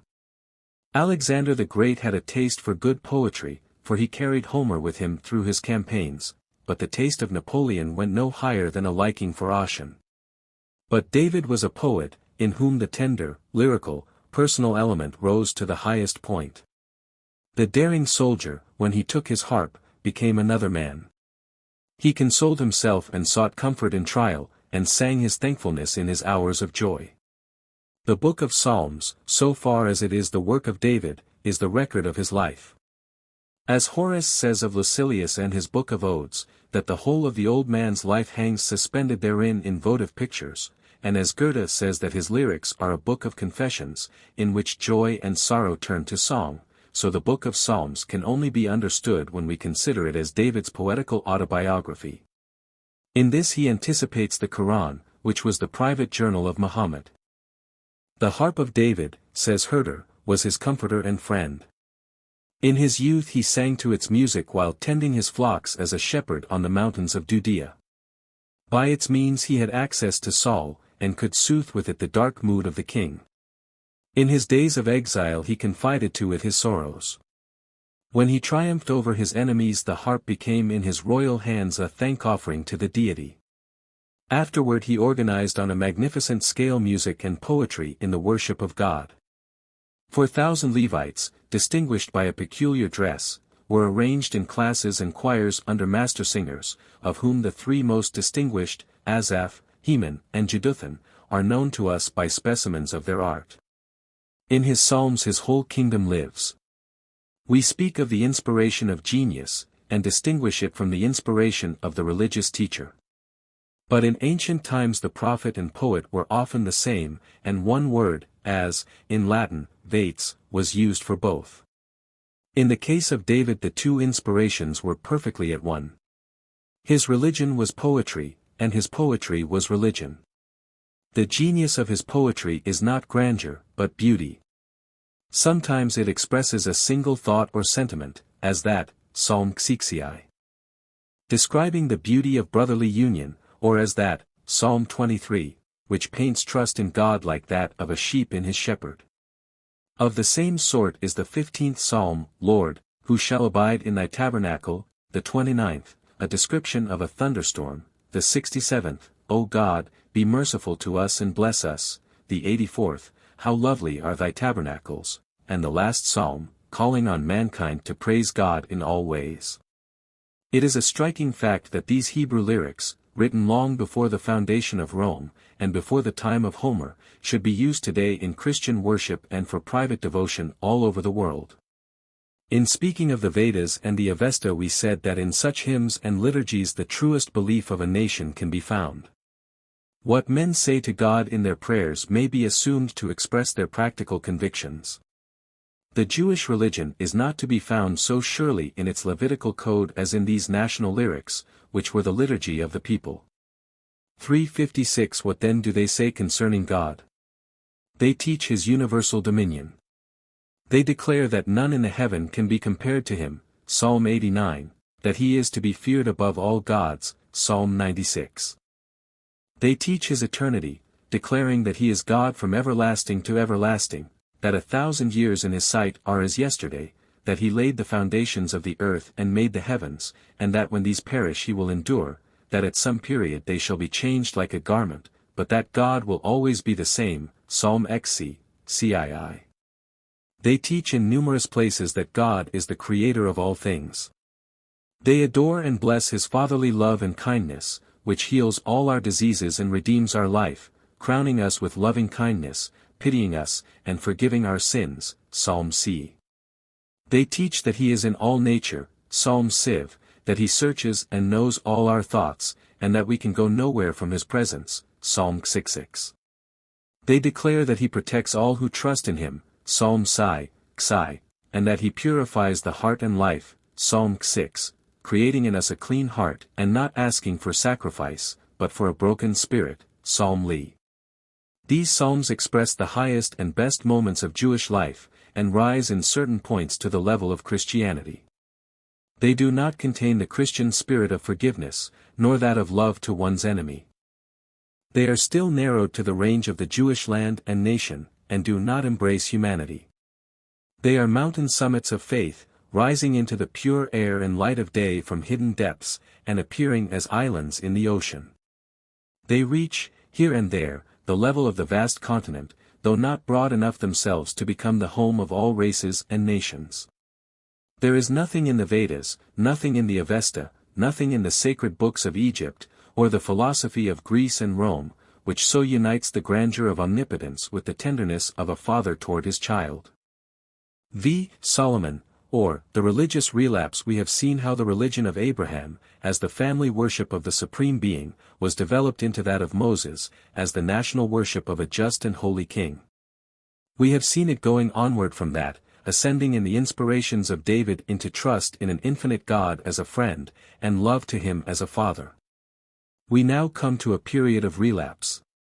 Under Solomon and his successors, this religion became corrupted and degraded. Its faith was changed into doubt, its lofty courage into the fear of kings and tyrants, its worship of the Most High into adoration of the idols of its neighbors. The great increase of power and wealth in the hands of Solomon corrupted his own heart and that of his people. Luxury came in, and, as in Rome the old puritanic virtues were dissolved by the desire for wealth and pleasure, so it happened among the Jews.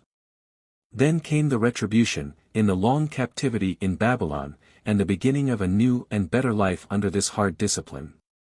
And then comes the age of the prophets, who gradually became the teachers of a higher and broader faith.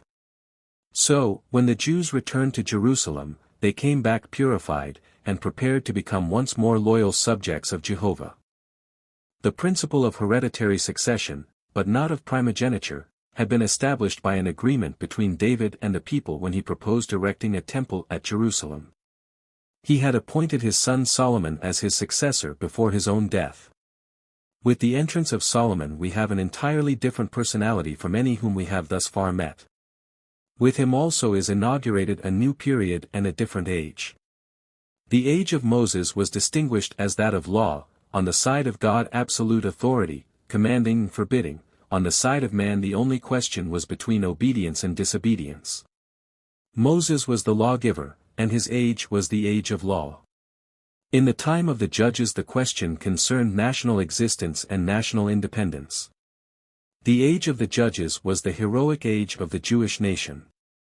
The judges were men combining religious faith with patriotism, they were religious heroes. Then came the time of David, in which the nation, having become independent, became also powerful and wealthy. After his time the religion, instead of being a law to be obeyed or an impulse to action, became ceremony and pageant. Going one step further, it passed into reflection and meditation. In the age of Solomon the inspiration of the national religion had already gone. A great intellectual development had taken the place of inspiration. So that the Jewish nation seems to have passed through a fourfold religious experience. Religion was first law, then action, next inspiration and sentiment, afterward ceremony, and lastly opinion and intellectual culture. It is the belief of Herder and other scholars that the age of Solomon gave birth to a copious literature, born of peace, tranquility, and prosperity, which has all passed away except a few Psalms, the Book of Proverbs, Ecclesiastes, and the Song of Solomon. Solomon is personally a much less interesting character than David, for policy is never so interesting as impulse, and the crimes of policy seem worse than those of passion. The first act of Solomon was of this sort. He put his brother Adonijah to death for his attempt to seize the throne. Joab, who supported Adonijah against Solomon, was also put to death, for which we do not grieve, when we remember his assassination of Abner and Amasa, shedding the blood of war in peace. But the cold, unscrupulous character of Solomon is seen in his ordering Joab to be slain in the tabernacle while holding the horns of the altar, and causing Adonijah to be taken by force from the same place of refuge. No religious consideration or superstitious fear could prevent Solomon from doing what he thought necessary for his own security. He had given Adonijah a conditional pardon, limited to good behavior on his part.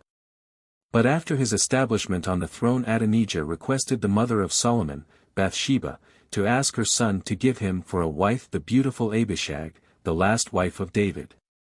Solomon understood this to mean, what his mother did not understand, that his brother was still intriguing to supplant him on the throne, and with cool policy he ordered him to immediate execution.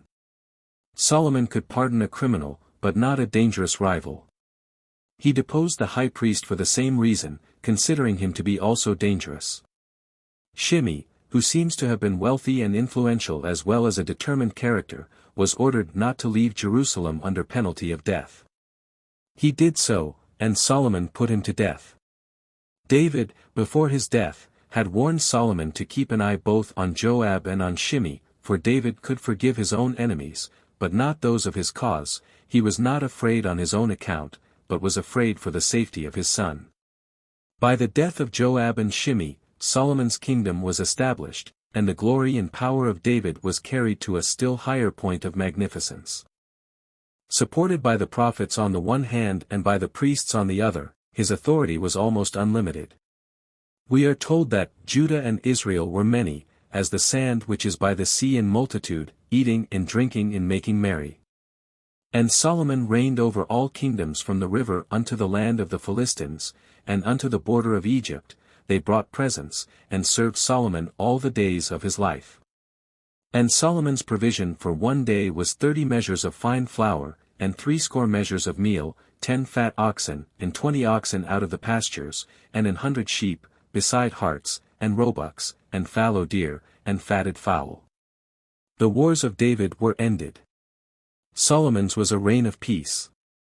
And Judah and Israel dwelt safely, every man under his vine and under his fig tree, from Dan even to Beersheba, all the days of Solomon. And Solomon had 40,000 stalls of horses for his chariots, and 12,000 horsemen. And God gave Solomon wisdom and understanding exceeding much, and largeness of heart, even as the sand that is on the seashore. And Solomon's wisdom excelled the wisdom of all the children of the east country, and all the wisdom of Egypt. For he was wiser than all men, than Ethan the Ezrahite, and Heman, and Calcol, and Darda, the sons of Mahal, and his fame was in all nations round about. And there came of all people to hear the wisdom of Solomon, from all kings of the earth, which had heard of his wisdom. The great power and wealth of the Jewish court at this period are historically verified by the traditions still extant among the Arabs of Solomon's superhuman splendor. The story, 1 Kings 3:5, of Solomon's dream, in which he chose an understanding heart and wisdom, rather than riches and honor, reminds us of the choice of Hercules. It is not unlikely that he had such a dream. It is quite probable that he always preferred wisdom to anything else, and it is certain that his wisdom came from God. This is the only connection we can trace between the dream and its fulfillment. Solomon inaugurated a new policy by entering into alliances and making treaties with his powerful neighbors. He formed an alliance with the king of Egypt, and married his daughter. He also made a treaty of commerce and friendship with the king of Tyre on the north, and procured from him cedar with which to build the temple and his own palace. He received an embassy also from the Queen of Sheba, who resided in the south of Arabia. By means of the Tyrian ships he traded to the west as far as the coasts of Spain and Africa, and his own vessels made a coasting voyage of 3 years' duration to Tarshish, from which they brought ivory, gold, silver, apes, and peacocks. This voyage seems to have been through the Red Sea to India. 357 He also traded in Asia, overland, with caravans. And for their accommodation and defense he built Tadmor in the desert, afterward called Palmyra, as a great stopping place. This city in later days became famous as the capital of Zenobia, and the remains of the Temple of the Sun, standing by itself in the midst of the great desert, are among the most interesting ruins in the world. 358 The great work of Solomon was building the temple at Jerusalem in the year B.C. 1005. This temple was destroyed, and rebuilt by Nehemiah B.C. 445. It was rebuilt by Herod B.C. 17. Little remains from the time of Solomon, except some stones in the walls of the substructions, and the Mosque of Omar now stands on the old foundation. No building of antiquity so much resembles the Temple of Solomon as the Palace of Darius at Persepolis. In both buildings the porch opened into the large hall, both had small chambers on the side, square masses on both sides of the porch, and the same form of pillars. The parts of Solomon's temple were, first, a porch 30 feet wide and 15 feet deep, second a large hall 60 by 30, and then the Holy of Holies, which was 30 feet cube. The whole external dimensions of the building were only 60 feet by 120, or less than many an ordinary parish church. The explanation is that it was copied from the tabernacle, which was a small building, and was necessarily somewhat related to it in size. The walls were of stone, on extensive stone foundations. Inside it was lined with cedar, with floors of cypress, highly ornamented with carvings and gold. The brass work consisted of 2 ornamented pillars called Jachin and Boaz, a brazen tank supported by 12 brass oxen, and 10 baths of brass, ornamented with figures of lions, oxen, and cherubim. The Book of Kings says of Solomon, 1 Kings 4:32, that he spake 3,000 proverbs, and his songs were 1,005. And he spake of trees, from the cedar tree that is in Lebanon even unto the hyssop that springeth out of the wall. He spake also of beasts, and of fowl and of creeping things, and of fishes. He was, according to this account, a voluminous writer on natural history, as well as an eminent poet and moralist. Of all his compositions there remains but one, the Book of Proverbs, which was probably in great part composed by him. It is true that 3 books in the Old Testament bear his name, Proverbs, Ecclesiastes, and the Song of Songs. But of these Ecclesiastes was probably written afterward, and though the Song of Songs may have been written by Solomon, it was probably the work of another, living at or near his time. But of the Book of Proverbs there cannot be much doubt. It contains some of the 3,000 of which Solomon was the reputed author. It shows his style of mind very clearly, the cool understanding, the calculating prudence, the continual reference to results, knowledge of the world as distinguished from knowledge of human nature, or of individual character.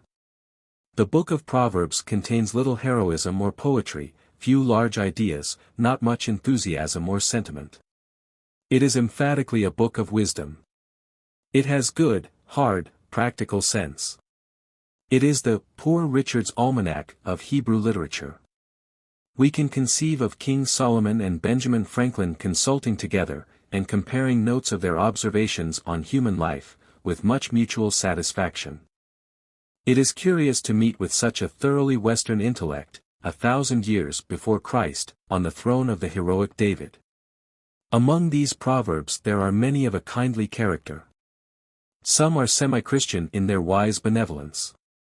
Many show great shrewdness of observation, and have an epigrammatic wit. We will give examples of each kind, proverbs having a semi-Christian character. If thine enemy be hungry, give him bread, if thirsty, give him water to drink, for thou wilt heap coals of fire on his head, and Jehovah will reward thee. To deliver those that are dragged to death, those that totter to the slaughter, spare thyself not. If thou sayest, Behold, we knew it not, doth not he that weighs the heart observe it? Yea, he that keeps thy soul knows it. And he will render to every man according to his works. Put not thyself forth in the presence of the king, nor station thyself in the place of great men. Far better it is that one should say to thee, Come up hither, than that he should put thee in a lower place in the presence of the prince. The lip of truth shall be established forever, but the tongue of falsehood is but for a moment. Proverbs showing shrewdness of observation. As one that takes a dog by the ears, so is he that passing by becomes enraged on account of another's quarrel. Where there is no wood the fire goes out, so where there is no talebearer contention ceases. The rich rules over the poor, and the borrower is servant to the lender. The slothful man says, There is a lion without, I shall be slain in the streets. A reproof penetrates deeper into a wise man than 100 stripes into a fool. Hope deferred makes the heart sick. The way of transgressors is hard. There is that scatters, and yet increases. It is not, saith the buyer, but when he goeth his way then he boasteth. Proverbs wittily expressed. The legs of a lame man are not equal, so is a proverb in the mouth of fools. 359, As a thorn runs into the hand of a drunkard, so is a proverb in the mouth of a fool. 360, As clouds and wind without rain, so is a man who boasts falsely of giving. A soft tongue breaks bones. As vinegar to the teeth, and smoke to the eyes, so is the sluggard to him that sends him. The destruction of the poor is their poverty. A merry heart is a good medicine. But what are human wisdom and glory? It seems that Solomon was to illustrate its emptiness. See the king, in his old age, sinking into idolatry in empty luxury, falling away from his God, and pointing the moral of his own proverbs. He himself was the drunkard, into whose hand the thorn of the proverb penetrated, without his heeding it. This prudent and wise king, who understood so well all the snares of temptation and all the arts of virtue, fell like the puppet of any Asiatic court. What a contrast between the wise and great king as described in 1 Kings 4. 20-34 and the same king in his degenerate old age. It was this last period in the life of Solomon which the writer of Ecclesiastes took as the scene and subject of his story. With marvelous penetration and consummate power he penetrates the mind of Solomon and paints the blackness of desolation, the misery of satiety, the dreadful darkness of a soul which has given itself to this world as its only sphere. Never was such a picture painted of utter skepticism, of a mind wholly darkened, and without any remaining faith in God or truth. These 3 books mark the 3 periods of the life of Solomon. The Song of Songs shows us his abounding youth, full of poetry, fire, and charm. The Proverbs give his ripened manhood, wise and full of all earthly knowledge, Aristotle, Bacon, Socrates, and Franklin, all in one. And Ecclesiastes represents the darkened and gloomy skepticism of his old age, when he sank as low down as he had before gone up. But though so sad and dark, yet it is not without gleams of a higher and nobler joy to come. Better than anything in Proverbs are some of the noble sentiments breaking out in Ecclesiastes, especially at the end of the book. The book of Ecclesiastes is a wonderful description of a doubt so deep, a despair so black, that nothing in all literature can be compared to it. It describes, in the person of Solomon, utter skepticism born of unlimited worldly enjoyment, knowledge, and power. The book begins by declaring that all is vanity, that there is nothing new under the sun, no progress in any direction, but all things revolving in an endless circle, so that there is neither meaning nor use in the world. 361 It declares that work amounts to nothing, for one cannot do any really good thing, that knowledge is of no use, but only produces sorrow, that pleasure satiates. 362 Knowledge has only this advantage over ignorance, that it enables us to see things as they are, but it does not make them better, and the end of all is despair. 363 Sensual pleasure is the only good. 364 Fate and necessity rule all things. Good and evil both come at their appointed time. Men are cheated and do not see the nullity of things, because they have the world in their heart, and are absorbed in the present moment. 365 Men are only a higher class of beasts. They die like beasts, and have no hereafter. 366 In the 4th chapter the writer goes more deeply into this pessimism. He says that to die is better than to live, and better still never to have been born. A fool is better than a wise man, because he does nothing and cares for nothing. 367 Success is bad, progress is an evil, for these take us away from others, and leave us lonely, because above them and hated by them. 368 Worship is idle. Do not offer the sacrifice of fools, but stop when you are going to the temple, and return. Do not pray. It is of no use. God does not hear you. Dreams do not come from God, but from what you were doing before you went to sleep. Eat and drink, that is the best. 369 All men go as they come. So the dreary statement proceeds. Men are born for no end, and go no one can tell where. Live 1,000 years, it all comes to the same thing. Who can tell what is good for a man in this shadowy, empty life? 370 It is better to look on death than on life, wiser to be sad than to be cheerful. If you say, there have been good times in the past, do not be too sure of that. If you say, we can be good, at least, if we cannot be happy, there is such a thing as being too good, and cheating yourself out of pleasure. 371 Women are worse than men. You may find one good man among 1,000, but not one good woman. 372 It is best to be on the right side of the powers that be, for they can do what they please. Speedy and certain punishment alone can keep men from doing evil. The same thing happens to the good and to the wicked. All things come alike to all. This life is, in short, an inexplicable puzzle. The perpetual refrain is, eat, drink, and be merry. 373 It is best to do what you can, and think nothing about it. Cast your bread on the waters, very likely you will get it again. Sow your seed either in the morning or at night, it makes no difference. 374 Death is coming to all. All is vanity. I continue to preach, because I see the truth, and may as well say it, though there is no end to talking and writing. You may sum up all wisdom in 6 words, fear God and keep His commandments. 375 The book of Ecclesiastes teaches a great truth in an unexampled strain of pathetic eloquence. It teaches what a black skepticism descends on the wisest, most fortunate, most favored of mankind, when he looks only to this world and its joys. It could, however, only have been written by one who had gone through this dreadful experience. The intellect alone never sounded such depths as these. Moreover, it could hardly have been written unless in a time when such skepticism prevailed, nor by one who, having lived it all, had not also lived through it all, and found the cure for this misery in pure unselfish obedience to truth and right. It seems, therefore, like a book of confessions, or the record of an experience, and as such well deserves its place in the Bible and Jewish literature.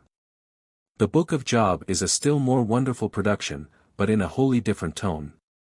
It is full of manly faith in truth and right. It has no jot of skepticism in it. It is a noble protest against all hypocrisies and all shams. Job does not know why he is afflicted, but he will never confess that he is a sinner till he sees it. The Pharisaic friends tell him his sufferings are judgments for his sins, and advise him to admit it to be so. But Job refuses, and declares he will utter no words of wind to the Almighty. The grandest thought is here expressed in the noblest language which the human tongue has ever uttered. 6. The Prophets, or Judaism as the hope of a spiritual and universal kingdom of God. Before we proceed to examine the prophetic writings of the Old Testament, it is desirable to make some remarks upon prophecy in general, and on the character of the Hebrew prophets. Prophecy in general is a modification of inspiration. Inspiration is sight, or rather it is insight. All our knowledge comes to us through the intellectual power which may be called sight, which is of two kinds, the sight of external things, or outsight, and the sight of internal things, which is insight, or intuition. The senses constitute the organization by which we see external things, consciousness is the organization by which we perceive internal things. Now the organs of sense are the same in kind, but differ in degree in all men. All human beings, as such, have the power of perceiving an external world, by means of the five senses. But though all have these five senses, all do not perceive the same external phenomena by means of them. For, in the first place, their senses differ in degrees of power. Some men's eyes are telescopic, some microscopic, and some are blind. Some men can but partially distinguish colors, others not at all. Some have acute hearing, others are deaf. And secondly, what men perceive through the senses differs according to what is about them. A man living in China cannot see Mont Blanc or the city of New York, a man on the other side of the moon can never see the earth. A man living in the year 1871 cannot see Alexander the Great or the Apostle Paul. And thirdly, two persons may be looking at the same thing, and with senses of the same degree of power, and yet one may be able to see what the other is not able to see. Three men, one a geologist, one a botanist, and one a painter, may look at the same landscape, and one will see the stratification, the second will see the flora, and the third the picturesque qualities of the scene. As regards outsight then, though men in general have the same senses to see with, what they see depends, 1. On their quality of sense, 2. On their position in space and time, 3. And on their state of mental culture. That which is true of the perception of external phenomena is also true of the perception of internal things. Insight, or intuition, has the same limitations as outsight. These are, 1. The quality of the faculty of intuition, 2. The inward circumstances or position of the soul, 3. The soul's culture or development. Those who deny the existence of an intuitive faculty, teaching that all knowledge comes from without through the senses, sometimes say that if there were such a faculty as intuition, men would all possess intuitively the same knowledge of moral and spiritual truth. They might as well say that, as all men have eyes, all must see the same external objects. All men have more or less of the intuitive faculty, but some have much more than others. Those who have the most are called, by way of eminence, inspired men. But among these there is a difference as regards the objects which are presented by God, in the order of his providence, to their intuitive faculty. Some he places inwardly among visions of beauty, and they are inspired poets and artists. Others he places inwardly amid visions of temporal and human life, and they become inspired discoverers and inventors. And others he places amid visions of religious truth, and they are inspired prophets, lawgivers, and evangelists. But these again differ in their own spiritual culture and growth. Moses and the Apostle Paul were both inspired men, but the Apostle Paul saw truths which Moses did not see, because the Apostle Paul had reached a higher degree of spiritual culture. Christ alone possessed the fullness of spiritual inspiration, because he alone had attained the fullness of spiritual life. Now the inspired man may look inwardly either at the past, the present, or the future. If he look at the past he is an inspired historian, if at the present, an inspired lawgiver, or religious teacher, if at the future, an inspired prophet. The inspired faculty may be the same, and the difference may be in the object inwardly present to its contemplation. The seer may look from things past to things present, from things present to things to come, and his inspiration be the same. He fixes his mind on the past, and it grows clear before him, and he sees how events were and what they mean. He looks at the present, and sees how things ought to be. He looks at the future, and sees how things shall be. The prophets of the Old Testament were not, as is commonly supposed, men who only uttered predictions of the future. They were men of action more than of contemplation. Strange as it may seem to us, who are accustomed to consider their office as confined to religious prediction, their chief duty was that of active politicians. They mixed religion and politics. They interfered with public measures, rebuked the despotism of the kings and the political errors of the people. Moreover, They were the constitutional lawyers and publicists of the Hebrews, inspired to look backward and explain the meaning of the Mosaic Law as well as to look forward to its spiritual development in the reign of the Messiah. Prediction, therefore, of future events, was a very small part of the work of the prophets. Their main duty was to warn, rebuke, teach, exhort, and encourage. The Hebrew prophets were under the law. They were loyal to Moses and to his institutions. But it was to the spirit rather than to the letter, the idea rather than the form. They differed from the priests in preferring the moral part of the law to the ceremonial. They were great reformers in bringing back the people from external formalism to vital obedience. They constantly made the ceremonial part of the law subservient to the moral part of the law. Thus Samuel said to Saul, "Hath the Lord as great delight in burnt offerings and sacrifices as in obeying the voice of the Lord? Behold, to obey is better than sacrifice, and to hearken than the fat of rams." And so afterward Isaiah declared in the name of the Lord, that the sacrifices of a wicked people were vain, and their incense an abomination. We read of the schools of the prophets, where they studied the law of Moses, and were taught the duties of their office. In these schools music was made use of as a medium of inspiration. But the office of a prophet was not limited by culture, sex, age, or condition. Women, like Miriam, Deborah, Hannah, Huldah, and Noadiah, inexperienced youths, like Jeremiah, men of high standing in society, like Isaiah and Daniel, humble men, like the plowman Elisha and the herdsman Amos, men married and unmarried, are numbered among the prophets.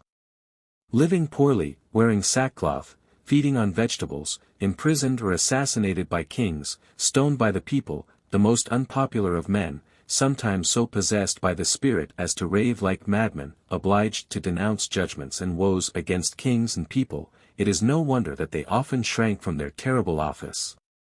Jonah ran to hide in a ship of Tarshish. They have called their message a burden, like Isaiah, they have cried out like Jeremiah, "Ah, Lord God, I cannot speak, for I am a child," like Ezekiel, they have been obliged to make their faces harder than flints in order to deliver their message. Dean Stanley, in speaking of the prophets of the Old Testament, says that their theology consisted in proclaiming the unity of God against all polytheism, and the spirituality of God against all idolatry, in declaring the superiority of moral to ceremonial duties, and in announcing the supremacy of goodness above the letter, ceremony, or dogma. This makes the contrast between the prophets and all other sacred persons who have existed in pagan and, he adds, even in Christian times. Dean Stanley says the prophets were religious teachers, without the usual faults of religious teachers, and he proposes them as an example to the Christian clergy. He says, "Oh, if the spirit of our profession, of our order, of our body, were the spirit, or anything like the spirit, of the ancient prophets. If with us truth, charity, justice, fairness to opponents, were a passion, a doctrine, a point of honor, to be upheld with the same energy as that with which we uphold our own position and our own opinions. The spirit of the world asks first, is it safe? Secondly, is it true? The spirit of the prophets asks first, is it true? Secondly, is it safe? The spirit of the world asks first, is it prudent? Secondly, is it right? The spirit of the prophets asks first, is it right? Secondly, is it prudent? Taken as a whole, the prophetic order of the Jewish Church remains alone. It stands like one of those vast monuments of ancient days, with ramparts broken, with inscriptions defaced, but stretching from hill to hill, conveying in its long line of arches the pure rill of living water over deep valley and thirsty plain, far above all the puny modern buildings which have grown up at its feet, and into the midst of which it strides with its massive substructions, its gigantic height, its majestic proportions, unrivaled by any erection of modern time. The predictions of the future by the prophets of Judea were far higher in their character than those which come occasionally to mankind through dreams and presentiments. Yet no doubt they proceeded from the same essentially Iranian faculty. This also is asserted by the Dean of Westminster, who says that there is a power of divination granted in some inexplicable manner to ordinary men, and he refers to such instances as the prediction of the discovery of America by Seneca, that of the Reformation by Dante, and the prediction of the 12 centuries of Roman dominion by the apparition of 12 vultures to Romulus, which was so understood 400 years before its actual accomplishment. If such presentiments are not always verified, neither were the predictions of the prophets always fulfilled. Jonah announced, in the most distinct and absolute terms, that in 40 days Nineveh should be destroyed. But the people repented, and it was not destroyed. Their predictions of the Messiah are remarkable, especially because in speaking of him and his time they went out of the law and the spirit of the law, and became partakers of the spirit of the gospel. The prophets of the Jews, whatever else we deny to their predictions, certainly foresaw Christianity. They described the coming of a time in which the law should be written in the heart, of a king who should reign in righteousness, of a prince of peace, of one who should rule by the power of truth, not by force, whose kingdom should be universal and everlasting, and into which all nations of the earth should flow. What the prophets foresaw was not times nor seasons, not dates nor names, not any minute particulars. But they saw a future age, they lived out of their own time in another time, which had not yet arrived. They left behind them Jewish ceremonialism, and entered into a moral and spiritual religion. They dropped Jewish narrowness and called all mankind brethren. In this they reached the highest form of foresight, which is not simply to predict a coming event, but to live in the spirit of a future time. Thus the prophets developed the Jewish religion to its highest point. The simple, childlike faith of Abraham became, in their higher vision, the sight of a universal Father, and of an age in which all men and nations should be united into one great moral kingdom. Further than this, it was not possible to go in vision. The difference between the prophets and Jesus was, that he accomplished what they foresaw. His life, full of faith in God and man, became the new seed of a higher kingdom than that of David. He was the son of David, as inheriting the loving trust of David in a heavenly Father. He was also the Lord of David, by fulfilling David's love to God with his own love to man, making piety and charity one, faith and freedom one, reason and religion one, this life and the life to come one. He died to accomplish this union and to make this atoning sacrifice. 7. Judaism as a preparation for Christianity. After the return from the captivity, the Jewish nation remained loyal to Jehovah. The dangers of polytheism and idolatry had passed. We no more hear of either of these tendencies, but, on the contrary, a rigid and almost bigoted monotheism was firmly established. Their sufferings, the teaching of their prophets, perhaps the influence of the Persian worship, had confirmed them in the belief that Jehovah was one and alone, and that the gods of the nations were idols. They had lost forever the sacred Ark of the Covenant and the mysterious ornaments of the high priest. Their kings had disappeared, and a new form of theocracy took the place of a royal government. The high priest, with the great council, became the supreme authority. The government was hierarchical. Hellenic influences began to act on the Jewish mind, and a peculiar dialect of Hebrew Greek, called the Hellenistic, was formed.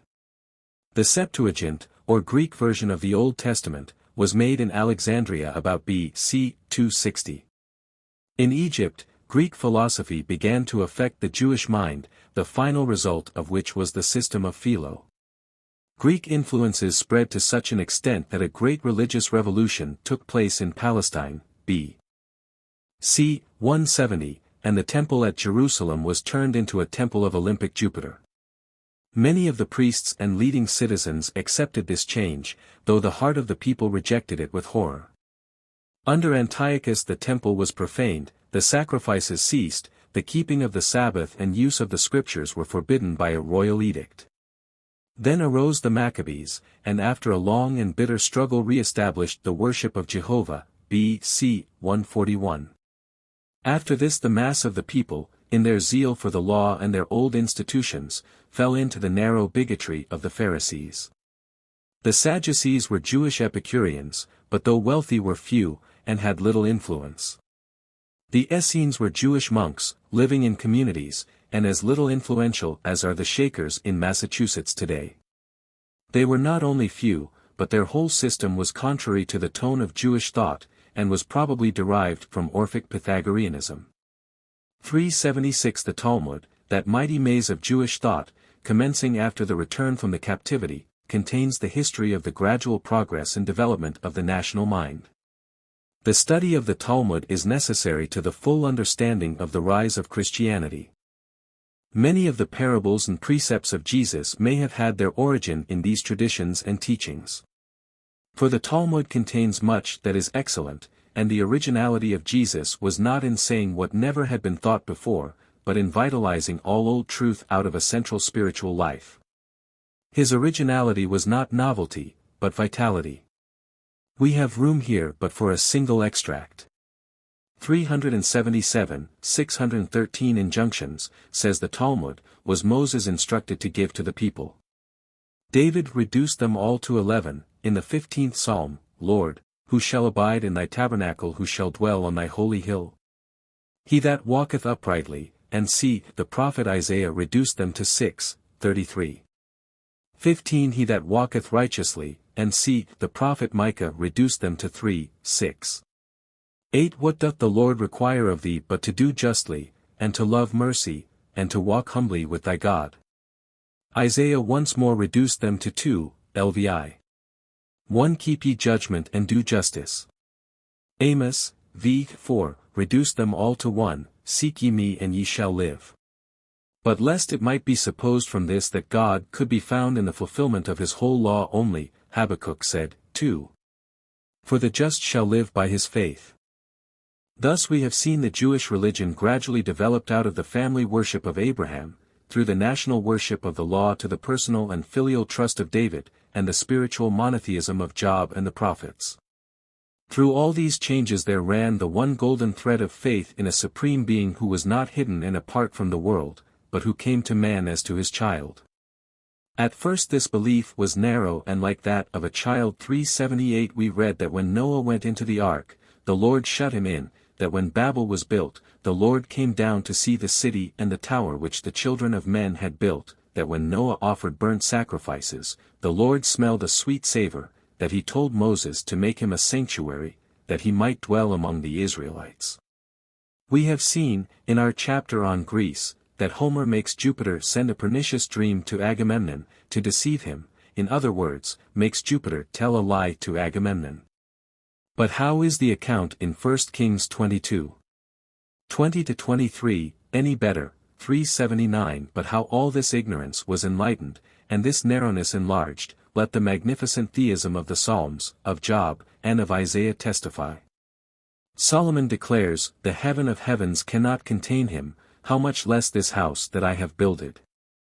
Job and the Psalms and Isaiah describe the omniscience, omnipresence, and inscrutable perfections of the deity in language to which 20 centuries have been able to add nothing. 380 Thus Judaism was monotheism, first as a seed, then as a blade, and then as the ear which the son of Christianity was to ripen into the full corn. The highest truth was present, implicitly, in Judaism, and became explicit in Christianity. The law was the schoolmaster to bring men to Christ. It taught, however imperfectly, a supreme and living God, a providence ruling all things, a judge rewarding good and punishing evil, a holy being, of purer eyes than to behold iniquity. It announced a moral law to be obeyed, the substance of which was to love God with all the heart, and one's neighbor as oneself. Wherever the apostles of Christ went they found that Judaism had prepared the way. Usually, in every place, they first preached to the Jews, and made converts of them. For Judaism, though so narrow and so alien to the Greek and Latin thought, had nevertheless pervaded all parts of the Roman Empire. Despised and satirized by philosophers and poets, it had yet won its way by its strength of conviction. It offered to men, not a philosophy, but a religion, not thought, but life. Too intolerant of differences to convert the world to monotheism, it yet made a preparation for its conversion. This was its power, and thus it went before the face of the Master, to prepare his way. 11. Muhammad and Islam. Recent works on the life of Muhammad. Dr. Samuel Johnson once declared, there are two objects of curiosity, the Christian world and the Mohammedan world, all the rest may be considered as barbarous. Since Dr. Johnson's time we have learned to be curious about other forms of human thought, and regard the famous line of Terence as expressing more accurately the proper frame of mind for a Christian philosopher. Nevertheless, Mohammedanism still claims a special interest and excites a peculiar curiosity. It is the only religion which has threatened Christianity with a dangerous rivalry. It is the only other religion whose origin is in the broad daylight of history. Its author is the only one among the great men of the world who has at the same time founded a religion, formed a people, and established an empire. The marvelous spread of this religion is a mystery which never ceases to stimulate the mind to new inquiry. How was it that in the short space of a century the Arab tribes, before always at war among themselves, should have been united into an irresistible power, and have conquered Syria, Persia, the whole of northern Africa and Spain? And with this religious outbreak, this great revival of monotheism in Asia, there came also as remarkable a renaissance of learning, which made the Arabs the teachers of philosophy and art to Europe during a long period. Arab Spain was a focus of light while Christian Europe lay in medieval darkness. And still more interesting and perplexing is the character of Muhammad himself. What was he, an impostor or a prophet? Did his work advance or retard human progress? What is his position in history? Such are some of the questions on which we shall endeavor to throw light in the present chapter. Within a few years new materials for this study have been made accessible by the labors of Weil, Cossin de Perceval, Muir, Sprenger, Dollinger, and Arnold. Dr. Gustav Weil published his work 381 in 1843. It was drawn from Arabic manuscripts and the Quran. When Weil began his studies on Muhammad in 1837, he found no book except that of Gagnier, published in 1732, from which he could derive substantial aid. But Gagnier had only collected, without any attempt at criticism, the traditions and statements concerning Muhammad believed by Orthodox Muslims. Satisfied that a literary want existed at this point, Dr. Weil devoted himself to such studies as should enable him to supply it, and the result was a work concerning which Milman says that nothing has escaped the diligence of its author. But 4 years after appeared the book of M. Cossin de Perceval, 382, a work of which M. Saint Hilaire says that it marks a new era in these studies, on account of the abundance and novelty of its details, and the light thrown on the period which in Arabia preceded the coming of Muhammad. Dr. A. Sprenger, an eminent German scholar, early determined to devote himself to the study of Oriental literature in the East. He spent a long time in India, and was for 12 years principal of a Mohammedan school in Delhi, where he established, in 1845, an illustrated penny magazine in the Hindu language. After returning to Europe with a vast number of Oriental manuscripts, he composed his Life of Muhammad 383, the result of extensive studies. Among the preparations for this work we will cite only one. Dr. Sprenger edited in Calcutta the first volume of the Akaba, which contains the names and biographies of 8,000 persons who were personally acquainted with Muhammad. 384. But, as if to embarrass us with riches, comes also Mr. Muir 385 and presents us with another life of the Prophet, likewise drawn from original sources, and written with learning and candor. This work, in 4 volumes, goes over the whole ground of the history of Arabia before the coming of the Prophet, and then, from Arabic sources, narrates the life of Muhammad himself, up to the era of the Hijra. The result of these researches is that we know accurately what Mr. Hallam in his time despaired of knowing, all the main points of the history of Muhammad. There is no legend, no myth, to trouble us. M. Saint Hilaire says that the French are far less acquainted with Charlemagne than the Moslems are with their prophet, who came 2 centuries earlier. A Mohammedan writer, Syed Ahmed Khan Bahadur, has lately published, in English, a series of essays on the life of Muhammad, Arabia, the Arabs, Mohammedan traditions, and kindred topics, written from the standpoint of a believer in Islam. 386. He is dissatisfied with all the recent works on Muhammad, including those of Dr. Sprenger and Mr. Muir. He believes that the Arabic sources from which these biographies are derived are not the most authentic. The special objections, however, which this able Mohammedan urges against these European biographies by Sprenger and Muir do not affect any of the important points in the history, but only details of small moment. Notwithstanding his criticisms, therefore, we may safely assume that we are in a condition to understand the actual life and character of Muhammad.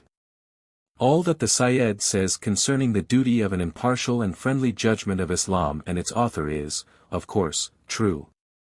We shall endeavor in our treatment of Muhammad to follow this exhortation. Something, however, is always gained by hearing what the believers in a system have to say in its behalf, and these essays of the Mohammedan scholar may help us in this way. One of the most curious parts of the volume is that in which he treats of the prophecies concerning Muhammad in the Old and New Testament. Most of our readers will be surprised at learning that any such prophecies exist, and yet some of them are quite as striking as many of those commonly adduced by writers on prophecy as referring to Jesus Christ. For example, Deuteronomy 18:15-18, when Moses predicts that the Lord will raise up a prophet for the Jews, from among their brethren, by emphasizing this latter clause, and arguing that the Jews had no brethren except the Ishmaelites, from whom Muhammad was born, an argument is derived that the latter was referred to. This is strengthened by the declaration of Moses, that this prophet should be like unto me, since Deuteronomy 34:10 declares that there arose no prophet in Israel like unto Moses. Habakkuk 3:3 says, the Holy One came from Mount Paran. But Mount Paran, argues our friend, is the mountain of Mecca. The Hebrew word translated desire in Haggai 2:7, the desire of all nations shall come, is said by Bahadur to be the same word as the name Muhammad. He is therefore predicted by his name in this passage. When Isaiah says, 21:7, according to the Septuagint translation, that he saw two riders, one on an ass and one on a camel, Bahadur argues that the rider on the ass is Jesus, who so entered Jerusalem, and that the rider on the camel is Muhammad. When John the Baptist was asked if he were the Christ, or Elijah, or that prophet, Mohammedans say that that prophet, so anticipated, was their own. 2. The Arabs in Arabia. The Arabs are a Semitic people, belonging to the same great ethnologic family with the Babylonians, Assyrians, Phoenicians, Hebrews, Ethiopians, and Carthaginians. It is a race which has given to civilized man his literature and his religion, for the alphabet came from the Phoenicians, and the Bible from the Jews. In Hannibal, it produced perhaps the greatest military genius the world has seen, and the Tyrian merchants, circumnavigating Africa, discovering Great Britain, and trading with India, 10 centuries before Christ, had no equals on the ocean until the time of the Portuguese discoveries, 25 centuries after. The Arabs alone, of the 7 Semitic families, remained undistinguished and unknown till the days of Muhammad.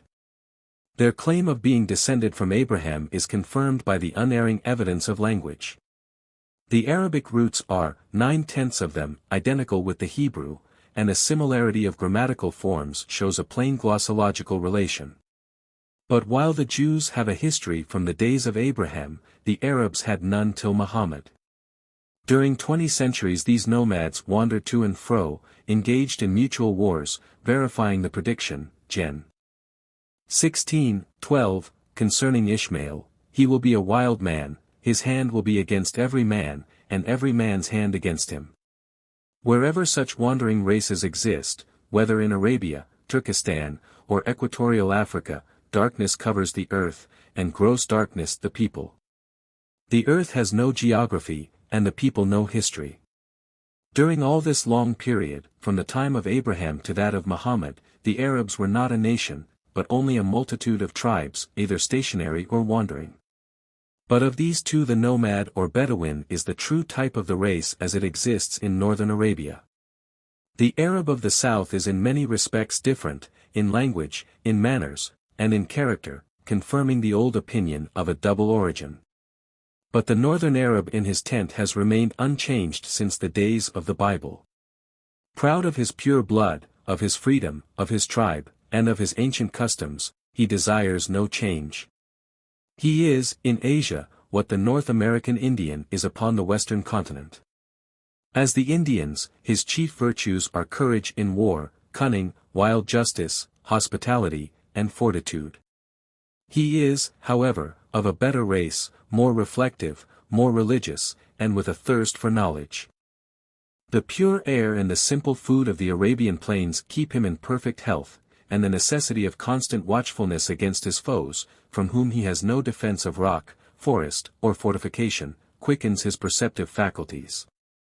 But the Arab has also a sense of spiritual things, which appears to have a root in his organization. The Arabs say, the children of Shem are prophets, the children of Japhet are kings, and the children of Ham are slaves. Having no temples, no priesthood, no religious forms, their religion is less formal and more instinctive, like that of children. The Quran says, every child is born into the religion of nature, its parents make it a Jew, a Christian, or a Magian. But when Muhammad came, the religion of the Arabs was a jumble of monotheism and polytheism, Judaism, Christianity, idolatry, and fetishism. At one time there had been a powerful and intolerant Jewish kingdom in one region. In Yemen, at another period, the king of Abyssinia had established Christianity. But neither Judaism nor Christianity had ever been able to conquer the peninsula, and at the end of the 6th century idolatry was the most prevailing form of worship.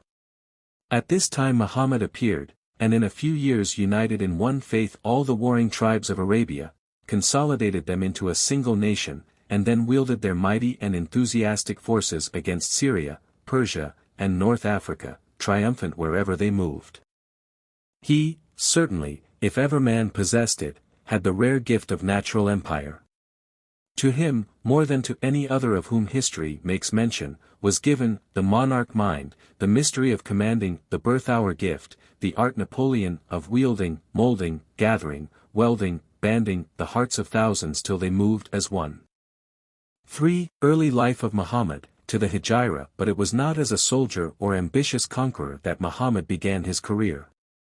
The first 40 years of his life were passed in the quiet pursuits of trade, or taking care of the property of Khadija. Serious, thoughtful, devout, he made friends of all about him. His youth was unstained by vice, and his honorable character early obtained for him the title, given him by common consent, of Al-Amin, the faithful. At one time he tended sheep and goats on the hills near Mecca. At Medina, after he became distinguished he referred to this, saying, "Pick me the blackest of those berries, they are such as I used to gather when I fed the flocks at Mecca." Verily, no prophet has been raised up who has not performed the work of a shepherd.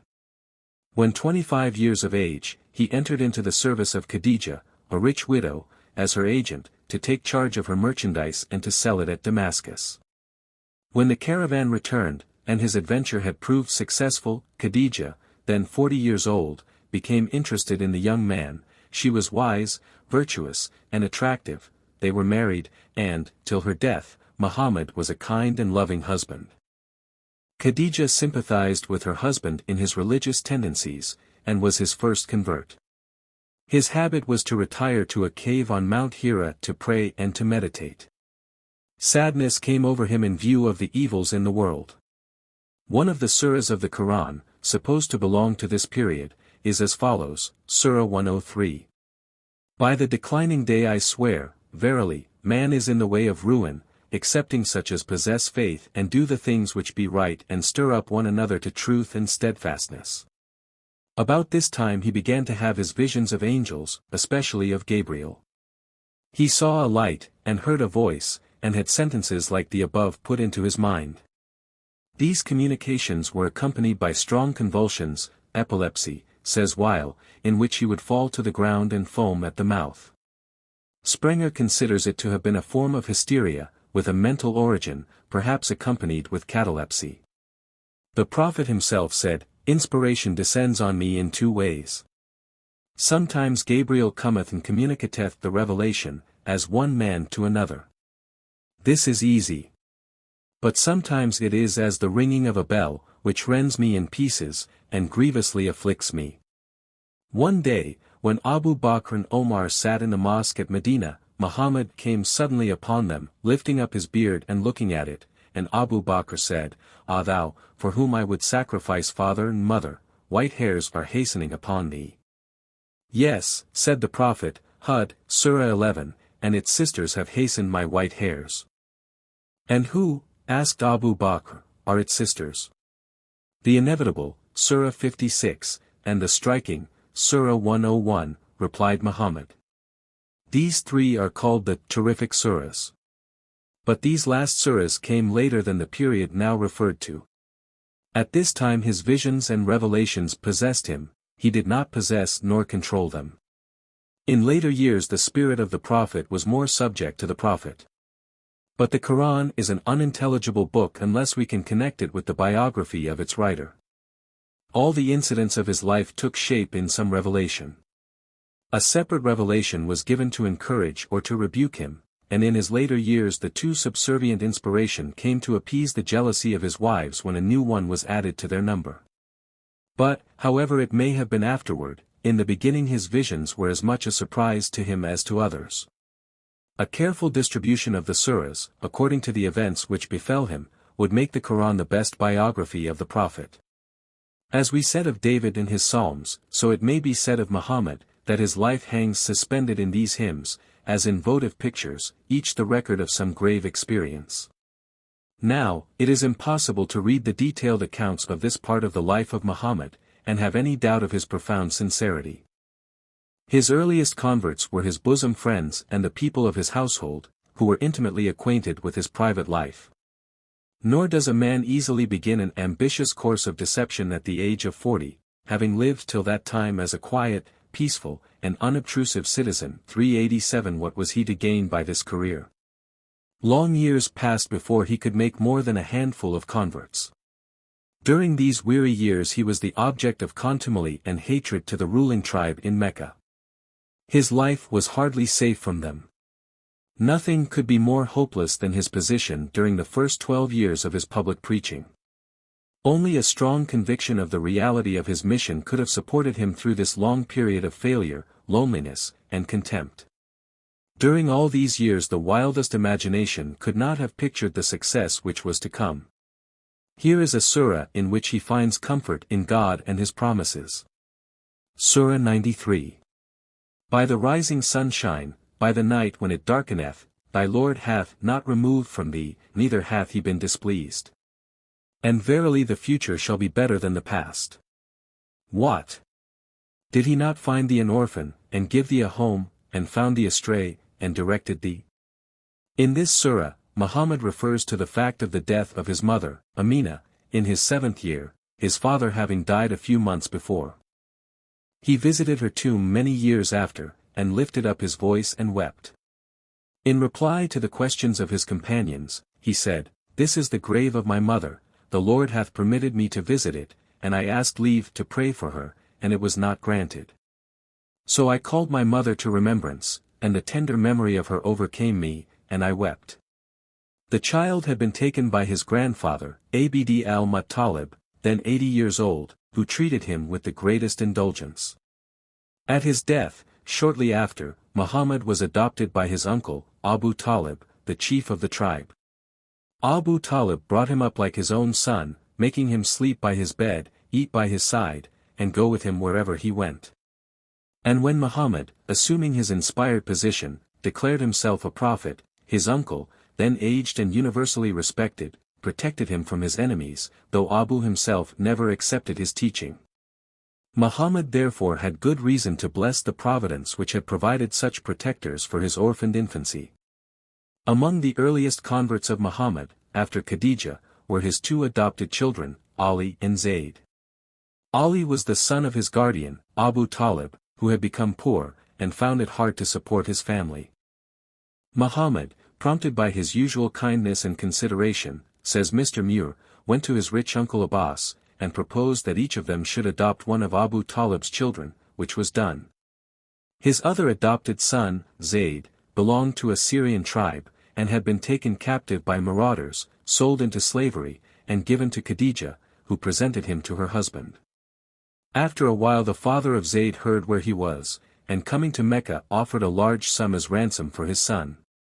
Muhammad had become very fond of Zayd, but he called him, and gave him his choice to go or stay. Zayd said, I will not leave thee, thou art in the place to me of father and mother.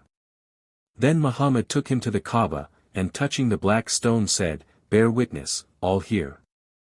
Zayd is my son. I shall be his heir, and he mine.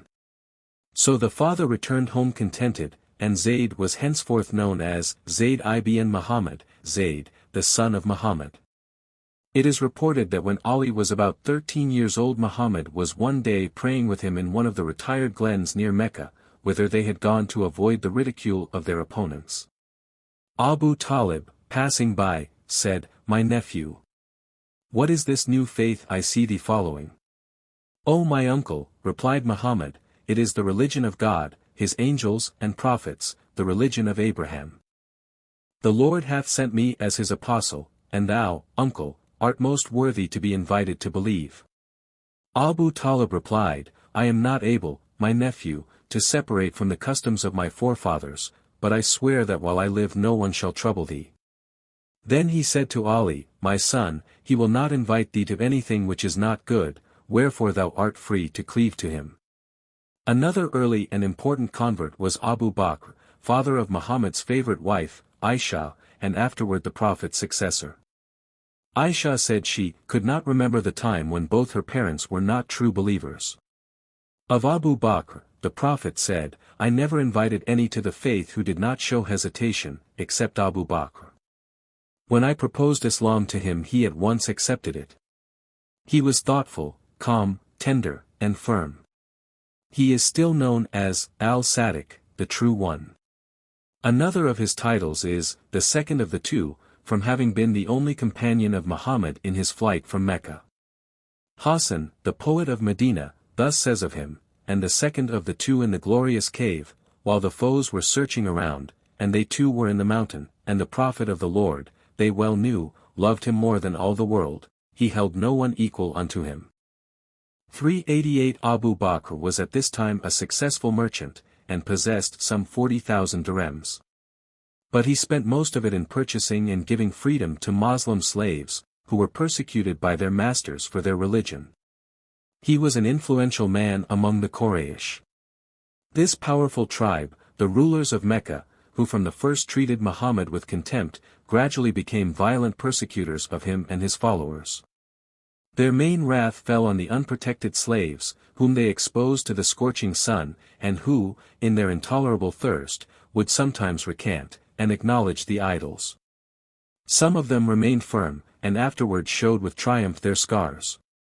Muhammad, Abu Bakr, Ali, and all who were connected with powerful families, were for a long time safe.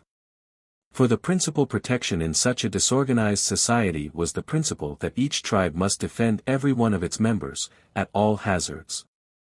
Of course, Muhammad was very desirous to gain over members of the great families, but he felt bound to take equal pains with the poor and helpless, as appears from the following anecdote. The Prophet was engaged in deep converse with the chief Walid, for he greatly desired his conversion. Then a blind man passed that way, and asked to hear the Quran. But Muhammad was displeased with the interruption, and turned from him roughly. 389 But he was afterward grieved to think he had slighted one whom God had perhaps chosen, and had paid court to a reprobate. So his remorse took the form of a divine message and embodied itself as follows: the Prophet frowned and turned aside because the blind man came to him. Who shall tell thee if he may not be purified, or whether thy admonition might not profit him? The rich man thou receivest graciously, although he be not inwardly pure. But him who cometh earnestly inquiring and trembling with anxiety, him thou dost neglect. 390 Muhammad did not encourage his followers to martyrdom. On the contrary, he allowed them to dissemble to save themselves. He found one of his disciples sobbing bitterly because he had been compelled by ill treatment to abuse his master and worship the idols. "But how dost thou find thy heart?" said the Prophet. "Steadfast in the faith," said he. Then, answered Muhammad, "If they repeat their cruelty, thou mayest repeat thy words." He also had himself an hour of vacillation. Tired of the severe and seemingly hopeless struggle with the Quraysh, and seeing no way of overcoming their bitter hostility, he bethought himself of the method of compromise, more than 7 centuries before America was discovered. He had been preaching Islam 5 years, and had only 40 or 50 converts. Those among them who had no protectors he had advised to fly to the Christian kingdom of Abyssinia. Yonder, said he, pointing to the west, lies a land wherein no one is wronged. Go there and remain until the Lord shall open a way for you. Some 15 or 20 had gone, and met with a kind reception. This was the first Hijrah, and showed the strength of faith in these exiles, who gave up their country rather than Islam. But they heard, before long, that the Quraysh had been converted by Muhammad, and they returned to Mecca. The facts were these. One day, when the chief citizens were sitting near the Kaaba, Muhammad came, and began to recite in their hearing one of the surahs of the Quran. In this surah 3 of the goddesses worshipped by the Quraysh were mentioned. When he came to their names he added 2 lines in which he conceded that their intercession might avail with God. The Quraysh were so delighted at this acknowledgement of their deities, that when he added another line calling on them to worship Allah, they all prostrated themselves on the ground and adored God. Then they rose, and expressed their satisfaction, and agreed to be his followers, and receive Islam, with this slight alteration, that their goddesses and favorite idols were to be respected. Muhammad went home and began to be unhappy in his mind. The compromise, it seems, lasted long enough for the Abyssinian exiles to hear of it and to come home. But at last the Prophet recovered himself, and took back his concession. The verse of the surah was cancelled, and another inserted, declaring that these goddesses were only names, invented by the idolaters. Ever after, the intercession of idols was condemned with scorn. But Muhammad records his lapse thus in the 17th surah of the Quran, and truly, they were near tempting thee from what we taught thee, that thou shouldst invent a different revelation, and then they would have inclined unto thee. And if we had not strengthened thee, verily thou hadst inclined to them a little. Then thou shouldst not have found against us any helper. After this, naturally, the persecution became hotter than ever.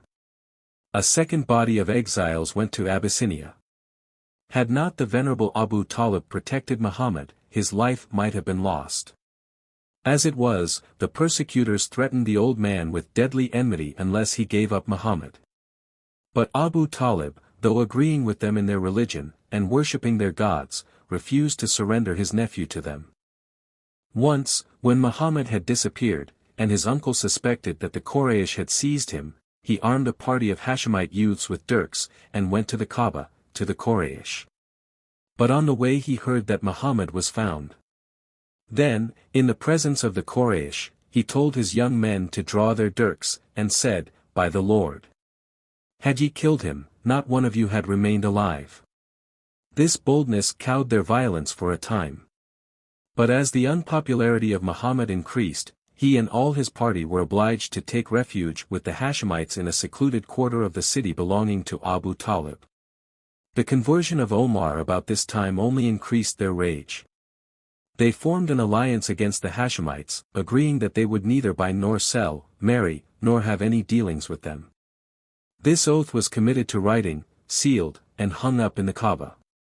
For 2 or 3 years the Hashemites remained shut up in their fortress, and often deprived of the necessaries of life. Their friends would sometimes secretly supply them with provisions, but the cries of the hungry children would often be heard by those outside. They were blockaded in their entrenchments. But many of the chief people in Mecca began to be moved by pity, and at last it was suggested to Abu Talib that the bond hung up in the Kaaba had been eaten by the ants, so as to be no longer valid. This being found to be the case, it was decided that the league was at an end, and the Hashemites returned to their homes. But other misfortunes were in store for Muhammad. The good Abu Talib soon died, and, not long after, Khadijah. His protector gone, what could Muhammad do? He left the city, and went with only Zayd for a companion on a mission to Taif, 60 or 70 miles east of Mecca, in hopes of converting the inhabitants. Who can think of the Prophet, in this lonely journey, without sympathy? He was going to preach the doctrine of one God to idolaters. But he made no impression on them, and, as he left the town, was followed by a mob, hooting, and pelting him with stones. At last they left him, and in the shadow of some trees he betook himself to prayer. His words have been preserved, it is believed by the Moslems, and are as follows, O Lord! I make my complaint unto thee of the feebleness of my strength, and the weakness of my plans. I am insignificant in the sight of men. O thou most merciful Lord of the weak! Thou art my Lord. Do not abandon me. Leave me not a prey to these strangers, nor to my foes. If thou art not offended, I am safe. I seek refuge in the light of thy countenance, by which all darkness is dispersed, and peace comes. There is no power, no help, but in thee. In that hour of prayer, the faith of Muhammad was the same as that of Luther praying for protection against the Pope. It was a part of the universal religion of human nature. Certainly this man was no impostor. A man, going alone to summon an idolatrous city to repentance, must at least have believed in his own doctrine. But the hour of success was at hand. No amount of error, no bitterness of prejudice, no vested interest in falsehood, can resist the determined conviction of a single soul. Only believe a truth strongly enough to hold it through good report and ill report, and at last the great world of half-believers comes round to you. And usually the success comes suddenly at last, after weary years of disappointment.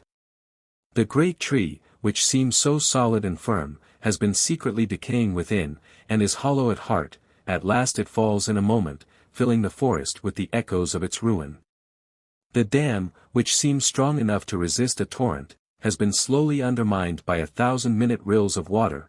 At last it is suddenly swept away, and opens a yawning breach for the tumbling cataract. And almost as suddenly came the triumph of Muhammad. At Medina and in its neighborhood there had long been numerous and powerful tribes of Jewish proselytes.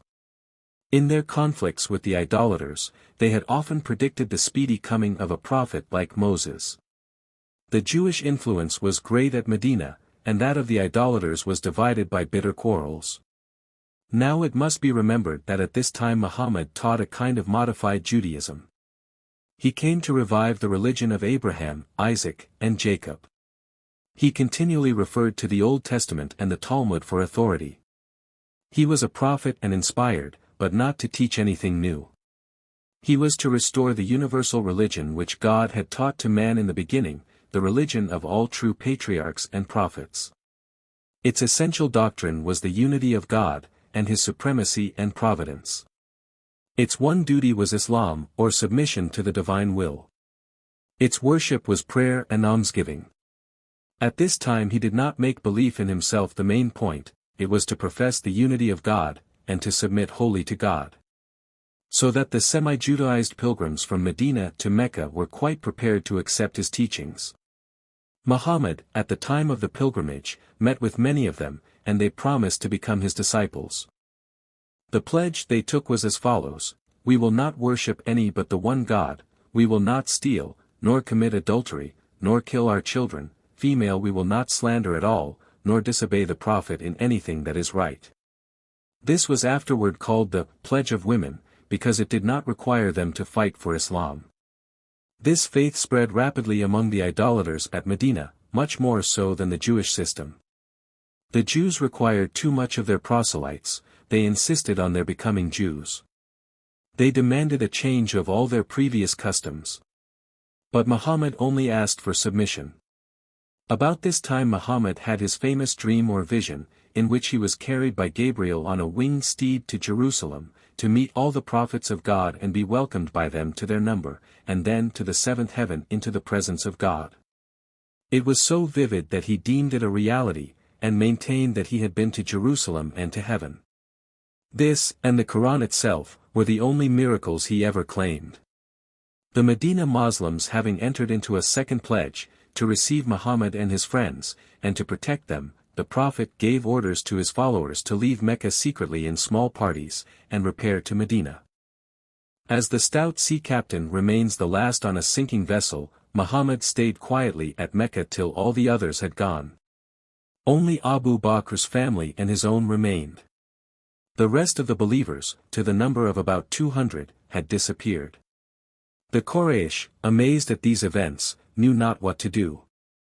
Why had the Moslems gone? And why had Muhammad remained? How dared he to stay, unprotected, in their midst? They might kill him, but then his tribe would take a bloody vengeance on his murderers. At last they proposed to seize him, and that a number of men, one from each tribe and family, should at the same moment drive their dirks into him. Or perhaps it might be better to send an assassin to waylay him on his way to Medina. While they were discussing these alternatives, news was brought to them that Muhammad also had disappeared, and Abu Bakr with him. They immediately went to their houses. In that of Muhammad they found the young Ali, who, being asked where his father was, replied, "I do not know. I am not his keeper. Did you not order him to go from the city? I suppose he is gone." Getting no more information at the house of Abu Bakr, they sent out parties of armed men, mounted on swift horses and camels, to search the whole route to Medina, and bring the fugitives back. After a few days the pursuers returned, saying that there were no signs of any persons having gone in that direction. If they had gone that way they would certainly have overtaken them. Meantime, where were the fugitives? Instead of going north to Medina, they had hidden in a cave on a mountain, about 5 or 6 miles to the south of Mecca. Here they remained concealed 3 days and nights, in imminent danger from their pursuers, who once, it is said, came to the mouth of the cave, but, seeing spiders' webs spun across the opening, concluded no one could have gone in recently. There was a crevice in the roof through which the morning light entered, and Abu Bakr said, "If one of them were to look down, he would see us." "Think not so, Abu Bakr," said the Prophet. "We are 2, but God is in the midst, a 3rd. The next day, satisfied that the heat of the pursuit had abated, they took the camels which had privately been brought to them from the city by the son of Abu Bakr, and set off for Medina, leaving Mecca on the right. By the calculations of M. Cossin de Perceval, it was on the 20th of June, d. 622. 4. Change in the character of Muhammad after the Hijrah. From the Hijrah the Mohammedan era begins, and from that point of the Prophet's history his fortunes rise, but his character degenerates. He has borne adversity and opposition with a faith and a patience almost sublime, but prosperity he will not bear so well. Down to that time he had been a prophet, teaching God's truth to those who would receive it, and by the manifestation of that truth commending himself to every man's conscience. Now he was to become a politician, the head of a party, contriving expedients for its success. Before, his only weapon was truth, now, his chief means was force. Instead of convincing his opponents, he now compelled them to submit by the terror of his power. His revelations changed their tone, they adapted themselves to his needs, and on all occasions, even when he wanted to take an extra wife, inspiration came to his aid. What sadder tragedy is there than to see a great soul thus conquered by success? "All these things," says Satan, "I will give thee, if thou wilt fall down and worship me." When Jesus related his temptation to his disciples he put it in the form of a parable. How can we, understand the temptations of a nature like that of Christ? Perhaps he saw that he could have a great apparent success by the use of worldly means. He could bring the Jew and the Gentile to acknowledge and receive his truth. Some slight concession to worldly wisdom, some little compromise with existing errors, some hardly perceptible variation from perfect truthfulness, and lo! the kingdom of God would come in that very hour, instead of lingering through long centuries. What evils might not be spared to the race, what woes to the world, if the divine gospel of love to God and man were inaugurated by Christ himself. This, perhaps, was one of the temptations. But Jesus said, "Get thee behind me, Satan." He would use only good means for good ends. He would take God's way to do God's work. He would die on the cross, but not vary from the perfect truth.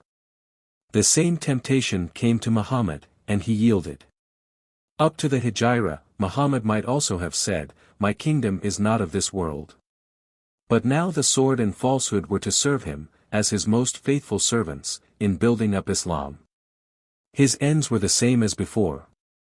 His object was still to establish the service of the one living and true God.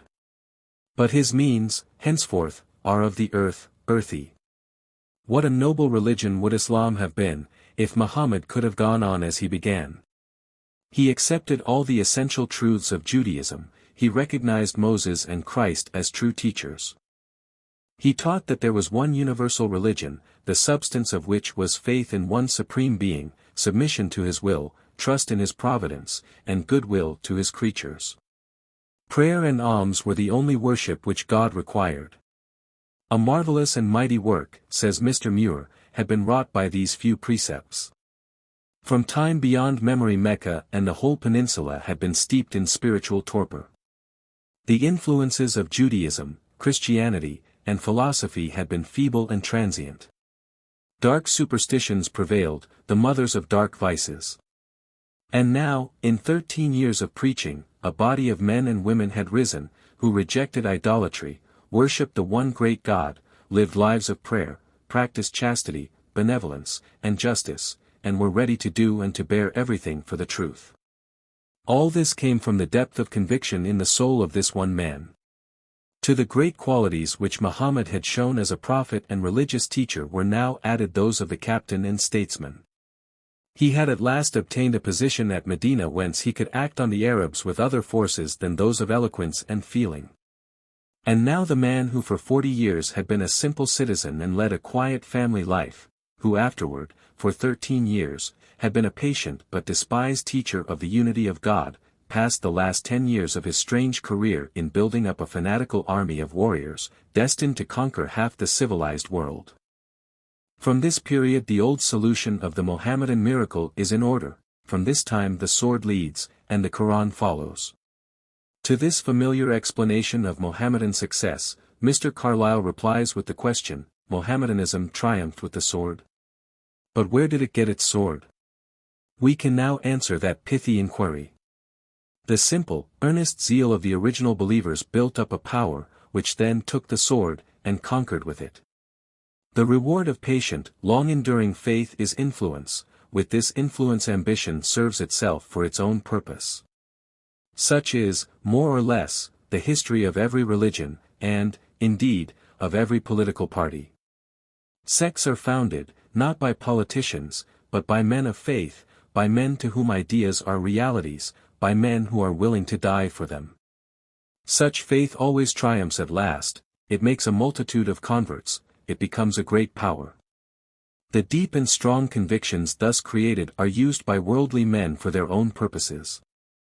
That the Mohammedan impulse was thus taken possession of by worldly men is the judgment of M. Renan.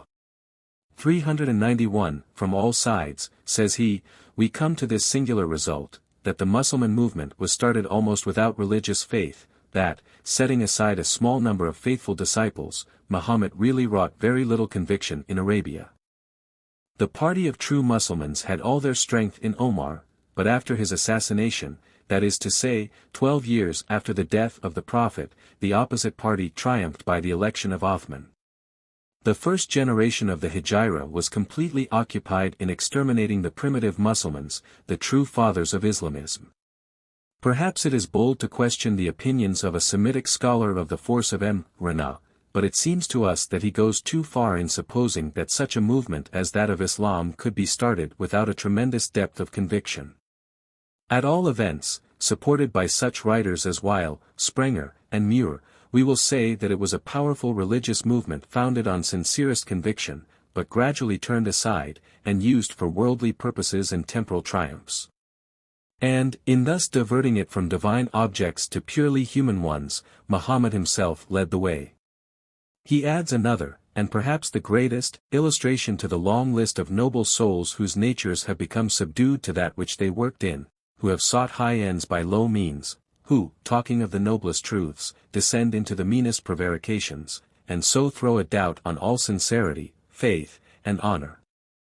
Such was the judgment of a great thinker, Goethe, concerning Muhammad. He believes him to have been at first profoundly sincere, but he says of him that afterward, what in his character is earthly increases and develops itself, the divine retires and is obscured, his doctrine becomes a means rather than an end. All kinds of practices are employed, nor are horrors wanting. Goethe intended to write a drama upon Muhammad, to illustrate the sad fact that every man who attempts to realize a great idea comes in contact with the lower world, must place himself on its level in order to influence it, and thus often compromises his higher aims, and at last forfeits them. 392. Such a man, in modern times, was Lord Bacon in the political world. Such a man, among conquerors, was Cromwell, and among Christian sects how often do we see the young enthusiast and saint end as the ambitious self-seeker and Jesuit. Then we call him a hypocrite, because he continues to use the familiar language of the time when his heart was true and simple, though indulging himself in luxury and sin. It is curious, when we are all so inconsistent, that we should find it so hard to understand inconsistency. We, all of us, often say what is right and do what is wrong, but are we deliberate hypocrites? No. We know that we are weak, we admit that we are inconsistent, we say amen to the video meliora, provoke, deteriora sequor, but we also know that we are not deliberate and intentional hypocrites. Let us use the same large judgment in speaking of the faults of Cromwell, Bacon, and Muhammad. No one could have foreseen the cruelty of which Muhammad, hitherto always a kind-hearted and affectionate man, was capable toward those who resisted his purpose. This first showed itself in his treatment of the Jews. He hoped to form an alliance with them, against the idolaters. He had admitted the divine authority of their religion, and appealed to their scriptures as evidence of the truth of his own mission. He conformed to their ritual and customs, and made Jerusalem his Qibla, toward which he turned in prayer 5 times a day. In return for this he expected them to receive him as a prophet, but this they refused to do. So he departed by degrees from their customs, changed his Qibla to Mecca, and at last denounced the Jews as stiff-necked unbelievers. The old quarrel between Esau and Jacob could not be appeased, nor an alliance formed between them. Saint Hilaire 393 does not think that the character of Muhammad changed when he became the founder of a state and head of a conquering party. He thinks that he only yielded to the political necessities of his position. Granted, but yielding to those necessities was the cause of this gradual change in his character. The man who lies and murders from the necessity of his political position can hardly remain a saint. Plunder, cold-blooded execution of prisoners, self-indulgence, became the habit of the prophet henceforth, as we shall presently see. The first battle against the Quraysh, that of Badr, took place in January, d. 624. When Muhammad had drawn up his army, he prayed earnestly for the victory. After a desperate struggle, the Quraysh fled. Muhammad claimed, by a special revelation, the 5th part of the booty. As the bodies of his old opponents were cast into a pit, he spoke to them bitterly. When the prisoners were brought before him he looked fiercely at one of them. "There is death in that glance," said the unhappy man, and presently the prophet ordered him to be beheaded. 2 days after, another was ordered for execution. "Who will take care of my little girl?" said he. "Hellfire," replied Muhammad, and ordered him to be cut down. Shortly after the battle, a Jewess who had written verses against Muhammad, was assassinated by one of his followers, and the prophet praised him for the deed in the public mosque. Another aged Jew, for the same offense, was murdered by his express command. A quarrel between some Jews and Moslems brought on an attack by Muhammad upon the Jewish tribe. They surrendered after a siege of 15 days, and Muhammad ordered all the prisoners to be killed, but at last, at the urgent request of a powerful chief in Medina, allowed them to go into exile, cursing them and their intercessor. Mr. Muir mentions other cases of assassination of the Jews by the command of the Prophet. All these facts are derived from contemporaneous Muslim historians, who glorify their Prophet for this conduct. The worst action perhaps of this kind was the deliberate execution of 700 or 800 Jewish prisoners, who had surrendered at discretion, and the sale of their wives and children into slavery. Muhammad selected from among these women one more beautiful than the rest, for his concubine. Whether Saint Hilaire considers all this as yielding to the political necessities of his position, we do not know. But this man, who could stand by and see hundreds of captives slaughtered in cold blood, and then retire to solace himself with the widow of one of his victims, seems to us to have retained little of his early purity of soul. About this time Muhammad began to multiply wives, and to receive revelations allowing him to do so beyond the usual limit of his law. He added one after another to his harem, until he had 10 wives, besides his slaves. His views on such subjects are illustrated by his presenting 3 beautiful female slaves, taken in war, one to his father-in-law, and the others to his 2 sons-in-law. So, in a series of battles, with the Jewish tribes, the Quraysh, the Syrians, passed the stormy and triumphant years of the Pontiff king. Mecca was conquered, and the Quraysh submitted in A.D. 630. The tribes throughout Arabia acquiesced, one by one, in the Prophet's authority. All paid tribute, or accepted Islam. His enemies were all under his feet, his doctrines accepted, the rival prophets, Aswad and Musaylama, overcome. Then, in the 63rd year of his age, death drew near. On the last day of his life, he went into the mosque to attend morning prayer, then back to the room of his favorite wife, Aisha, and died in her arms. Wild with grief, Omar declared he was not dead, but in a trance.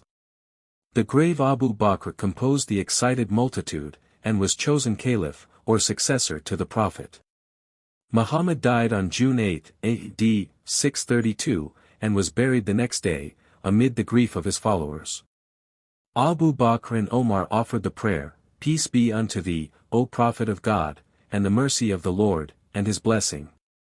We bear testimony that the Prophet of God hath delivered the message revealed to him, hath fought in the ways of the Lord until God crowned his religion with victory, hath fulfilled his words commanding that he alone is to be worshipped in unity, hath drawn us to himself, and been kind and tender-hearted to believers, hath sought no recompense for delivering to us the faith, neither hath sold it for a price at any time." And all the people said, Amen. Amen. Concerning the character of Muhammad, enough has been already said. He was a great man, one of the greatest ever sent upon earth. He was a man of the deepest convictions, and for many years of the purest purposes, and was only drawn down at last by using low means for a good end. Of his visions and revelations, the same explanation is to be given as of those received by Joan of Arc, and other seers of that order. How far they had an objective basis in reality, and how far they were the result of some abnormal activity of the imagination, it is difficult with our present knowledge to decide. But that these visionaries fully believed in their own inspiration, there can be little doubt. The religious doctrines and practices among the Mohammedans as to the religion of Muhammad, and its effects on the world, it is easier to come to an opinion than concerning his own character. Its essential doctrine, as before indicated, is the absolute unity and supremacy of God, as opposed to the old Arab polytheism on the one hand and the Christian Trinity on the other. It however admits of angels and genii. Gabriel and Michael are the angels of power, Azrael, angel of death, Israfil, angel of the resurrection. Eblis, or Satan, plays an important part in this mythology. The Quran also teaches the doctrine of eternal decrees, or absolute predestination, of prophets before Muhammad, of whom he is the successor, as Adam, Noah, Moses, and Jesus, of sacred books, of which all that remain are the Pentateuch, Psalms, Gospels, and Quran, of an intermediate state after death, of the resurrection and judgment. All non-believers in Islam go into eternal fire.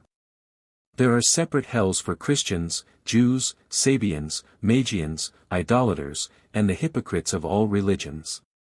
The Muslim is judged by his actions. A balance is held by Gabriel, one scale hanging over heaven and another over hell, and his good deeds are placed in one and his bad ones in the other. According as his scale inclines, he goes to heaven or hell. If he goes to heaven, he finds there 72 houris, more beautiful than angels, awaiting him, with gardens, groves, marble palaces, and music. If women are true believers and righteous, they will also go to heaven, but nothing is said about husbands being provided for them. Stress is laid on prayer, ablution, fasting, almsgiving, and the pilgrimage to Mecca. Wine and gaming are forbidden. There is no recognition, in the Quran, of human brotherhood. It is a prime duty to hate infidels and make war on them. Muhammad made it a duty for Muslims to betray and kill their own brothers when they were infidels, and he was obeyed in more cases than one. The Muslim sects are as numerous as those of Christians. The Dabistan mentions 73. The two main divisions are into Sunnites and Shiites. The Persians are mostly Shiites, and refuse to receive the Sunnite traditions. They accept Ali, and denounce Omar. Terrible wars and cruelties have taken place between these sections. Only a few of the Sunnite doctors acknowledge the Shiites to be Muslims. They have a saying, to destroy a Shiite is more acceptable than to kill 70 other infidels of whatever sort. The Turks are the most zealous of the Muslims. On Friday, which is the Sabbath of Islam, all business is suspended.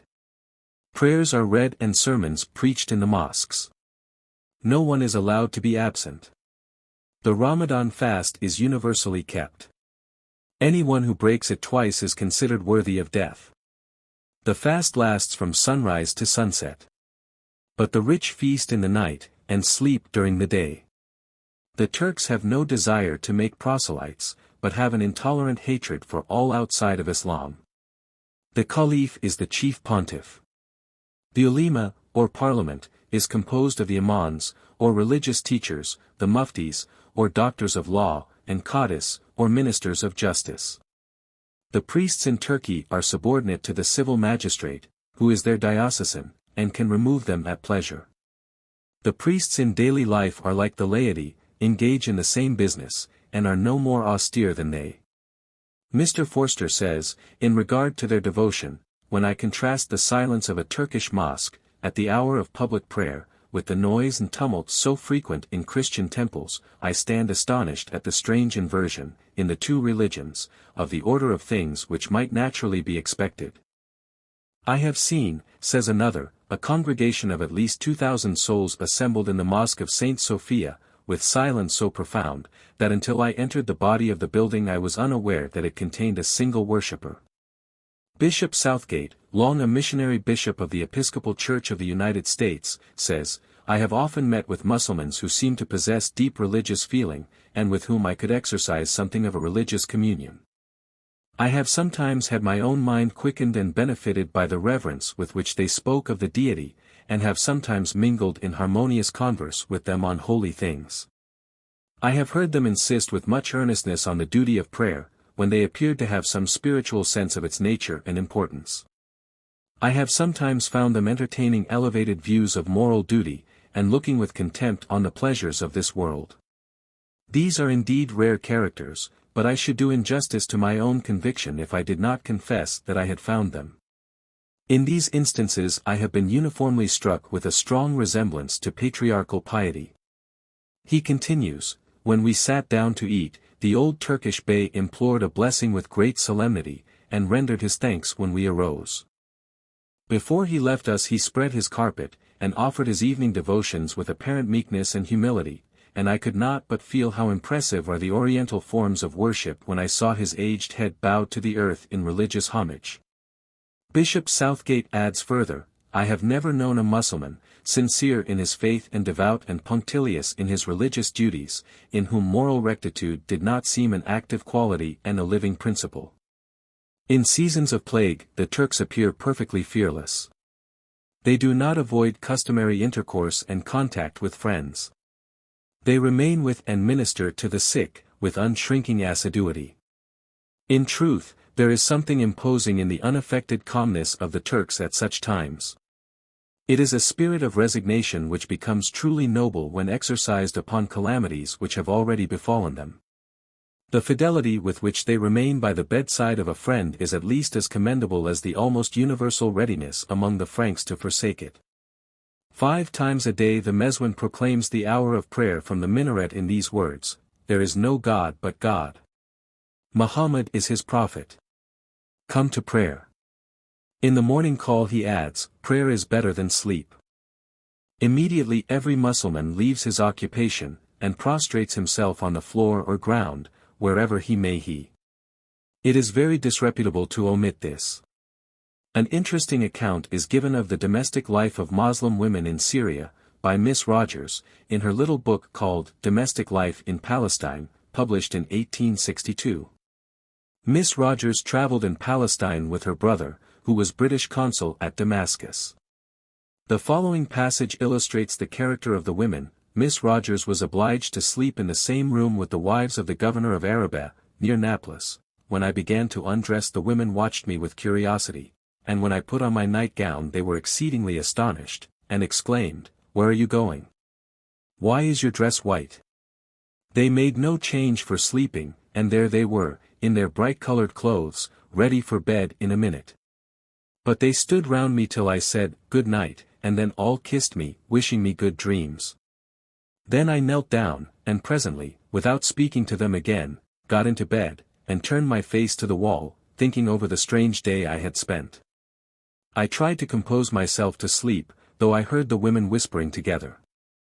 When my head had rested about 5 minutes on the soft red silk pillow, I felt a hand stroking my forehead, and heard a voice saying, very gently, "Ya Habibi," i.e., "O beloved." But I would not answer directly, as I did not wish to be roused unnecessarily. I waited a little while, and my face was touched again. I felt a kiss on my forehead, and a voice said, "Miriam, speak to us, speak, Miriam, darling." I could not resist any longer, so I turned round and saw Helway, Salabek's prettiest wife, leaning over me. I said, "What is it, sweetness, what can I do for you?" She answered, "What did you do just now, when you knelt down and covered your face with your hands?" I sat up, and said very solemnly, "I spoke to God, Helway." "What did you say to him?" said Helway. I replied, "I wish to sleep." God never sleeps. I have asked him to watch over me, and that I may fall asleep, remembering that he never sleeps, and wake up remembering his presence.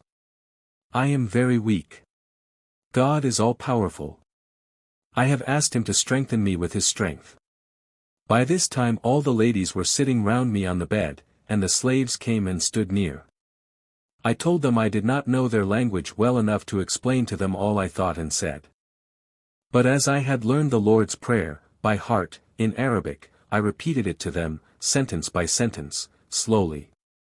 When I began, "Our Father who art in heaven," Helway directly said, "You told me your father was in London." I replied, "I have 2 fathers, Helway, one in London, who does not know that I am here, and cannot know till I write and tell him, and a heavenly Father, who is here now, who is with me always, and sees and hears us. He is your Father also. He teaches us to know good from evil, if we listen to him and obey him." For a moment there was perfect silence. They all looked startled, and as if they felt that they were in the presence of some unseen power. Then Helway said, "What more did you say?" I continued the Lord's Prayer, and when I came to the words, "Give us day by day our daily bread," they said, "Cannot you make bread yourself?" The passage, "Forgive us our trespasses, as we forgive those who trespass against us," is particularly forcible in the Arabic language, and one of the elder women, who was particularly severe and relentless-looking, said, "Are you obliged to say that every day?" as if she thought that sometimes it would be difficult to do so. They said, "Are you a Moslem?" I said, "I am not called a Moslem. But I am your sister, made by the same God, who is the one only God, the God of all, my father and your father." They asked me if I knew the Quran, and were surprised to hear that I had read it. They handed a rosary to me, saying, "Do you know that?" I repeated a few of the most striking and comprehensive attributes very carefully and slowly. Then they cried out, "Mashallah, the English girl is a true believer," and the impressionable, sensitive-looking Abyssinian slave girls said, with one accord, "She is indeed an angel." Moslems, men and women, have the name of Allah constantly on their lips, but it seems to have become a mere form.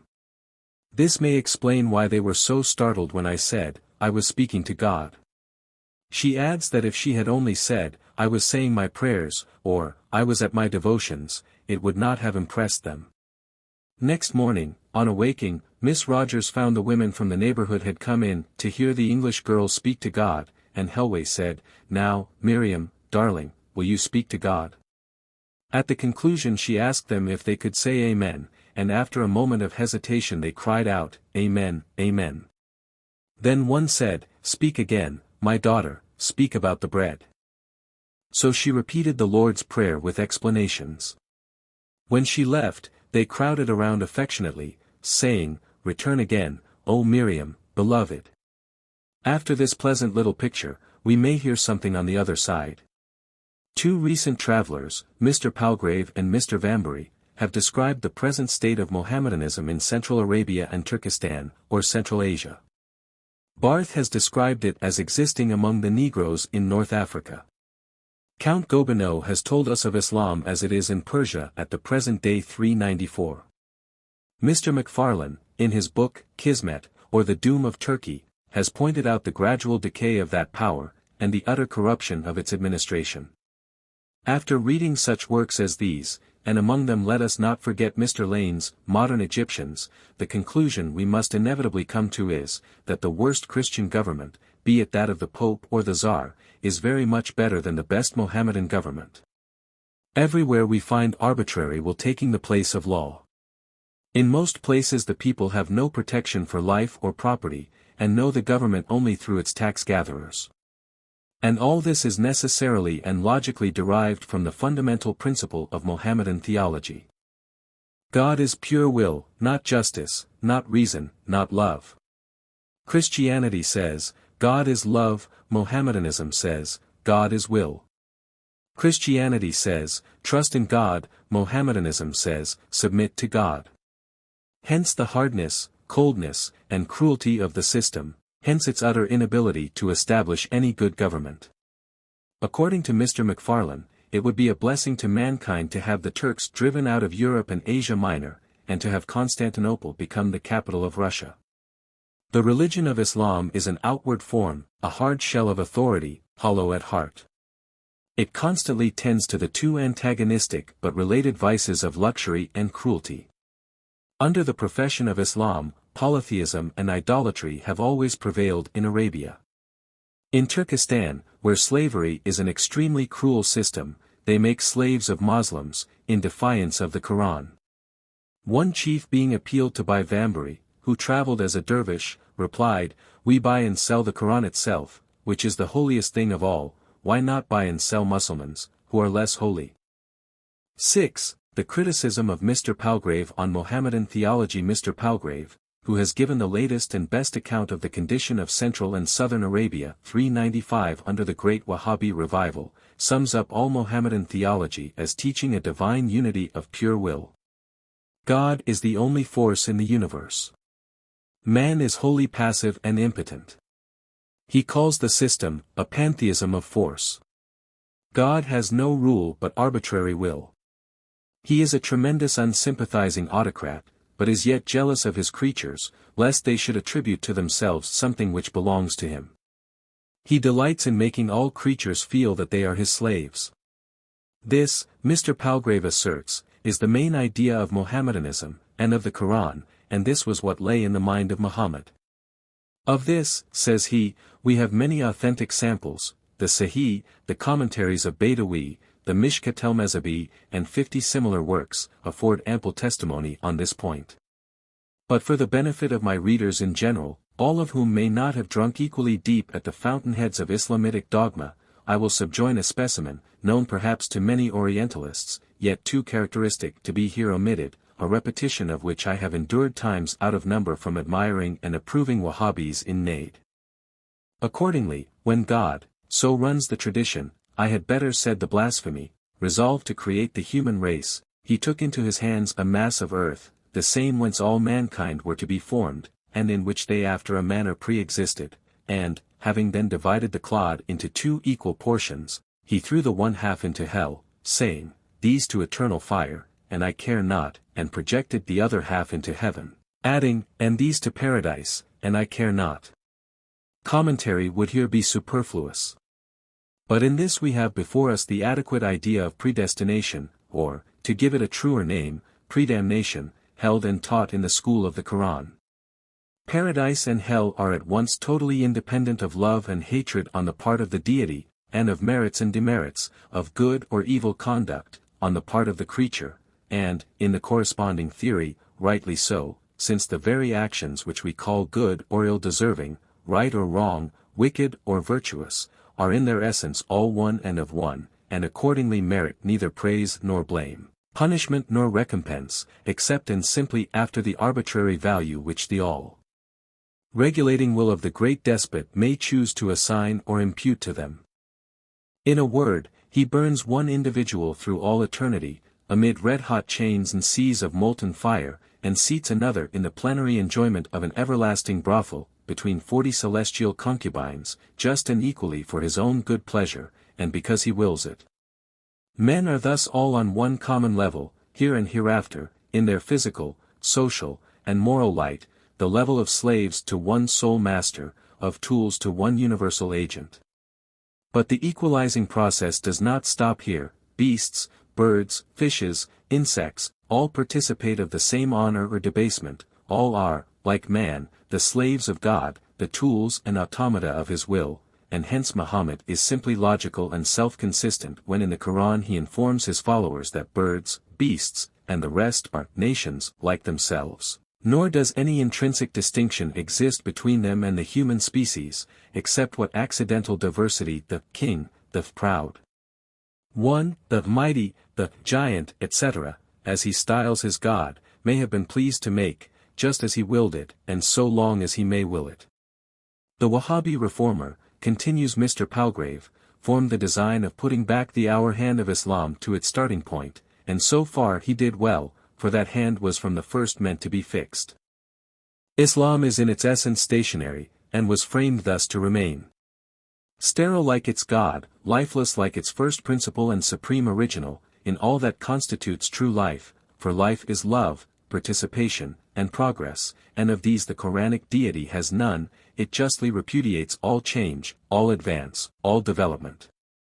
To borrow the forcible words of Lord Houghton, the written book is the dead man's hand, stiff and motionless. Whatever savors of vitality is by that alone convicted of heresy and defection.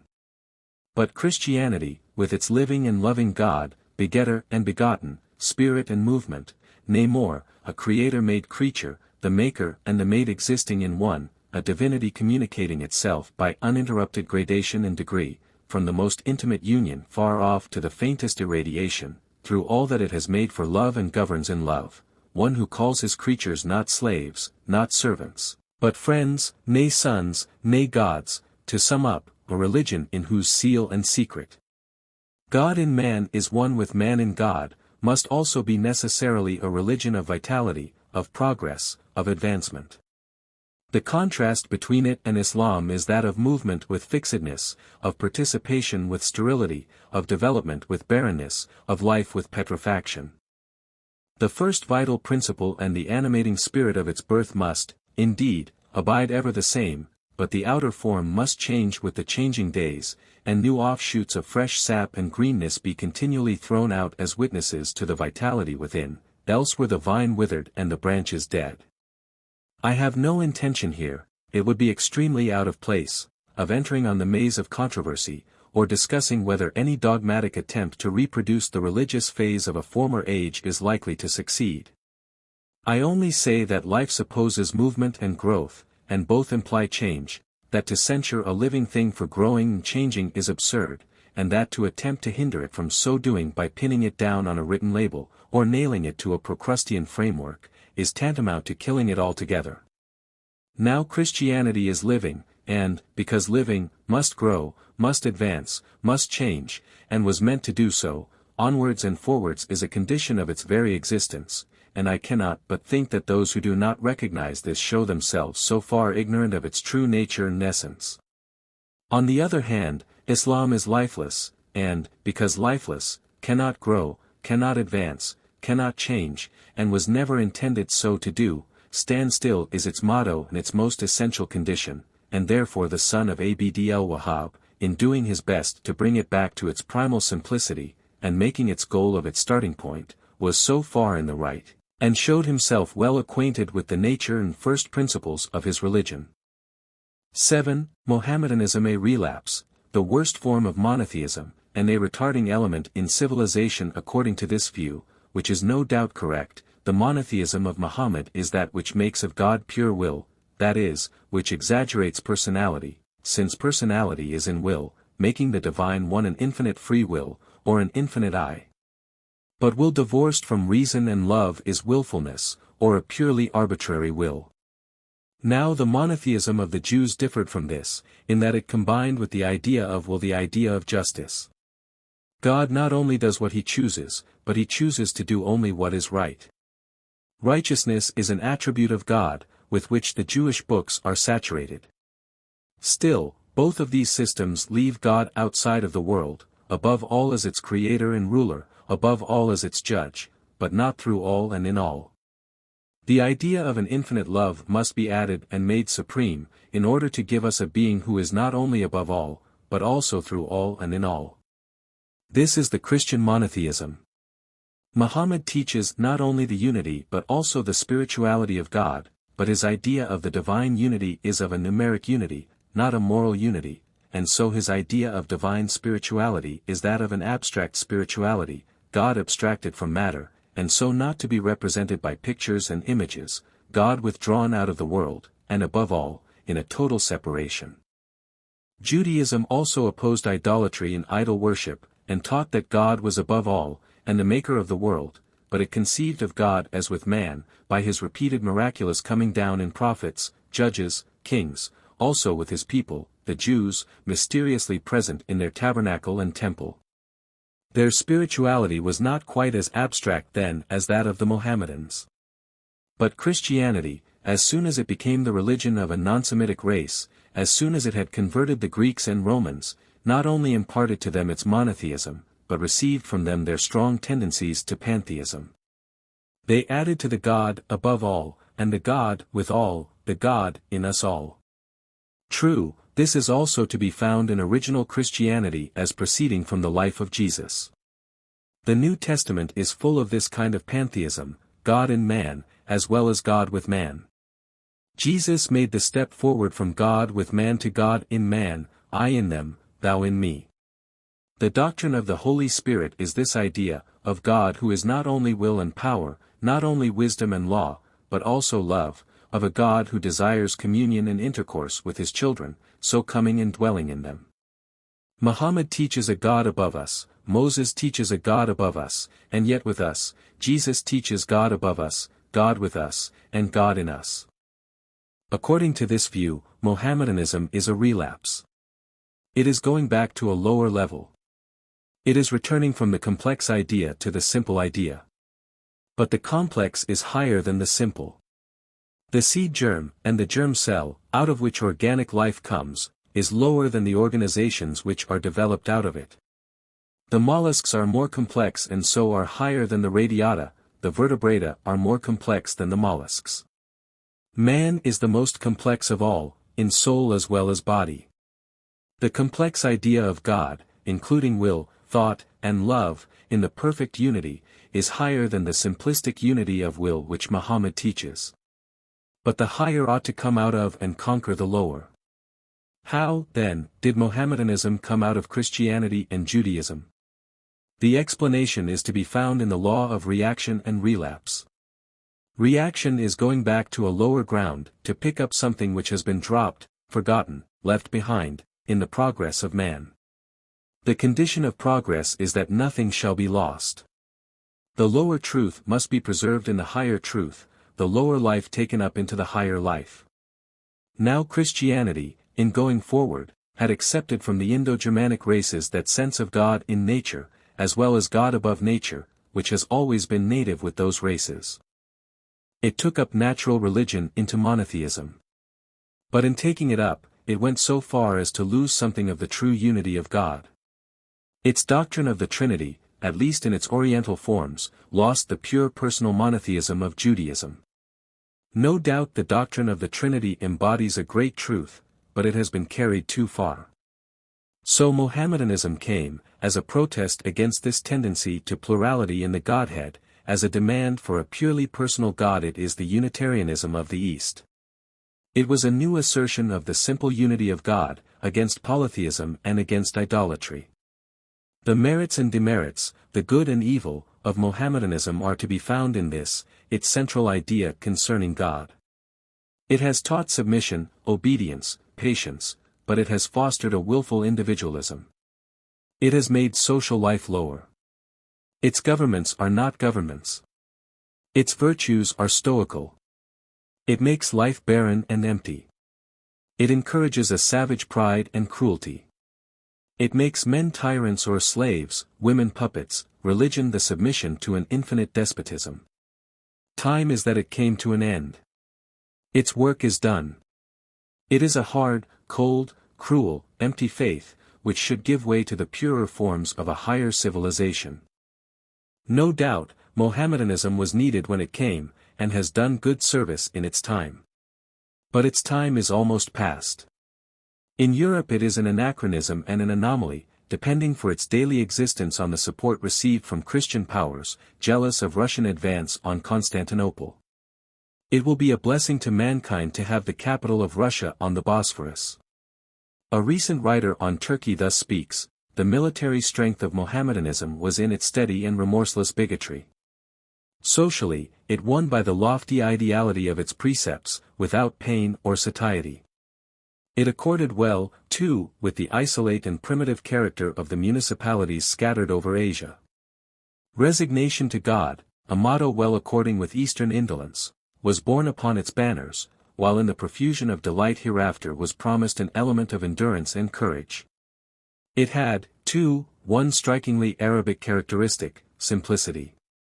One God the Arabian prophet preached to man, one God the Orient still adores, through many a realm of mighty span, God of power and will.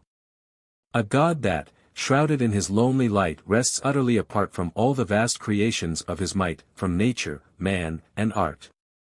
A power that at his pleasure doth create to save or to destroy, and to eternal pain predestinate as to eternal joy. It is the merit and the glory of Muhammad that, beside founding 20 spiritual empires and providing laws for the guidance through centuries of millions of men, he shook the foundations of the faith of heathendom. Muhammad was the impersonation of two principles that reign in the government of God: destruction and salvation. He would receive nations to his favor if they accepted the faith, and utterly destroy them if they rejected it. Yet, in the end, the sapless tree must fall. M. H. Blurzy, 396, in speaking of Mohammedanism in northern Africa, says, "At bottom there is little difference between the human sacrifices demanded by fetishism and the contempt of life produced by the Mussulman religion. Between the social doctrines of these Mohammedan tribes and the sentiments of Christian communities there is an immense abyss." And again, the military and fanatic despotism of the Arabs has vested during many centuries in the white autochthonic races of North Africa, without any fusion taking place between the conquering element and the conquered, without destroying at all the language and manners of the subject people, and, in a word, without creating anything durable. The Arab conquest was a triumph of brute force, and nothing further. And M. Rana, a person well qualified to judge of the character of this religion by the most extensive and impartial studies, gives this verdict: 397, Islamism, following as it did on ground that was none of the best, has, on the whole, done as much harm as good to the human race. It has stifled everything by its dry and desolating simplicity. Again, at the present time, the essential condition of a diffused civilization is the destruction of the peculiarly Semitic element, the destruction of the theocratic power of Islamism, consequently the destruction of Islamism itself. 398 again, Islamism is evidently the product of an inferior, and, so to speak, of a meager combination of human elements. For this reason its conquests have all been on the average plane of human nature. The savage races have been incapable of rising to it, and, on the other hand, it has not satisfied people who carried in themselves the seed of a stronger civilization. 399. Note to the chapter on Muhammad. We give in this note further extracts from Mr. Palgrave's description of the doctrine of Islam.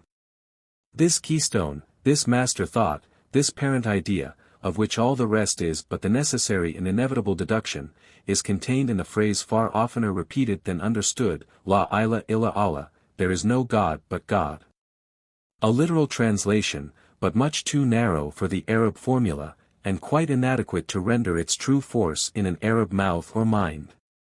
There is no God but God, are words simply tantamount in English to the negation of any deity save one alone, and thus much they certainly mean in Arabic, but they imply much more also.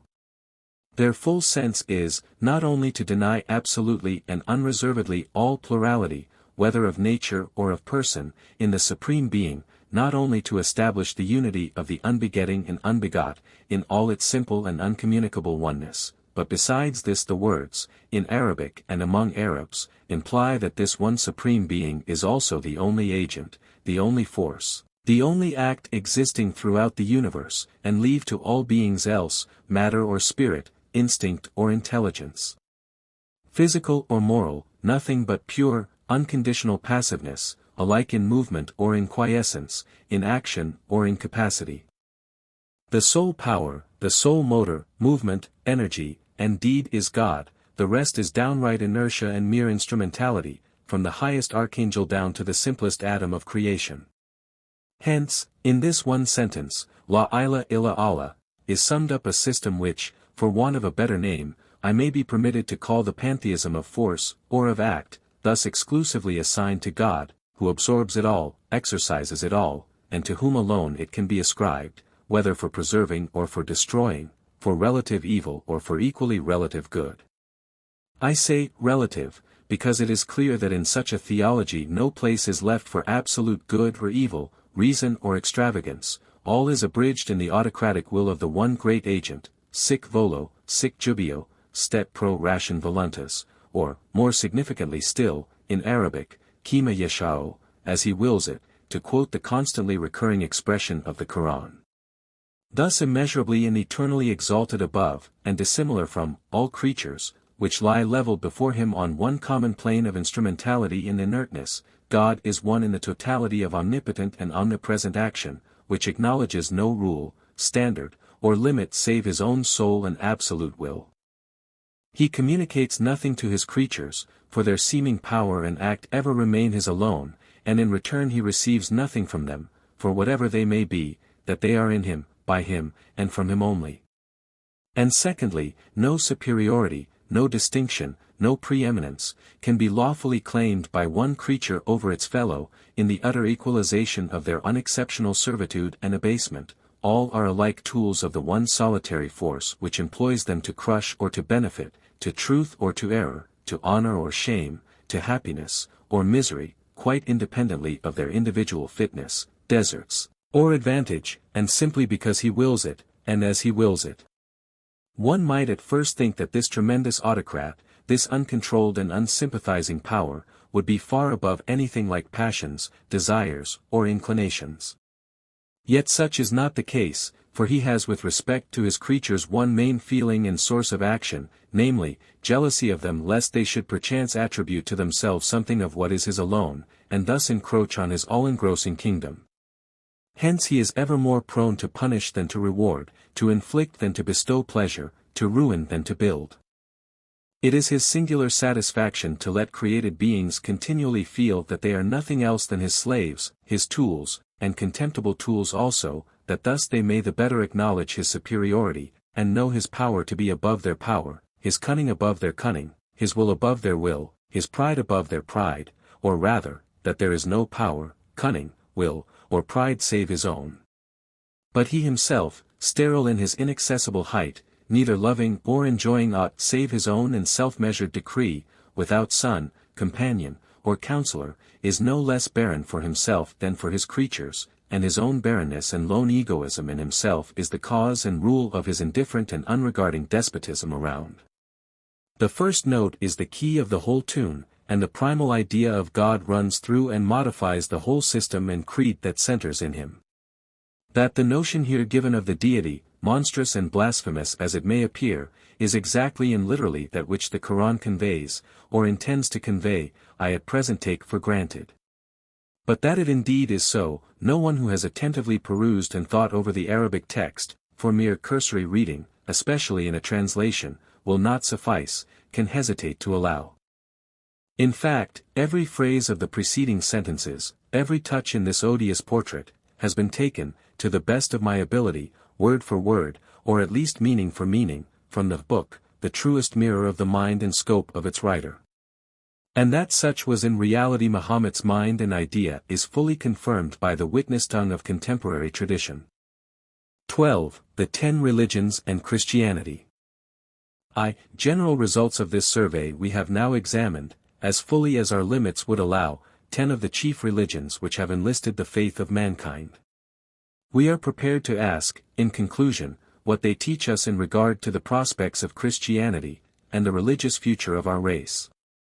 First, this survey must have impressed on every mind the fact that man is eminently a religious being. We have found religion to be his supreme and engrossing interest on every continent, in every millennium of historic time, and in every stage of human civilization.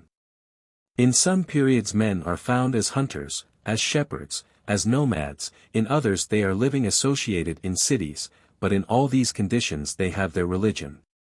The tendency to worship some superhuman power is universal. The opinion of the positivist school, that man passes from a theological stage to one of metaphysics, and from that to one of science, from which later and higher epoch both theology and philosophy are excluded, is not in accordance with the facts we have been observing. Science and art, in Egypt, went hand in hand with theology, during thousands of years. Science in Greece preceded the latest forms of metaphysics, and both Greek science and Greek philosophy were the preparation for Christian faith. In India the Sankhya philosophy was the preparation for the Buddhist religion. Theology and religion today, instead of disappearing in science, are as vigorous as ever. Science, philosophy, and theology are all advancing together, a noble sisterhood of thought. And, looking at facts, we may ask, in what age or time was religion more of a living force, acting on human affairs, than it is at present? To believe in things not seen, to worship a power above visible nature, to look forward to an unknown future, this is natural to man. In the United States there is no established religion, yet in no country in the world is more interest taken in religion than with us. In the Protestant denominations it has dispensed with the gorgeous and imposing ritual, which is so attractive to the common mind, and depends mainly on the interest of the word of truth. Yet the Protestant denominations make converts, build churches, and support their clergy with an ardor seemingly undiminished by the progress of science. There are no symptoms that man is losing his interest in religion in consequence of his increasing knowledge of nature and its laws. Secondly, we have seen that these religions vary exceedingly from each other in their substance and in their forms. They have a great deal in common, but a great deal that is different. Mr. Wentworth Higginson 400 in an excellent lecture, much of which has our cordial assent, says, every race believes in a creator and governor of the world, in whom devout souls recognize a father also. But Buddhism, the most extensive religion on the surface of the earth, explicitly denies creation, and absolutely ignores any ruler or governor of the world. The Buddha neither made the world nor preserves it, and the Buddha is the great object of Buddhist worship. Mr. Higginson says, every race believes in immortality. Though the Buddhists, as we have seen, believe in immortality, it is in so obscure a form that many of the best scholars declare that the highest aim and the last result of all progress in Buddhism is annihilation. He continues, every race recognizes in its religious precepts the brotherhood of man. The Quran teaches no such doctrine, and it is notorious that the Brahmanical system of caste, which has been despotic in India for 2,500 years, excludes such brotherhood. Mr. Higginson therefore is of opinion that caste has grown up in defiance of the Vedas. The Vedas indeed are ignorant of caste, but they are also ignorant of human brotherhood. The system of caste was not a defiance of the Vedas. Nothing is gained for humanity by such statements, which are refuted immediately by the most evident facts. The true sympathy of religions does not consist in their saying the same thing, any more than a true concord in music consists in many performers striking the same note. Variety is the condition of harmony. These religions may, and we believe will, be all harmonized, but thus far it is only too plain that they have been at war with each other. In order to find the resemblances we must begin by seeing the differences. Cudworth, in his great work, speaks of the symphony of all religions, an expression which we prefer to that of Mr. Higginson. It expresses precisely what we conceive to be the fact, that these religions are all capable of being brought into union, though so very different. They may say, are not we formed, as notes of music are, for one another, though dissimilar, such difference, without discord, as shall make the sweetest sounds.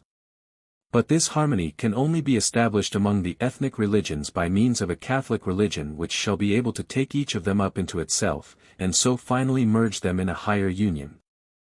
The Greek, Roman, and Jewish religions could not unite with each other, but they were united by being taken up into Christianity.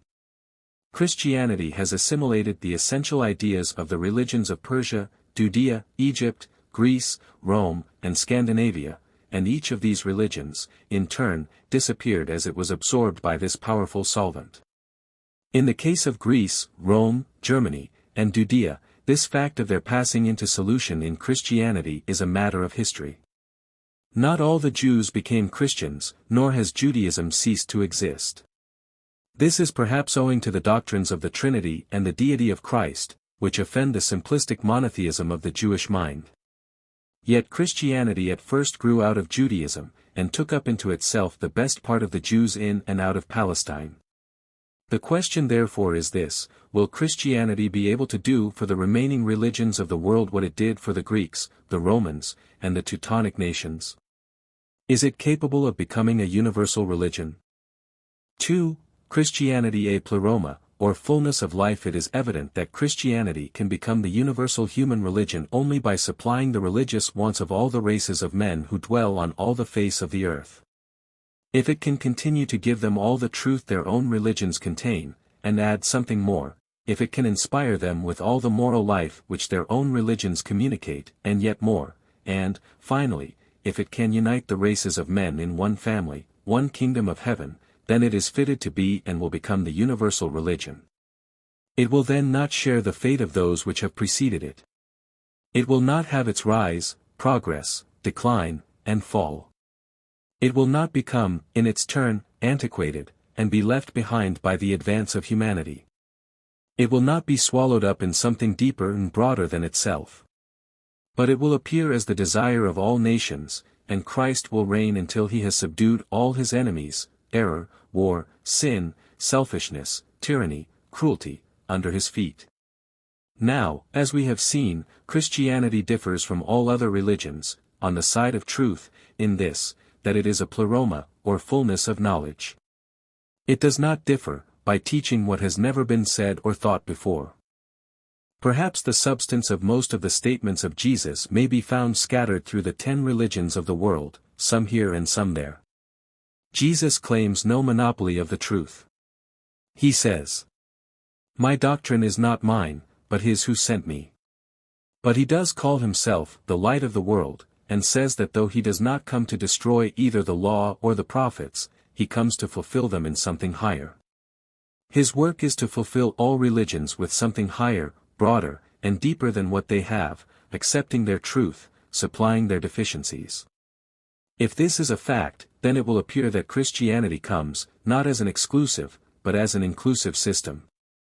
It includes everything, it excludes nothing but limitation and deficiency. Whether Christianity be really such a pleroma of truth or not, must be ascertained by a careful comparison of its teachings, and the ideas lying back of them, with those of all other religions. We have attempted this, to some extent, in our introduction, and in our discussion of each separate religion. We have seen that Christianity, in converting the nations, always accepted something and gave something in return. Thus it received from Egypt and Africa their powerful realism, as in the writings of Tertullian, Origen, Augustine, and gave in return a spiritual doctrine. It received God, as seen in nature and its organizations, and returned God as above nature. Christianity took from Greece intellectual activity, and returned moral life. It received from Rome organization, and returned faith in a fatherly providence. It took law, and gave love. From the German races it accepted the love of individual freedom, and returned union and brotherly love. From Judaism it accepted monotheism as the worship of a supreme being, a righteous judge, a holy king, and added to this faith in God as in all nature and all life. But we will proceed to examine some of these points a little more minutely. 3. Christianity, as a pleroma, compared with Brahmanism, Confucianism, and Buddhism. Christianity in Brahmanism. The essential value of Brahmanism is its faith in spirit as distinct from matter, eternity as distinct from time, the infinite as opposed to the finite, substance as opposed to form. The essential defect of Brahmanism is its spiritual pantheism, which denies all reality to this world, to finite souls, to time, space, matter. In its vast unities all varieties are swallowed up, all differences come to an end. It does not, therefore, explain the world, it denies it. It is incapable of morality, for morality assumes the eternal distinction between right and wrong, good and evil, and Brahmanism knows no such difference. It is incapable of true worship, since its real God is spirit in itself, abstracted from all attributes. Instead of immortality, it can only teach absorption, or the disappearance of the soul in spirit, as raindrops disappear in the ocean. Christianity teaches a supreme being who is pure spirit, above all, through all, and in all, from whom, and through whom, and to whom are all things, in whom we live, and move, and have our being.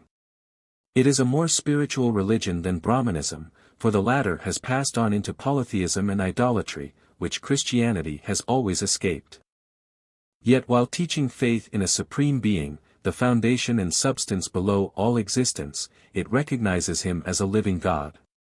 He is not absorbed in himself, nor apart from his world, but a perpetual providence, a personal friend and father. He dwells in eternity, but is manifested in time. Christianity, therefore, meets the truth in Brahmanism by its doctrine of God as spirit, and supplies its deficiencies by its doctrine of God as a father. Christianity and the system of Confucius.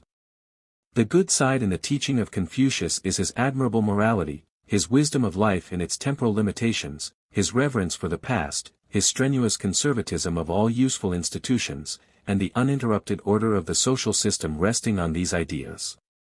The evil in his teaching is the absence of the supernatural element, which deprives the morality of China of enthusiasm, its social system of vitality, its order of any progress, and its conservatism of any improvement. It is a system without hope, and so has remained frozen in an icy and stiff immobility for 1500 years. But Christianity has shown itself capable of uniting conservatism with progress, in the civilization of Christendom. It respects order, reveres the past, holds the family sacred, and yet is able also to make continual progress in science, in art, in literature, in the comfort of the whole community. It therefore accepts the good and the truth in the doctrines of Confucius, and adds to these another element of new life. Christianity and Buddhism. The truth in Buddhism is in its doctrine of the relation of the soul to the laws of nature, its doctrine of consequences, its assurance of a strict retribution for every human action, its promise of an ultimate salvation in consequence of good works, and of a redemption from all the woes of time by obedience to the truth. The evil in the system is that belonging to all legalism. It does not inspire faith in any living and present God, or any definite immortality.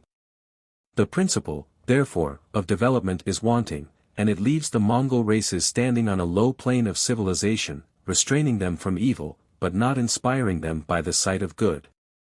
Christianity, like Buddhism, teaches that whatever a man sows that shall he also reap, that those who by patient continuance in well-doing seek for glory, honor, and immortality shall receive eternal life, that the books shall be opened in the last day, and every man be rewarded according to his works, that he whose pound gains 5 pounds shall be ruler over 5 cities. In short, Christianity, in its scriptures and its practical influence, has always taught salvation by works. Yet, beside this, Christianity teaches justification by faith, as the root and fountain of all real obedience.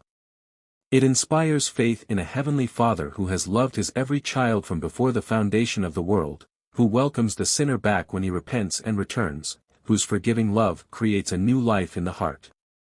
This faith evermore tends to awaken the dormant energies in the soul of man, and so, under its influence, one race after another has commenced a career of progress. Christianity, therefore, can fulfill Buddhism also. 4. Christianity compared with the Avesta and the Eddas. The duad in all religions. The essential truth in the Avesta and the Eddas is the same. They both recognize the evil in the world as real, and teach the duty of fighting against it. They avoid the pantheistic indifference of Brahmanism, and the absence of enthusiasm in the systems of Confucius and the Buddha, by the doctrine of a present conflict between the powers of good and evil, of light and of darkness. This gives dignity and moral earnestness to both systems. By fully admitting the freedom of man, they make the sense of responsibility possible, and so purify and feed morality at its roots. The difficulty with both is, that they carry this dualistic view of nature too far, leaving it an unreconciled dualism. The supreme monad is lost sight of in this ever-present duad. Let us see how this view of evil, or the dual element in life, appears in other systems. As the monad in religion is an expression of one infinite supreme presence, pervading all nature and life, so the duad shows the antagonism and conflict between truth and falsehood, right and wrong, good and evil, the infinite perfection and the finite imperfection. This is a conflict actually existing in the world, and one which religion must accept and account for. Brahmanism does not accept it, but ignores it. This whole conflict is Maya, a deception and illusion. Yet, in this form of illusion, it makes itself so far felt, that it must be met by sacrifices, prayers, penances, and the law of transmigration, until all the apparent antagonism shall be swallowed up in the Infinite One, the only substance in the universe. Buddhism recognizes the conflict more fully. It frankly accepts the duad as the true explanation of the actual universe.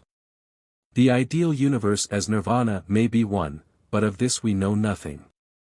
The actual world is a twofold world, composed of souls and the natural laws. The battle of life is with these laws. Every soul, by learning to obey them, is able to conquer and use them, as steps in an ascent toward nirvana. But the belief of Zoroaster and that of Scandinavia regard the duad as still more deeply rooted in the essence of existing things. All life is battle, battle with moral or physical evil. Courage is therefore the chief virtue in both systems.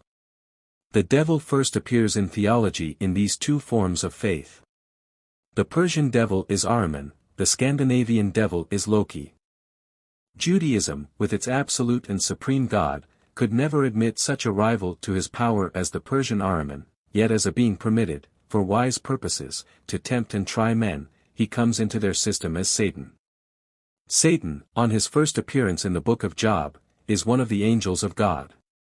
He is the heavenly critic, his business is to test human virtue by trial, and see how deep it goes.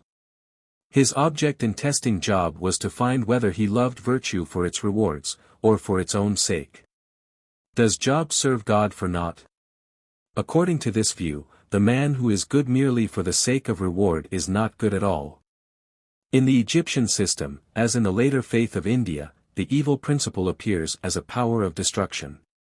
Shiva and Typhon are the destroying agencies from whom proceed all the mischief done in the world. Nevertheless, they are gods, not devils, and have their worship and worshippers among those whose religious nature is more imbued with fear than with hope. The timid worship the deadly and destructive powers, and their prayers were deprecations. The bolder worshipped the good gods. Similarly, in Greece, the tonic deities had their shrines and worshippers, as had the powers of blight, famine, and pestilence at Rome. Yet only in the Avesta is this great principle of evil set forth in full antagonism against the powers of light and love. And probably from Persia, after the captivity, this view of Satan entered into Jewish theology. In the Old Testament, indeed, where Satan or the devil as a proper name only occurs 4 times 401, in all which cases he is a subordinate angel, the true devil does not appear. In the Apocrypha he is said, Wisdom 2:24, to have brought death into the world.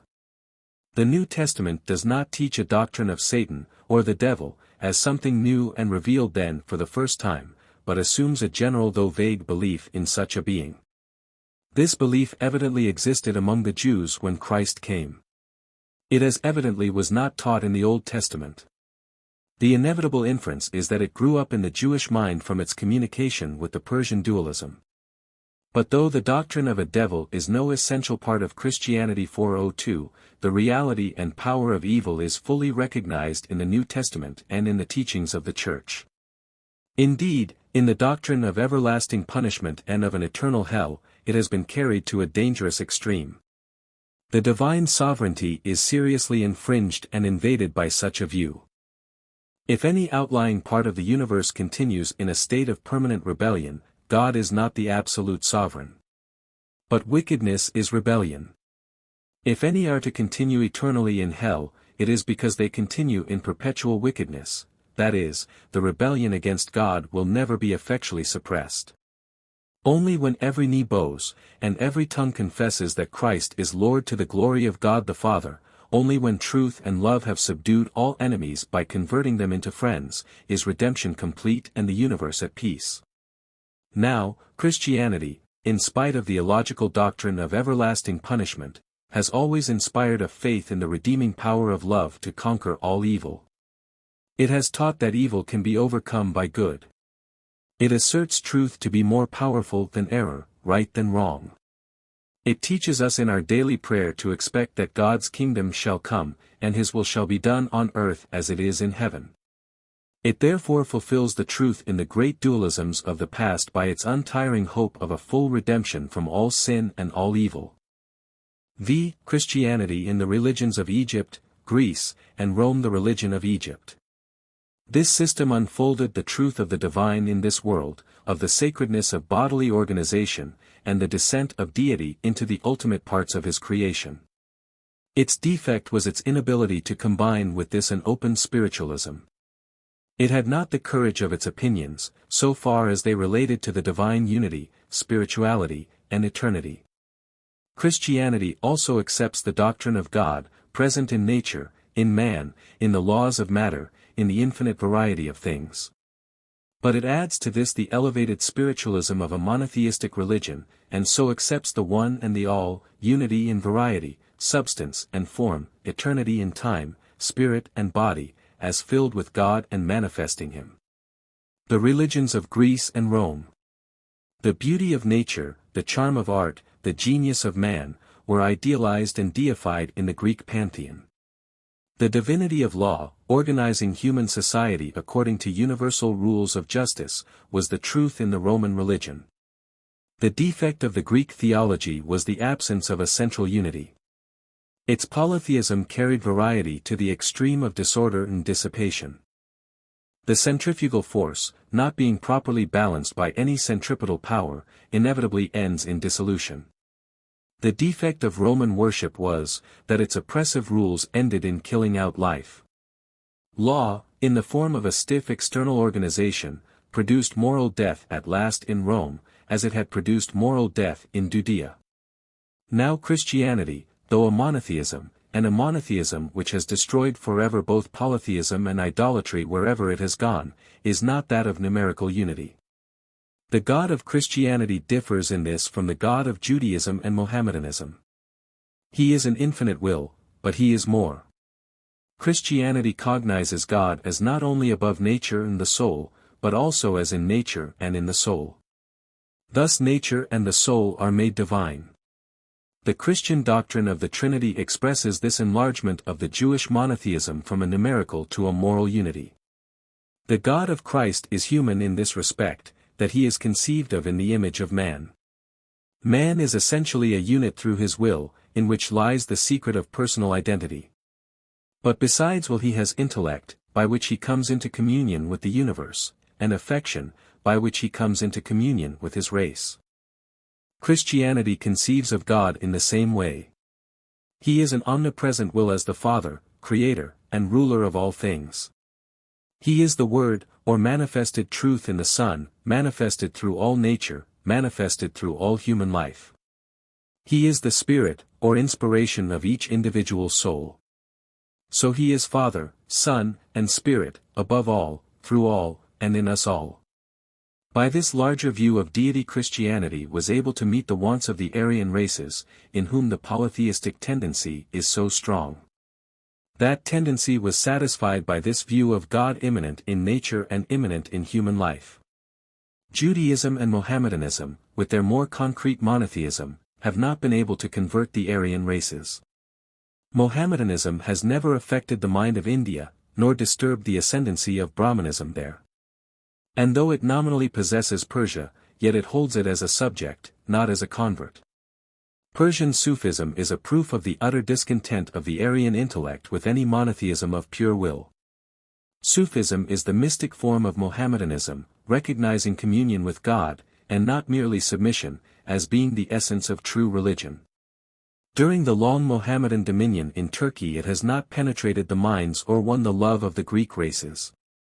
It is evident that Christianity succeeded in converting the Greeks and Romans by means of its larger view of the deity, of which the doctrine of the Trinity, as it stands in the creeds, is a crude illogical expression. 6. Christianity in relation to Judaism and Mohammedanism. The monad in all religions. There are three religions which teach the pure unity of God, or true monotheism. These three Unitarian religions are Judaism, Christianity, and Mohammedanism. They also all originated in a single race, the Semitic race, that which has occupied the central region of the world, the center of 3 continents. It is the race which tends to a religious unity, as that of our Aryan ancestors tended to variety. But what is pure monotheism? It is the worship of one alone God, separated by the vast abyss of the infinite from all finite beings. It is the worship of God, not as the supreme being only, not as the chief among many gods, as Jupiter was the president of the dynasty on Olympus, not merely the Most High, but as the only God. It avoids the two extremes, one of making the Supreme Being head of a council or synod of deities, and the other of making him indeed infinite, but an infinite abstraction, or abyss of darkness. These are the two impure forms of monotheism. The first prevailed in Greece, Rome, Egypt, Scandinavia. In each of these religions there was a supreme being, Zeus, Jupiter, Ammon, Odin, but this supreme god was only primus inter pares, first among equals. The other impure form of monotheism prevailed in the East, in Brahmanism, Buddhism, and the religion of Zoroaster. In the one Parabrahm, in the other Sarana Akarana, in the third Nirvana itself, is the infinite being or substance, wholly separate from all that is finite. It is so wholly separate as to cease to be an object of adoration and obedience.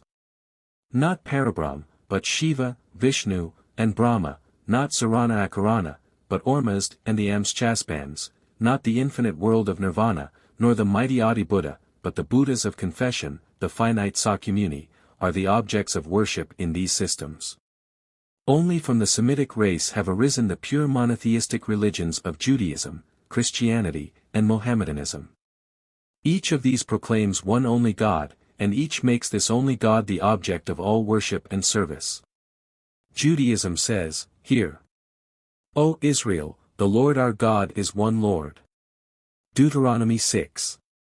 4. Originally among the Jews, God's name as the plural of majesty indicated a unity formed from variety, but afterward it became in the word Yahweh a unity of substance. By my name Jehovah I was not known to them, i.e. to the patriarchs. 403 That name indicates absolute being, I am the I am.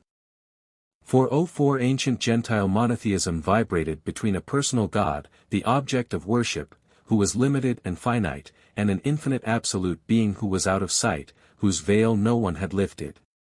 The peculiarity of the Mosaic religion was to make God truly the one alone, and at the same time truly the object of worship. In this respect Judaism, Christianity, and Mohammedanism agree, and in this they differ from all other religions. Individual thinkers, like Socrates, Aeschylus, Cicero, have reached the same conviction, but these three are the only popular religions, in which God is at once the infinite and absolute, and the only object of worship. Now it is a remarkable fact that these three religions, which are the only pure monotheistic religions, are at the same time the only religions which have any claim to Catholicity. Buddhism, though the religion of numerous nations, seems to be the religion of only one race, namely, the Turanic race, or Mongols. The people of India who remain Buddhists, the Sinhalese, or inhabitants of Ceylon, belong to the aboriginal Tamil, or Mongol race. With this exception then, which is no exception, as far as we know the ethnology of Eastern Asia, the only religions which aim at Catholicism are these three, which are also the only monotheistic religions. Judaism aimed at Catholicity and hoped for it. It had an instinct of universality, as appeared in its numerous attempts at making proselytes of other nations. It failed of Catholicity when it refused to accept as its Christ the man who had risen above its national limitations, and who considered Roman tax-gatherers and Samaritans as already prepared to enter the kingdom of the Messiah. The Jews required all their converts to become Jews, and in doing this left the Catholic ground. Christianity in the mouth of Paul, who alone fully sees the true idea of his master, said, "Circumcision availeth nothing, nor uncircumcision, but a new creature." In other words, he declared that it was not necessary to become a Jew in order to be a Christian. The Jewish mind, so far forth as it was monotheistic, aimed at Catholicity. The unity of God carries with it, logically, the unity of man. From one God as Spirit we infer one human family. So Paul taught at Athens. God that made the world and all things therein, hath made of one blood all races of men to dwell on all the face of the earth. But the Jews, though Catholic as monotheists, and as worshipping a spiritual God, were limited by their ritual and their intense national bigotry. Hereditary and ancestral pride separated them, and still separate them, from the rest of mankind. "We have Abraham to our father," is the talisman which has kept them together, but kept them from union with others. Christianity and Mohammedanism, therefore, remain the only two really Catholic religions. Each has overpassed all the boundaries of race. Christianity, beginning among the Jews, a Semitic people, passed into Europe, and has become the religion of Greeks, Romans, Celts, Germans, and the Slavic races of Russia, and has not found it impossible to convert the Africans, the Mongols, and the American Indians. So too the Mohammedan religion, also beginning among the Semitic race, has become the nominal religion of Persia, Turkey, Northern Africa, and Central Asia. Monotheism, therefore, includes a tendency to Catholicity. But Islam has everywhere made subjects rather than converts, and so has failed of entire success. It has not assimilated its conquests. The monotheism of Christianity, as we have already seen, while accepting the absolute supremacy of the infinite being, so as to displace forever all secondary or subordinate gods, yet conceives of him as the present inspiration of all his children. It sees him coming down, to bless them in the sunshine and the shower, as inspiring every good thought, as a providence guiding all human lives. And by this view it fulfills both Judaism and Mohammedanism, and takes a long step beyond them both. 7. The fullness of Christianity is derived from the life of Jesus. Christianity has thus shown itself to be a universal solvent, capable of receiving into itself the existing truths of the ethnic religions, and fulfilling them with something higher. Whenever it has come in contact with natural religion, it has assimilated it and elevated it. This is one evidence that it is intended to become the universal religion of mankind. This pleroma, or fullness, integrity, all-sidedness, or by whatever name we call it, is something deeper than thought. A system of thought might be devised large enough to include all the truths in all the religions of the world, putting each in its own place in relation to the rest. Such a system might show how they all are related to each other, and all are in harmony. But this would be a philosophy, not a religion. No such philosophy appears in the original records of Christianity. The New Testament does not present Jesus as a philosopher, nor Paul as a metaphysician. There is no systematic teaching in the Gospels, nor in the Epistles. Yet we find there, in incidental utterances, the elements of this many-sided truth, in regard to God, man, duty, and immortality. But we find it as life, not as thought. It is a fullness of life in the soul of Jesus, passing into the souls of his disciples and apostles, and from them in a continuous stream of Christian experience, down to the present time. The word pleroma, pilamdero omega alpha, in the New Testament, means that which fills up, fullness, fulfilling, filling full. The verb to fulfill, pilambda etero omega, carries the same significance. To fulfill that which was spoken by the prophets means to fill it full of meaning and truth. Jesus came, not to destroy the law, but to fulfill it, that is, to carry it out further. He fulfilled Moses and the prophets, not by doing exactly what they foretold, in their sense, but by doing it in a higher, deeper, and larger sense. He fulfilled their thought as the flower fulfills the bud, and as the fruit fulfills the flower. The sense of the fullness of life in Jesus and in the gospel seems to have struck the minds of the early disciples, and powerfully impressed them. Hence the frequency with which they use this verb and noun, signifying fullness. Jesus fulfilled the law, the prophets, all righteousness, the scriptures. He came in the fullness of time. His joy was fulfilled. Paul prays that the disciples may be filled full of joy, peace, and hope, with the fruits of righteousness, with all knowledge, with the Spirit of God, and with all the fullness of God. He teaches that love fulfills the law, that the church is the fullness of Christ, that Christ fills all things full of himself, and that in him dwells all the fullness of the Godhead bodily. One great distinction between Christianity and all other religions is in this pleroma, or fullness of life which it possesses, and which, to all appearance, came from the life of Jesus. Christianity is often said to be different from ethnic religions in other ways. They are natural religions, it is revealed. They are natural, it is supernatural.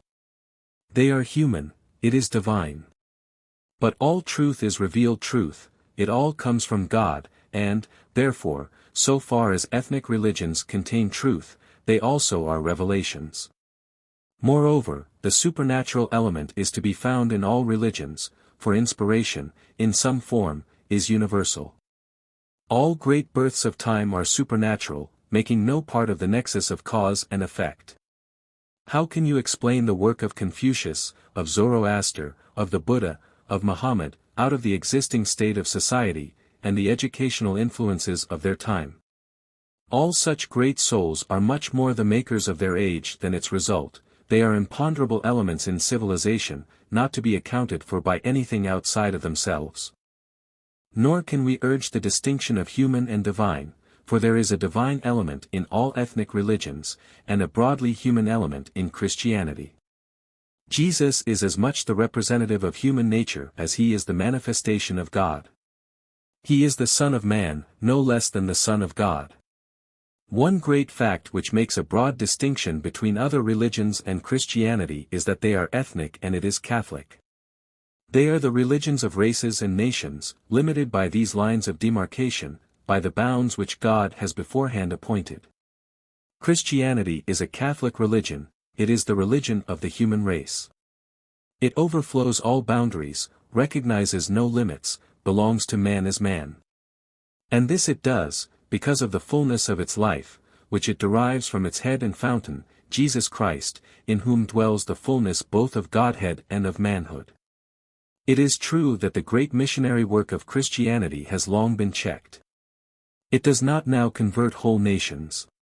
Heathenism, Mohammedanism, Judaism, Brahmanism, Buddhism, stand beside it unmoved. What is the cause of this check?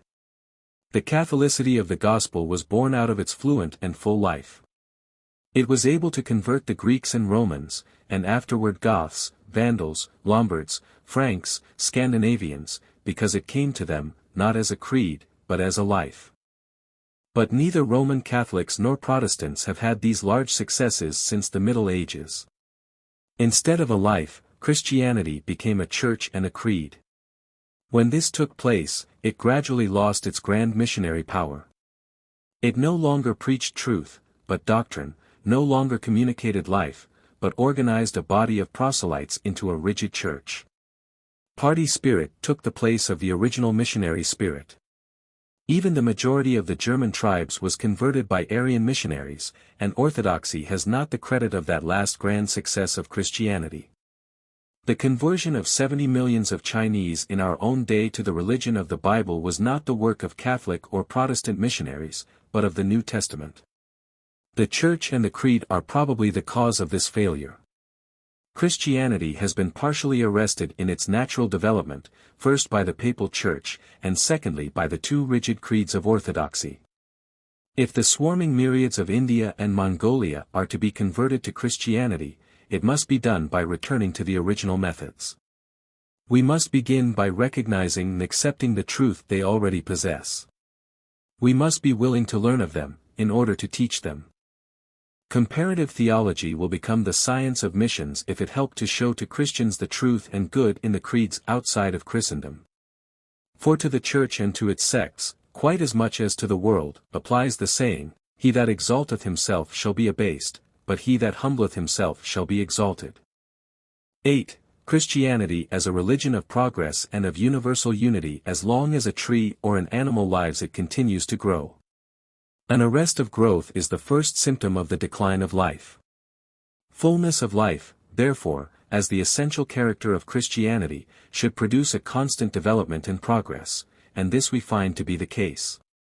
Other religions have their rise, progress, decline, and fall, or else are arrested and become stationary. The religions of Persia, Egypt, Greece, Rome, Scandinavia, have come to an end. As ethnic religions, they shared the fortunes of the race or nation with which they were associated. The systems of Confucius, of the Buddha, of Brahmanism, of Judea, of Muhammad, are arrested. They remain stationary. But, thus far, Christianity and Christendom advance together. Christianity has developed, out of its primitive faith, several great theologies, the medieval papacy, Protestantism, and is now evidently advancing into new and larger forms of religious, moral, and social activity. The fact of a fullness of divine and human life in Jesus took form in the doctrines of the Incarnation and the Trinity.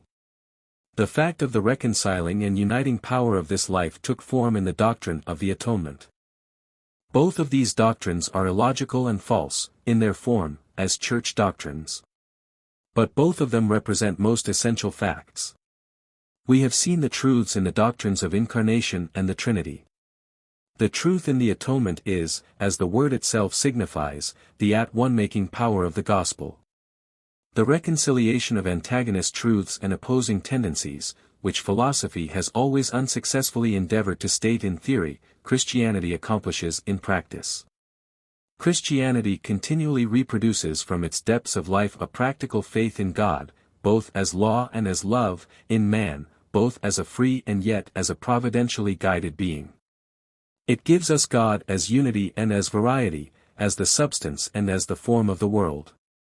It states the reality of evil as forcibly as any system of dualism, and yet produces a practical faith in good as being stronger than evil and sure to conquer it. In social life it reconciles the authority of human law with the freedom of individual thought and action. In the best Christian governments, we find all the order which a despotism can guarantee, with all the freedom to which a democracy can aspire. No such social organization is to be found outside of Christendom. How can this be, unless it is somehow connected with Christianity? The civilization of Christendom consists in a practical reconciliation of antagonist tendencies. It is a pleroma in social life, a fullness of concord, a harmony of many parts. The harmony is indeed by no means complete, for the millennium has not arrived. As yet the striking feature of Christendom is quantity, power, variety, fullness, not as yet cooperation, harmony, peace, union. Powers are first developed, which are afterward to be harmonized. The sword is not yet beaten into a plowshare, nor has universal peace arrived. Yet such is the inevitable tendency of things. As knowledge spreads, as wealth increases, as the moral force of the world is enlarged, law, more and more, takes the place of force. Men no longer wear swords by their sides to defend themselves from attack. If attacked, they call the policeman. Towns are no longer fortified with walls, nor are the residences of noblemen kept in a state of defense. They are all folded in the peaceful arms of national law. So far the atonement has prevailed. Only nations still continue to fight, but the time is at hand when international law, the parliament of the world, the confederation of man, shall take the place of standing armies and ironclad navies. So, in society, internal warfare must, sooner or later, come to an end. Pauperism and crime must be treated according to Christian methods. Criminals must be reformed, and punishment must be administered in reference to that end. Cooperation in labor and trade must take the place of competition. The principles by means of which these vast results will be brought about are already known, the remaining difficulties are in their application. Since slavery fell in the United States, one great obstacle to the progress of man is removed. The next social evils in order will be next assailed, and, one by one, will be destroyed. Christianity is becoming more and more practical, and its application to life is constantly growing more vigorous and wise. The law of human life is, that the development of differences must precede their reconciliation. Variety must precede harmony, analysis must prepare the way for synthesis, opposition must go before union. Christianity, as a powerful stimulus applied to the human mind, first develops all the tendencies of the soul, and afterward, by its atoning influence on the heart, reconciles them. Christ is the Prince of Peace. He came to make peace between man and God, between man and man, between law and love, reason and faith, freedom and order, progress and conservatism. But he first sends the sword, afterward the olive branch. Nevertheless, universal unity is the object and end of Christianity. I'm Julie, the woman who runs Global Grey, the website where this ebook was published. These are my own formatted editions, and I hope you enjoyed reading this particular one. If you have this book because you bought it as part of a collection, thank you so much for your support. If you downloaded it for free, please consider, if you haven't already, making a small donation to help keep the site running. If you bought this from Amazon or anywhere else, you have been ripped off by someone taking free ebooks from my site and selling them as their own. You should definitely get a refund, uneasy face. Thanks for reading this, and I hope you visit the site again. New books are added regularly, so you'll always find something of interest, smiley face.